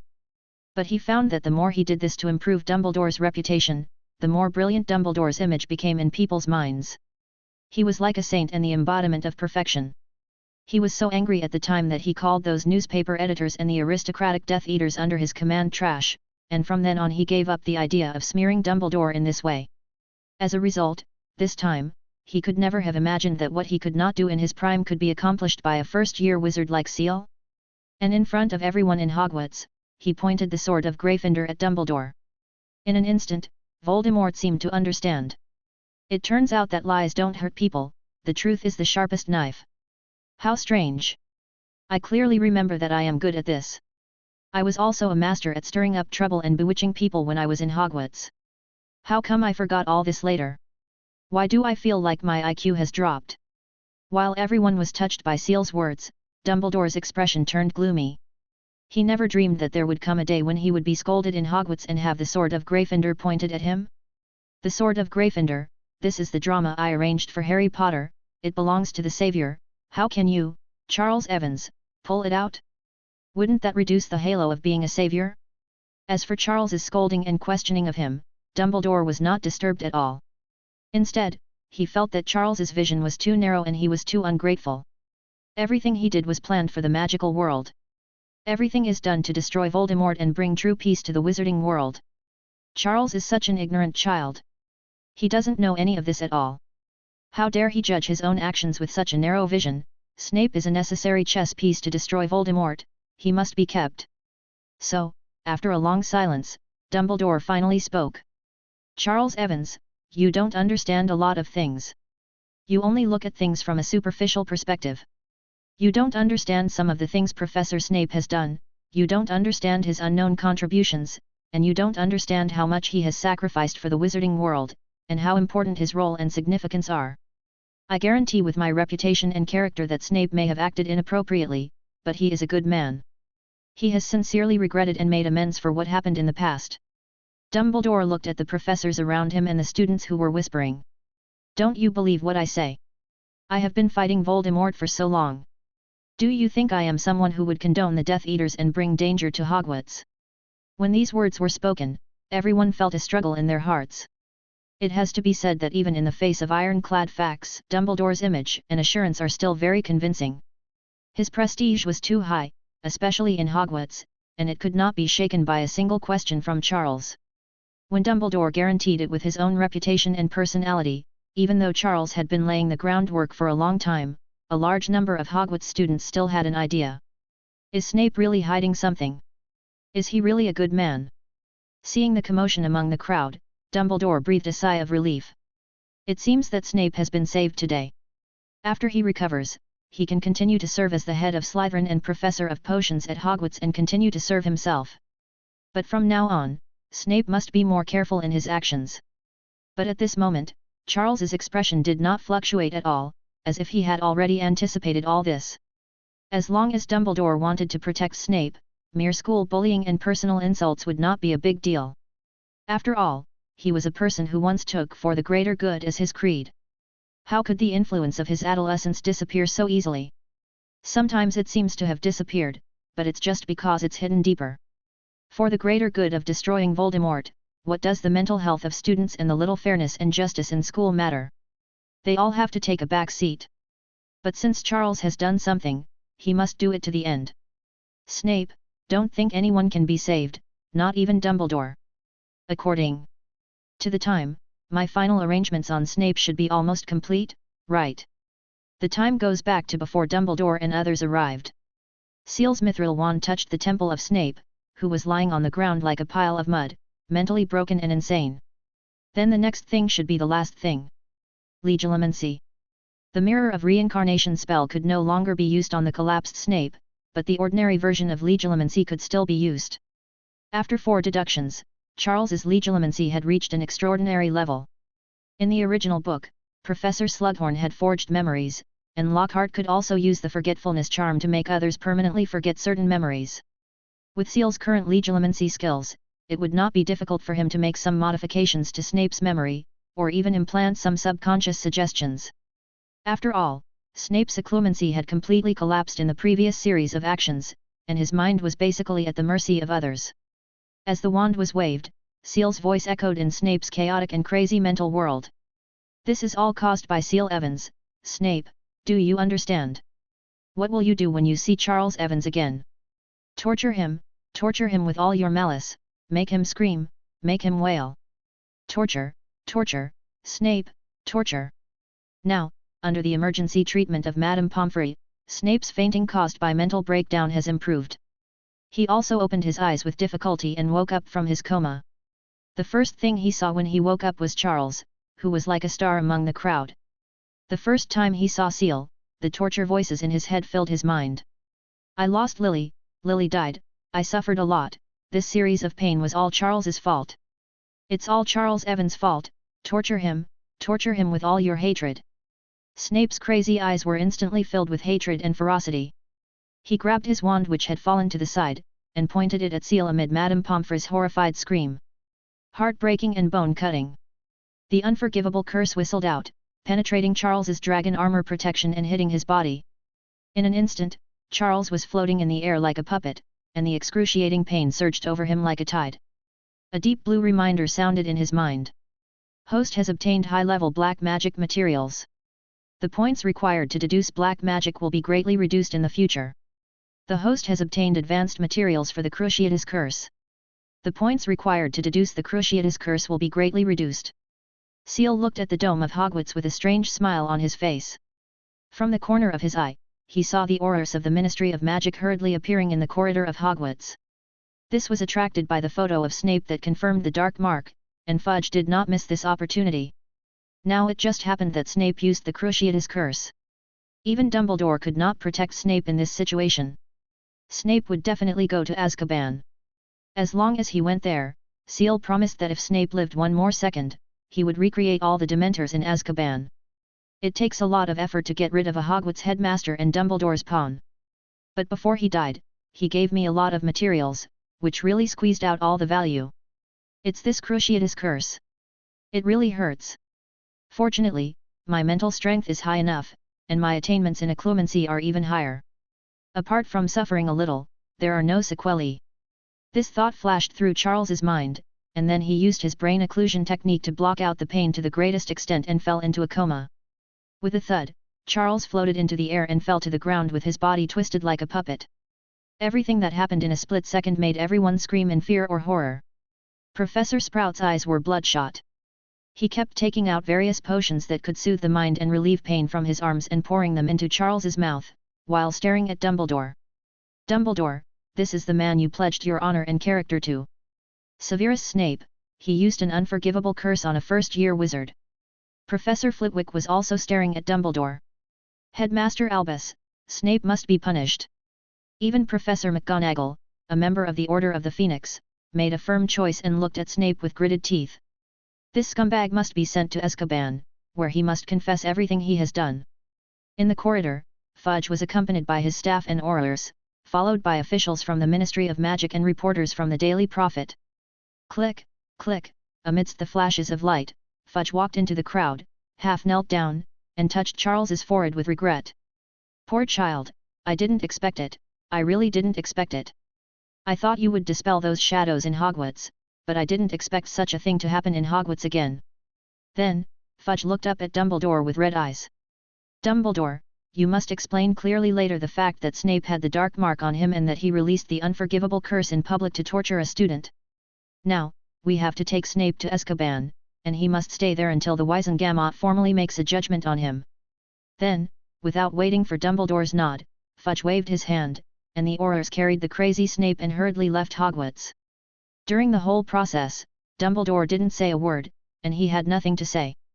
Snape's use of the Cruciatus curse really put Dumbledore at a disadvantage, leaving him no room for public rebuttal.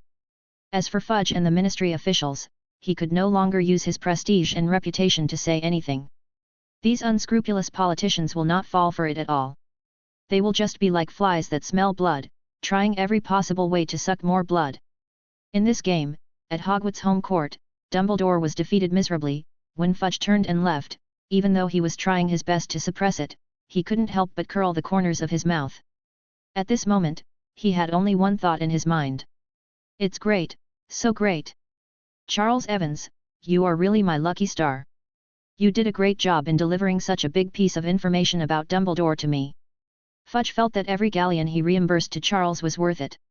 Charles took the money and he really did the job. Add more money. We must increase his reimbursement amount. At the same time, Dumbledore turned and walked towards the headmaster's office with a cold look in his eyes. Fudge, a stupid politician, will do anything to gain power. Charles Evans, a little wizard who acts recklessly with a little talent, has no idea of the overall situation. Even if Snape used the unforgivable curse, he must be saved for the sake of destroying Voldemort. I am the representative in the Wizengamot court. I still have a lot of influence to exert there. No one can stop what I want to do and the plans I want to make. Charles was sent to a single room in the school infirmary for recuperation. Madame Pomfrey breathed a sigh of relief after checking on Seal's condition. It may be due to Snape's condition. The Cruciatus curse that Seal suffered did not seem to be too strong and did not cause any sequelae. But the child needs rest.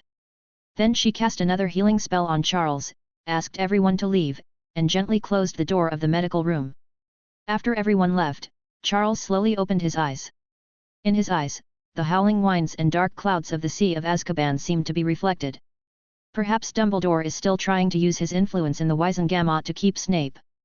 But it's all over now. Hogwarts, Wizengamot, Merlin's Order, perhaps these are Dumbledore's home grounds. But Azkaban belongs to me. The wind was howling, dark clouds were covering the entire island, and it was black and filled with a depressing atmosphere. The Aurors of the Ministry of Magic escorted Snape on a small boat to the coast of Azkaban. There were already Dementors waiting here, and when the ship docked, they took Snape from the Aurors. The Aurors breathed a sigh of relief, gave a few more instructions, and then hurriedly left this prison that was feared by the wizarding world. The Dementors watched the Aurors go away in silence. When the Aurors' boats turned into black dots and disappeared on the coastline, completely out of sight, several Dementors pulled down their turbans. Snape looked at the scene in bewilderment. Although he had a mental breakdown and was a little crazy, his foundation from years of practicing brain occlusion was still there, so he had not lost his most basic judgment. Since I was imprisoned in Azkaban, shouldn't I be taken to the cell? Why did the Dementor suddenly pull down his hood? A feeling of extreme danger arose in his heart, but without his wand, he had no way of calling upon his patroness. Several Dementors surrounded Snape. The last words Snape could hear were, "Your Excellency Charles Evans, ruler of the Dementors, King of Azkaban, has asked us to bid you farewell." The next moment, several Dementors sucked Snape's soul dry, leaving only a walking corpse. Then they tied huge rocks to Snape's body and threw him into the dark, bottomless sea off the coast of Azkaban. Swish, swish. Dumbledore held the quill and wrote letter after letter. As chief representative of the Wizengamot, he also has great influence and connections in the Wizengamot court. Snape's crime of using the unforgivable curse in public would mean death in Azkaban for an ordinary wizard, but among Dumbledore's connections, there was naturally no shortage of magical lawyers who could defend Snape. Abnormal behavior caused by mental breakdown is a defensive point. Just like the excuse of being controlled by the imperious curse used by those Death Eaters who escaped punishment, this fabricated excuse was successful. What's more, Snape did have a mental breakdown. Besides, Dumbledore can also influence the judge in court. In this way, Snape at least doesn't have to stay in Azkaban until his death. He can come out to recuperate and continue to work hard for Dumbledore. After receiving a positive answer, Dumbledore felt relieved and breathed a sigh of relief. Immediately, he drafted a notice to the Ministry of Magic. The Wizengamot will hold a closed trial of Severus Snape tomorrow. We have requested that Severus Snape be brought into a wait trial. Shortly after this notice was sent out, the Ministry of Magic received a receipt. I regret to inform you that Headmaster Albus Dumbledore, chief representative of the Wizengamot court. According to the feedback from the Dementors in Azkaban, Severus Snape attempted to escape from prison and violently resisted the law after arriving in Azkaban, posing a serious threat to the life and safety of the Dementors. During the fierce fight, his soul was sucked away by the Dementors. As for his body, it was swept to the bottom of the sea by the strong wind and waves that day. As you know, the sea near Azkaban is deep, dark, and bottomless. Even the Dementors dare not go down to salvage it. I'm afraid no one can find it now. Do you think tomorrow's trial of Severus Snape will be handled according to the regulations regarding the party's inability to appear in court? Without finishing reading the letter, Dumbledore's expression was as cold as ice. The next moment, this always gentle and kind old man couldn't help but take out the Elder Wand. Golden flames gushed out from the wand, burning the letter from the Ministry of Magic to ashes. In Dumbledore's opinion, this was definitely done by Fudge. Dumbledore, who had never looked down upon Fudge, was truly furious at this moment. Cornely Fudge, you poor wretch. You really pissed me off this time. Meanwhile, in the infirmary, Seal had a smile on his face.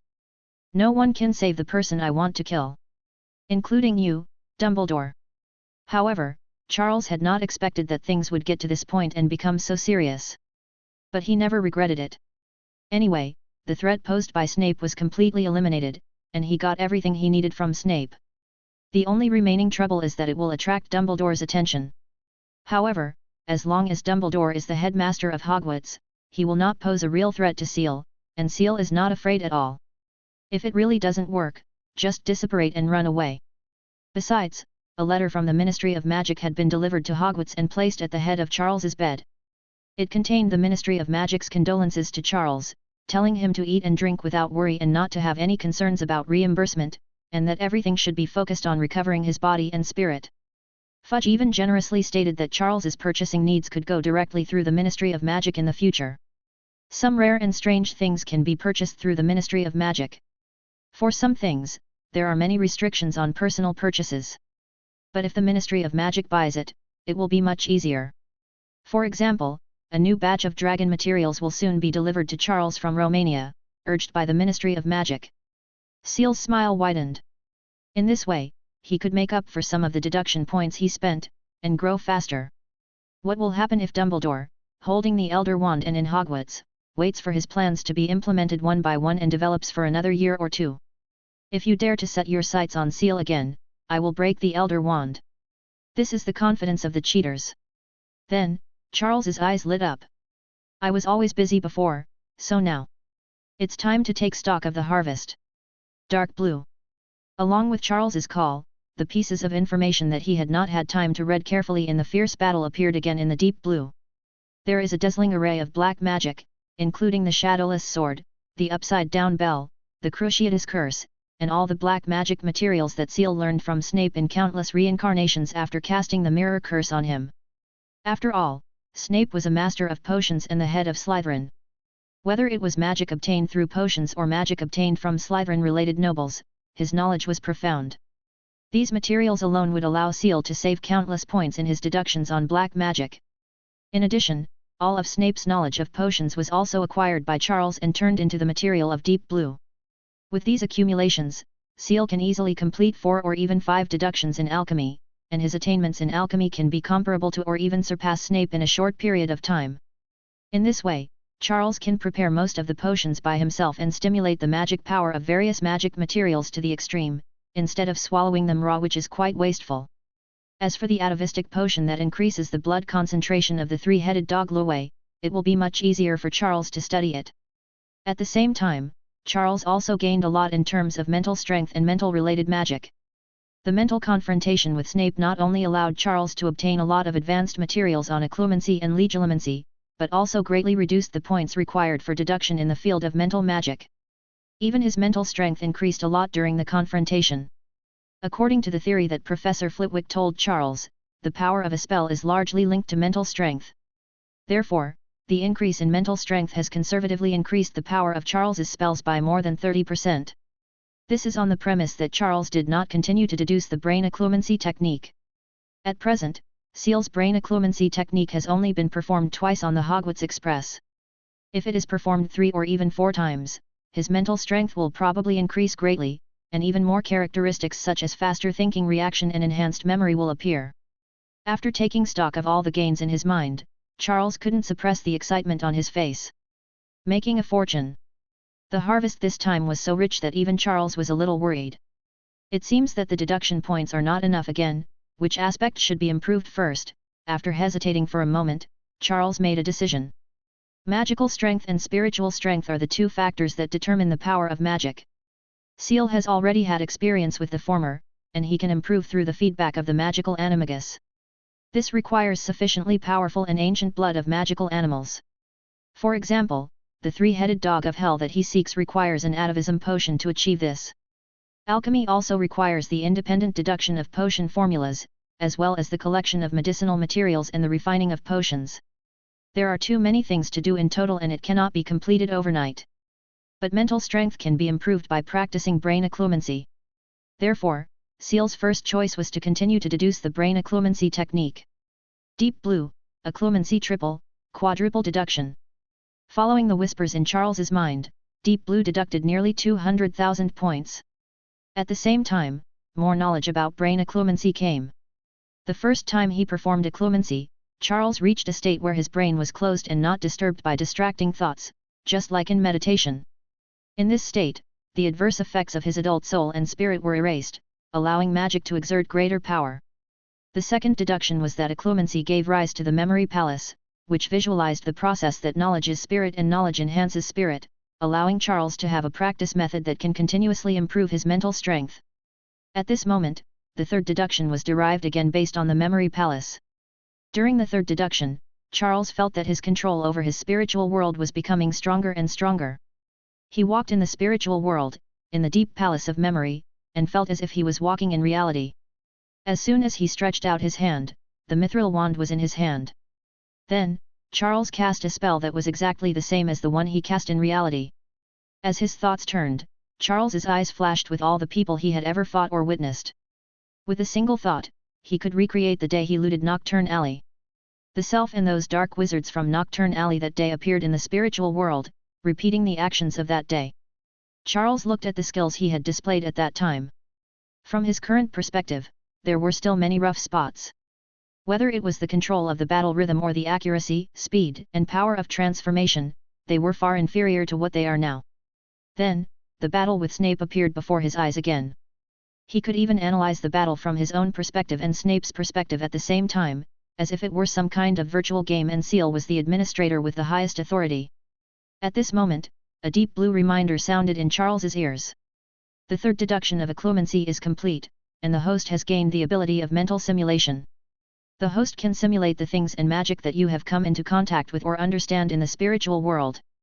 This ability can be used to simulate combat, spell research and development, potion refining, and other aspects. The clearer the host's understanding of these things or magic, the better the simulation will be. At the same time, the more relevant knowledge stored in the memory palace and the higher the level, the closer the simulation will be to reality. If it is knowledge that has been stored in the memory palace, it can be simulated 100% completely. Charles's eyes showed surprise. If this ability is used well, it can definitely play a huge role. For example, when facing a strong enemy, you can use the intelligence you have previously acquired to simulate a battle first, so that you have a clear understanding of the enemy's habits, and then fight him in reality. In this way, you can definitely seize the opportunity.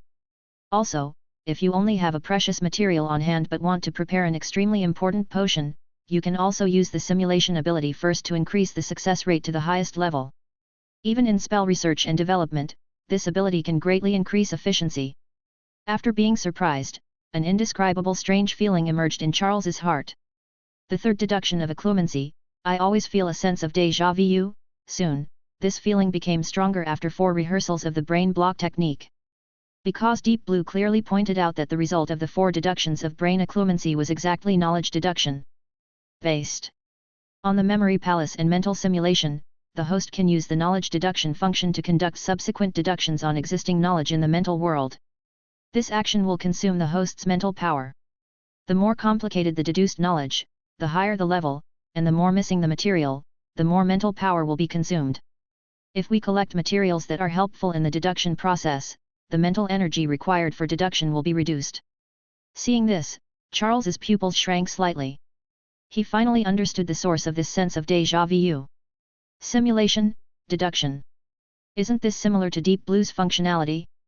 The third and fourth iterations of occlumency are close to an extremely weakened version of Deep Blue. Or is there a possibility that my infinite deduction system, Deep Blue, could be a brain-blocking technique after infinite deductions? Such a thought occurred in Charles's mind. He couldn't help but ask Shenlan. Deep Blue, do you have any connection to occlumency? How were you created? A mechanical voice responded immediately. Host, please obtain more materials about the history of the magic world and the nature of magic, so that the system will have the authority to answer the corresponding questions. This answer made Charles's eyes look even more strange. Not admitting it, nor denying it, but giving yourself more material about the history of the wizarding world and the nature of magic? As for the history of the wizarding world, he had already stored the entire history of magic in his memory palace. Why did Deep Blue allow himself to obtain materials about the history of the wizarding world? That is to say, the history recorded in History of Magic is not comprehensive, and even has huge omissions, and does not touch the true history of the wizarding world, so Deep Blue gave such a hint. So, what period of history has not been touched upon in a History of Magic? In Charles's mind, subconsciously, all the fragments of words about the so-called ancient times that he had come across so far emerged.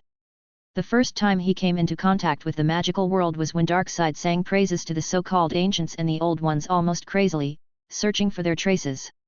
He also vowed to Charles that the era of the ancients would surely return again. In the dream world of Arlai, Charles indeed saw the magnificent and strange city and the low whispers coming from the temple in the center of the city. Then in Gringotts, when they came into contact with apparition, the goblins proudly declared that the spatial passage full of ancient flavor through which they operate was a gift from the ancient gods in ancient times. Next is the existence in the Dragon's Blood Sea in Romania, and words such as ancient and era are also mentioned. Seal took a deep breath. If only one side says that, it could be a coincidence. But the little bits and pieces I've come across now all indicate that the magic world may have an ancient and forgotten history long ago.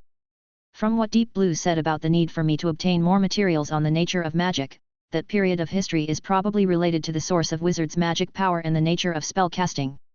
Professor Flitwick mentioned to me that countless spell scholars are trying to solve the question of where the magic power of spells comes from. This may also be related to this. The magic world is very complicated. Even the Deep Blue system has some secrets behind it. After pondering for a moment, Charles, still without any clue, shook his head. Forget it. Without any clues or materials, it's useless to think about it.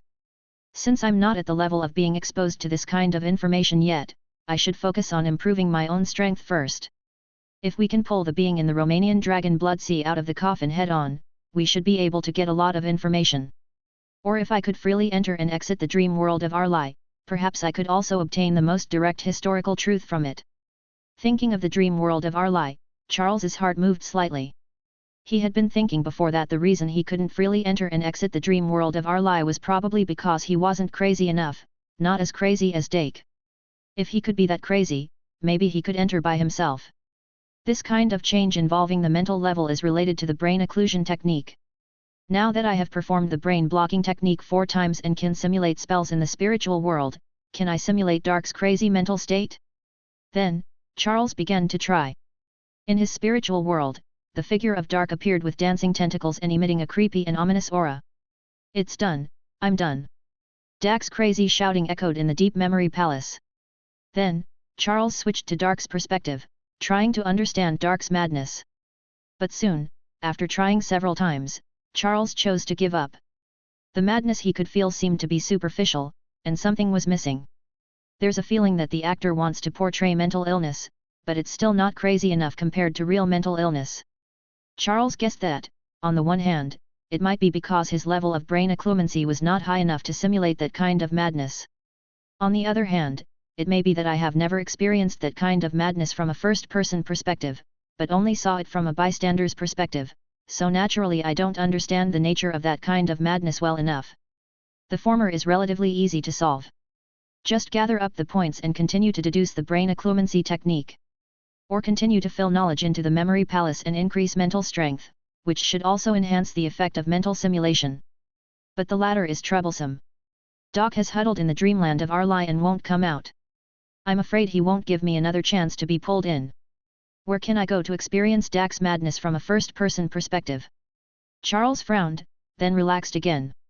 Forget it, let's take it one step at a time. The most important thing is to improve our strength first. Your strength has improved, are you still afraid of not being able to find the corresponding information? After 4 rounds of brain occlusion surgery, Charles's mental strength has obviously improved a lot compared to before, and the power of the spell continues to increase. Furthermore, his newly acquired mental simulation and knowledge deduction abilities were also of great help in improving his overall strength. Although the current strength of this ability is not enough to help Charles continue to deduce spells such as the sun without light, the Holy Kingdom, and I am the only god, not to mention the magic animagus and the dragon language magic in the ancient dragon form. But for most common spells, these 2 abilities are more than enough to deal with them. When Charles has nothing to do, he can practice and deduce ordinary spells in the spiritual world. With his current mental strength, an ordinary spell can unleash considerable power and can be used as a supplementary means. Furthermore, if you can gain some insights in the process of your own deduction, and later decide to use Deep Blue to do higher level deductions, you can also save a lot of deduction points. In addition, this knowledge of spells can also be filled into the memory palace to help Charles continue to improve his mental strength. Although this process is not as immediate as that achieved through Deep Blue, the accumulated results will be quite significant. Charles closed his eyes, immersed in the simulation and deduction of the spiritual world. At this time, outside the turbulent Hogwarts, in a village in the wilderness of northern Scotland. The only bar in the village had a small hall and dim lights. It cannot be said that it is extremely cold in northern Scotland in September, but a biting cold wind can still be felt outside the window at night. The wind that slipped in through the window howled miserably, as if there was a ghost hiding in the wind. The shadows of the trees outside were reflected in the dim light, like ferocious hands grabbing at living creatures. In the bar, several wizards in black robes sat around a table, each with a greedy look on their face. They were the unlucky guys who were taken for fishing on the day when the Charles looted Nocturn Alley. After being robbed of all their belongings by the Charles, they were beaten up by other dark wizards.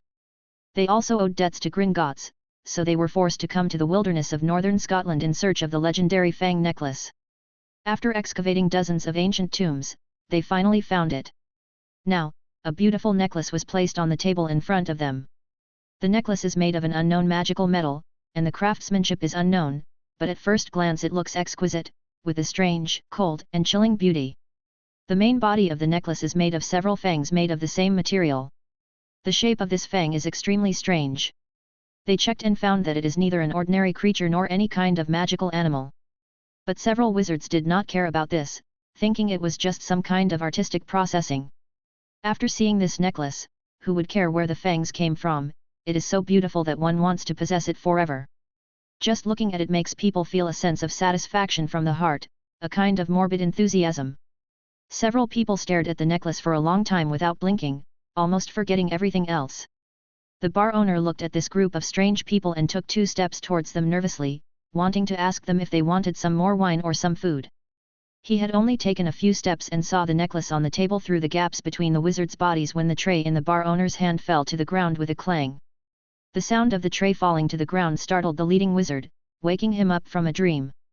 But his companions around him, including the bar owner, seemed unaware and continued to stare at the necklace, with greed and passion in their eyes becoming more and more morbid.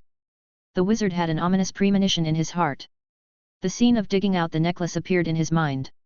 In the gorgeous coffin, the owner of the coffin, who had rotted away to the point that only bones were left, was clutching the necklace tightly in his hand. Its canine teeth protruded, and its face, which had turned into bones, revealed a hideous smile. When the necklace was dug out, the howling of some kind of wolf or large hound seemed to be heard from the far distance in the wilderness. But at that time, all of them seemed to be possessed by a demon. They pried open the tomb owner's hand, took the necklace, and then fled in panic without knowing what happened during the process. By the time I could remember, I had already arrived here. When thinking of this, the wizard's panic was about to overflow. And the next moment, the howl of a hound came from the wilderness outside the village. Compared to the howling heard when the grave was dug, this howling was much closer. The wizard could no longer suppress the inexplicable fear in his heart, and subconsciously wanted to apparate away.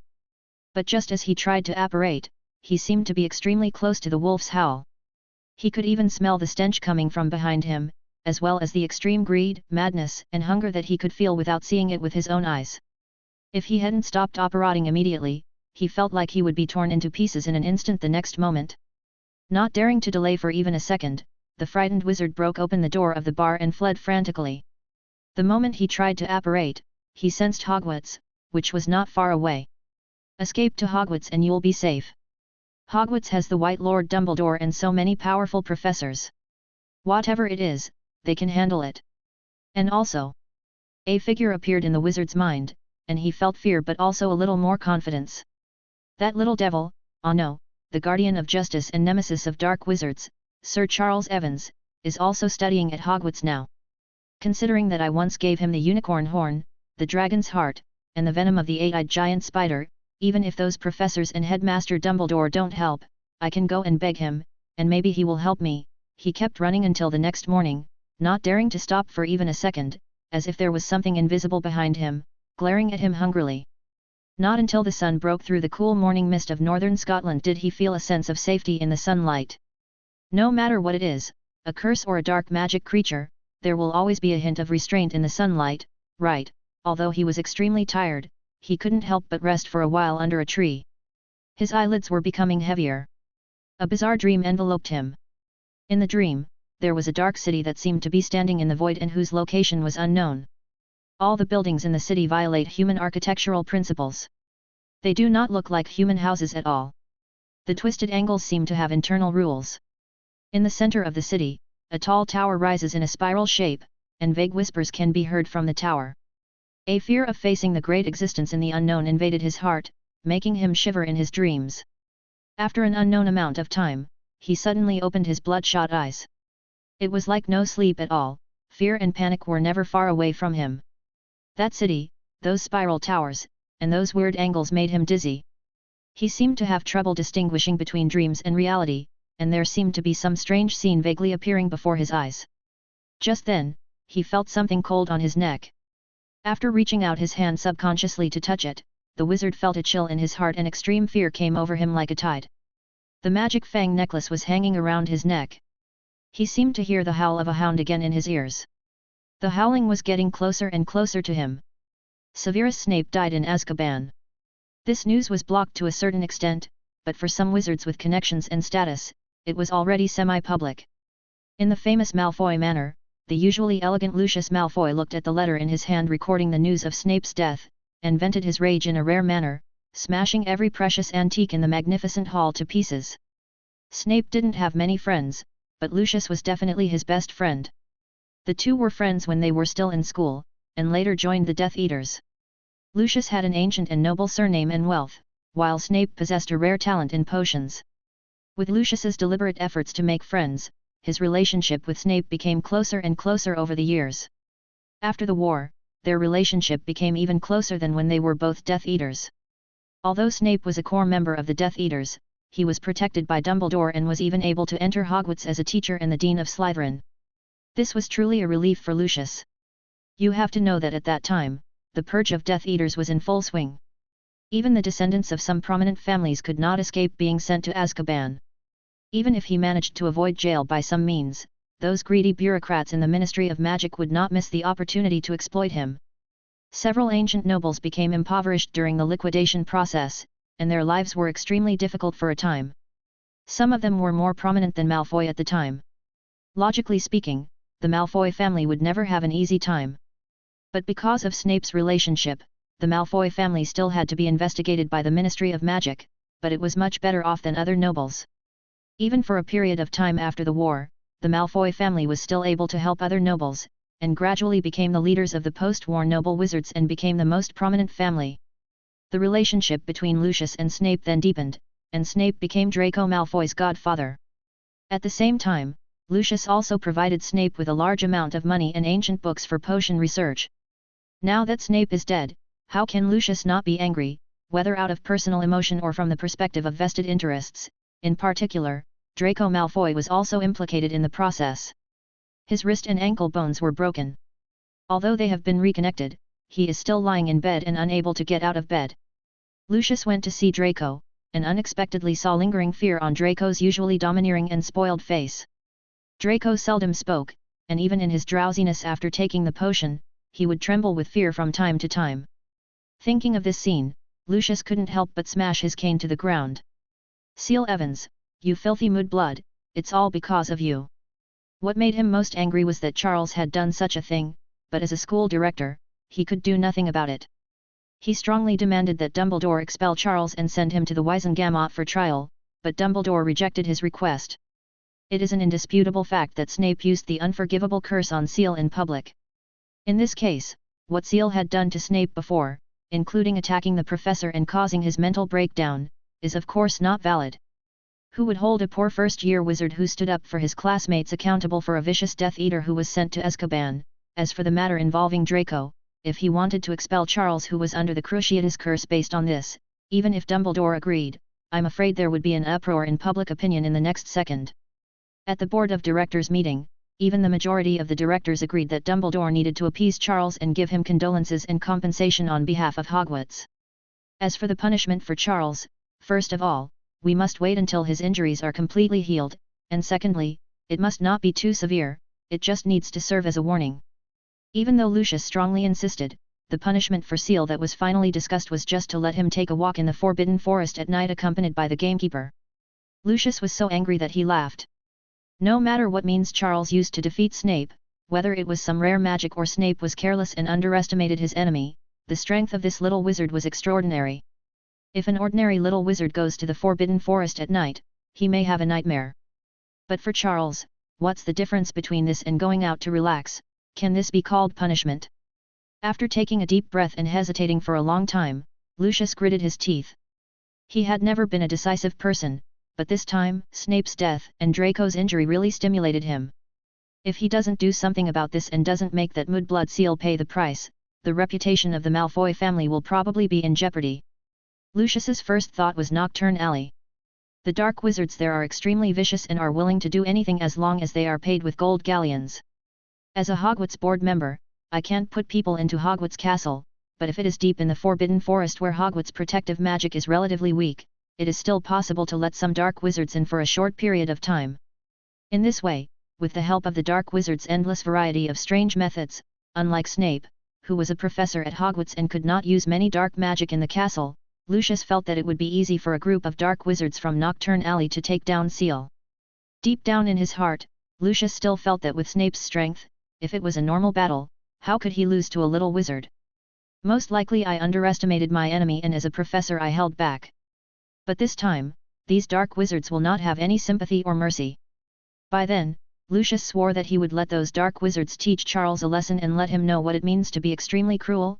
Then, a hideous smile appeared on Lucius's lips, and he sent a message to the wizard in Nocturn Alley whom he knew. After a while, bring some people to help me teach this guy a lesson. Don't worry, he's not a tough guy, just an academic. It's easy to deal with him with your methods.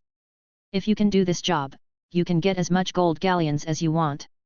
As for where exactly this task would be carried out, Lucius did not specify, only saying that he would take them there.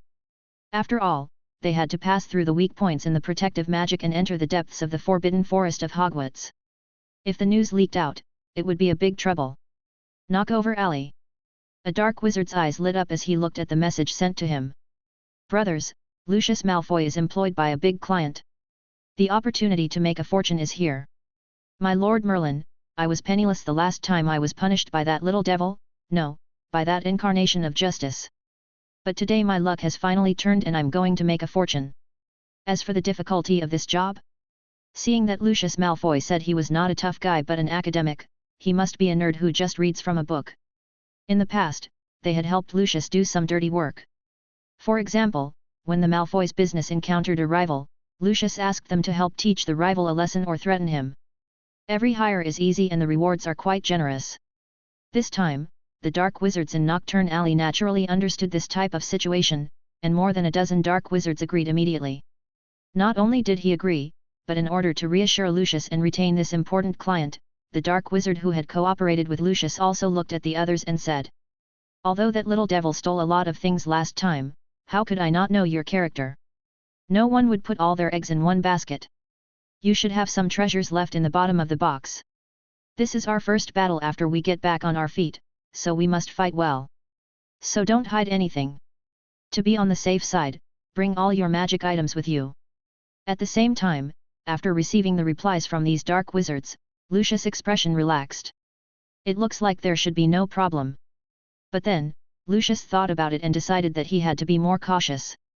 There cannot be any accidents in this matter, otherwise if Charles runs away and tells others about this matter, without Snape's relationship, he will probably have to go to Azkaban. Therefore, Lucius came to the cabinet where the Malfoy family's treasures were kept. Except for a Voldemort diary secretly placed here, there were the most precious, powerful, and dangerous magical items collected by the Malfoy family. Lucius picked out a few of the most powerful ones, but he still felt that was not enough. When a lion fights a rabbit, he also uses all his strength. It needs to be more stable. Immediately, Lucius contacted several noble families that had close ties with the Malfoy family. Although the Malfoy family is the most respected among the current magical nobles, and many others have fallen into decline, with two families even falling to the point of becoming the foundation of the Malfoy family, Lucius knows that the good things passed down from their ancestors in their hands may not be less than those of his own family. Since we are going to take action in the Forbidden Forest, the safer the better. Besides, Lucius chose to do it himself, more or less out of a desire to avenge Draco, to let him see how brave his father was, and to break the shadow for him with his own hands. Of course this has to be won beautifully. So Lucius visited the noble families that were close to him one by one. "Crab, I heard that your family has an old magic item that was left over from hundreds of years ago. It's very powerful. Gore, how do you think I usually treat you? Am I taking good care of you? Now I need a favor. I'll lend you something and return it to you after a while. Are you willing to do me this favor?" In this way, Lucius went to 4 or 5 houses in succession and borrowed 1 or 2 magic items from each house. He had everything from defense to attack, and he armed himself to the teeth. Not to mention dealing with a first-year student at Hogwarts, even if he were to face Dumbledore. Oh no, even if he were to fight Voldemort. Forget it, even if he were to face that crazy woman Bella Lestrange, or Dolohov, one of the best Death Eaters, he would not be at all inferior. This is the power of gold galleons. Lucius' eyes showed a look of confidence. Stable. Just wait until that mudblood recovers from his injuries and heads to the Forbidden Forest. I will bring the Dark Wizard with me to let him know what regret is. Meanwhile, Seal had been in the ward for almost the entire day. Throughout the entire day, he spent most of his time using his newly acquired mental simulation and knowledge deduction abilities to learn new spells. It's true that although the effect is far inferior to direct deduction using Deep Blue, it is much more efficient than learning in reality, and there will be visible progress every moment. A simple spell like the levitation charm was already at the same level in Charles's hands as when Professor Flitwick created the dueling arena. By this calculation, practicing in this way for a whole day would probably be equivalent to the consumption of nearly 1,000 deduction points. It may not seem like much, but when accumulated, you can save hundreds of thousands of points a year. And this is just the beginning. As Charles's mental strength increases, especially as more knowledge is stored in the memory palace, the effects of simulation and deduction will only get better and better. One day in the future, perhaps Seal won't need Deep Blue anymore, his occlumency technique will be able to bring about an effect similar to that of Deep Blue. At this moment, Charles opened his eyes, and what came into his sight were the bouquets of flowers and various gifts piled up almost to the ceiling of the ward, as well as various greeting cards. These were sent by Hogwarts students. Almost everyone in Hufflepuff House sent one, hoping that Charles would wake up as soon as possible. Looking at these gifts and cards, Charles looked somewhat helpless. He really didn't want to have any interaction with these young wizards. He came to Hogwarts just for the deduction points and various materials he could get here. As a result, he killed Snape this time. It seems that he has become the leader of the children. Shaking his head, Charles stood up from the bed, opened the door and wanted to go out. But when he opened the door, Charles was stunned by a figure sitting at the door. Little Hannah. Sitting at the door was Hannah Abbott. She seemed to have been guarding here all the time. She had just fallen asleep for a short while when she was awakened by Charles opening the door. Her face looked haggard. But when she saw Charles, Hannah's expression immediately became excited. Seal. You're awake. Are you okay? I was so scared when I saw you fainted. Later I heard that you were hit by the Cruciatus curse. I then realized that it was the unforgivable curse. Neville was also so scared that he cried. He said that his parents were driven crazy by this curse. I didn't even dare to leave, for fear that you might go crazy and no one would know. Hannah rambled on for a while before blushing and whispering. I'll go get Madame Pomfrey. Looking at Hannah's hurriedly leaving back, Charles showed a bitter smile on his face. He had met Hannah a few times when he was at the Leaky Cauldron, and he did think the little girl was cute, but she was only 11 years old. What kind of person would set his sights on a little girl of this age? But now it seems that Hannah has developed a crush on me. Then, Charles suddenly turned his head and remembered that among the pile of gifts placed beside his bed, there seemed to be quite a few small pink cards with hearts drawn on them. Gryffindor, Ravenclaw, and Hufflepuff. There were even a few unsigned letters, possibly from Slytherin. What is this? Seal took a deep breath and used occlumency to clear his mind of all distracting thoughts. At least in the past few years, he is still at the peak of his strength development, and every minute and every second of investment can actually bring about an improvement in his strength. Also, his strength is still far behind that of Dumbledore and peak Voldemort. Behind him, there was Doc watching. Although Doc has always been playing the role of giving him points, Doc is really improving rapidly every second in the dream world of Arlie. If Charles slacked off one day and started doing something romantic, he might be surpassed by Doc. Charles doesn't want to become a fish at the mercy of Doc the next time he enters the dream world of Arlie. Therefore, it's better to put off dating for a while. Just then, Madame Pomfrey hurried over, and when she saw Seal standing there, she let out a scream. Sit back. Get back in bed. Then, even though her examination showed that Seal was fine except for being a little tired, Madame Pomfrey still insisted that Seal needed to rest in bed for at least 3 more days. After all, this was damage caused by the unforgivable curse, and no one wanted Charles to suffer any sequelae. Next, when they heard that Seal had woken up, all the students from Hogwarts flocked to him, but they were all scolded away by Madame Pomfrey, who asked them not to disturb Seal's rest. Only a few headmasters came in, and were told by Madame Pomfrey to end the visit as soon as possible. After a moment's silence, Professor McGonagall spoke with some embarrassment. Headmaster Dumbledore is worried about Snape's case. The Ministry of Magic is under great pressure. He also needs to find a new potions professor, and the position of headmaster of Slytherin House cannot be left vacant. I mean, it's not that he doesn't care about you, but he's just too busy for the time being. I've already sent him a message, and he'll come over later. Seal waved his hand to show that he understood and that Professor McGonagall didn't need to say more on the matter. Professor McGonagall heaved a sigh of relief and quickly took out a notebook and handed it to Seal. Here are the Transfiguration notes I put together. Read them when you feel better. There are also some reference books in the notes. You can look them up when you have a chance. It's hard to find these books anywhere else. Charles's eyes showed gratitude. He still admired Professor McGonagall's character, so he naturally would not vent his anger on Professor McGonagall, who was also a Gryffindor, because of Dumbledore's behavior. Then, Professor Flitwick's face was beaming as he praised Seal. Although Snape is a bastard, he has real skills. Humph, when the you-know-who was so arrogant, Snape also. Forget it, let's not talk about this. Anyway, Seal, you can defeat Snape in a one-on-one fight, that's amazing.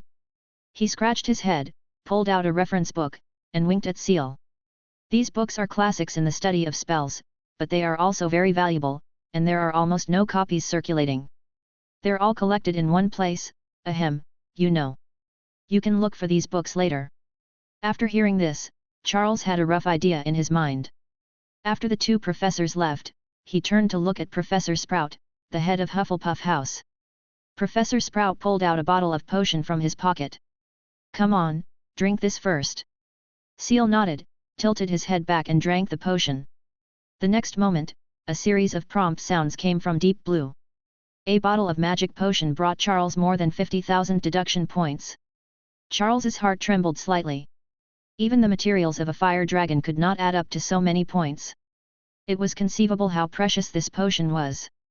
Looking at the obvious fatigue on Professor Sprout's face, it was clear that she had probably worked a lot for this potion. Think about how Professor Sprout stood firmly in front of Seal when facing Dumbledore. Although this dean does not cause trouble, he really cares for the little badgers. Seal took a deep breath and thanked Professor Sprout solemnly. Professor Sprout shook his head, tears flashing in his eyes. Then she wiped away her tears. "You still need to rest. I won't say much. I have two things to tell you. The first thing is Hogwarts compensation to you. You will become the first student in Hogwarts history to have the right to attend classes freely. That is to say, you can choose not to take any courses in the entire 7 years, and you can graduate successfully as long as you pass the final assessment. At the same time, you will have higher authority than the class leader. You can deduct points from other students for violating school rules, and you can add points for commendable situations. This authority is close to that of a professor, and is similar to that of a teaching assistant. Also, I believe that with your intelligence, you must have guessed from what Professor McGonagall and Professor Flitwick said just now that the restricted section of Hogwarts is fully open to you. This is also the first time since the establishment of the restricted section of Hogwarts." After listening to Professor Sprout's words, Seal also nodded. He doesn't care about permissions, but the permission to fully open the restricted area is still useful to him. Otherwise, you would have to get a note from the professor to borrow books from the restricted area, which is not only troublesome, but also a record of what books you borrowed would be left. Charles didn't want others to know about his browsing history. And the restricted book area is not as lenient as imagined. You can read everything with a note from the professor. Books in some areas can only be taken in the presence of the professor, they cannot be taken away with just a note. Having full browsing rights in the restricted area is much more convenient, and Charles can accept it. "What about the second thing?" Charles asked. Professor Sprout looked dissatisfied. "Lucius Malfoy, as a member of the school board, strongly demands that you be punished. Although the ridiculous punishments he advocated were not passed, you will still be punished due to the matter of Draco Malfoy.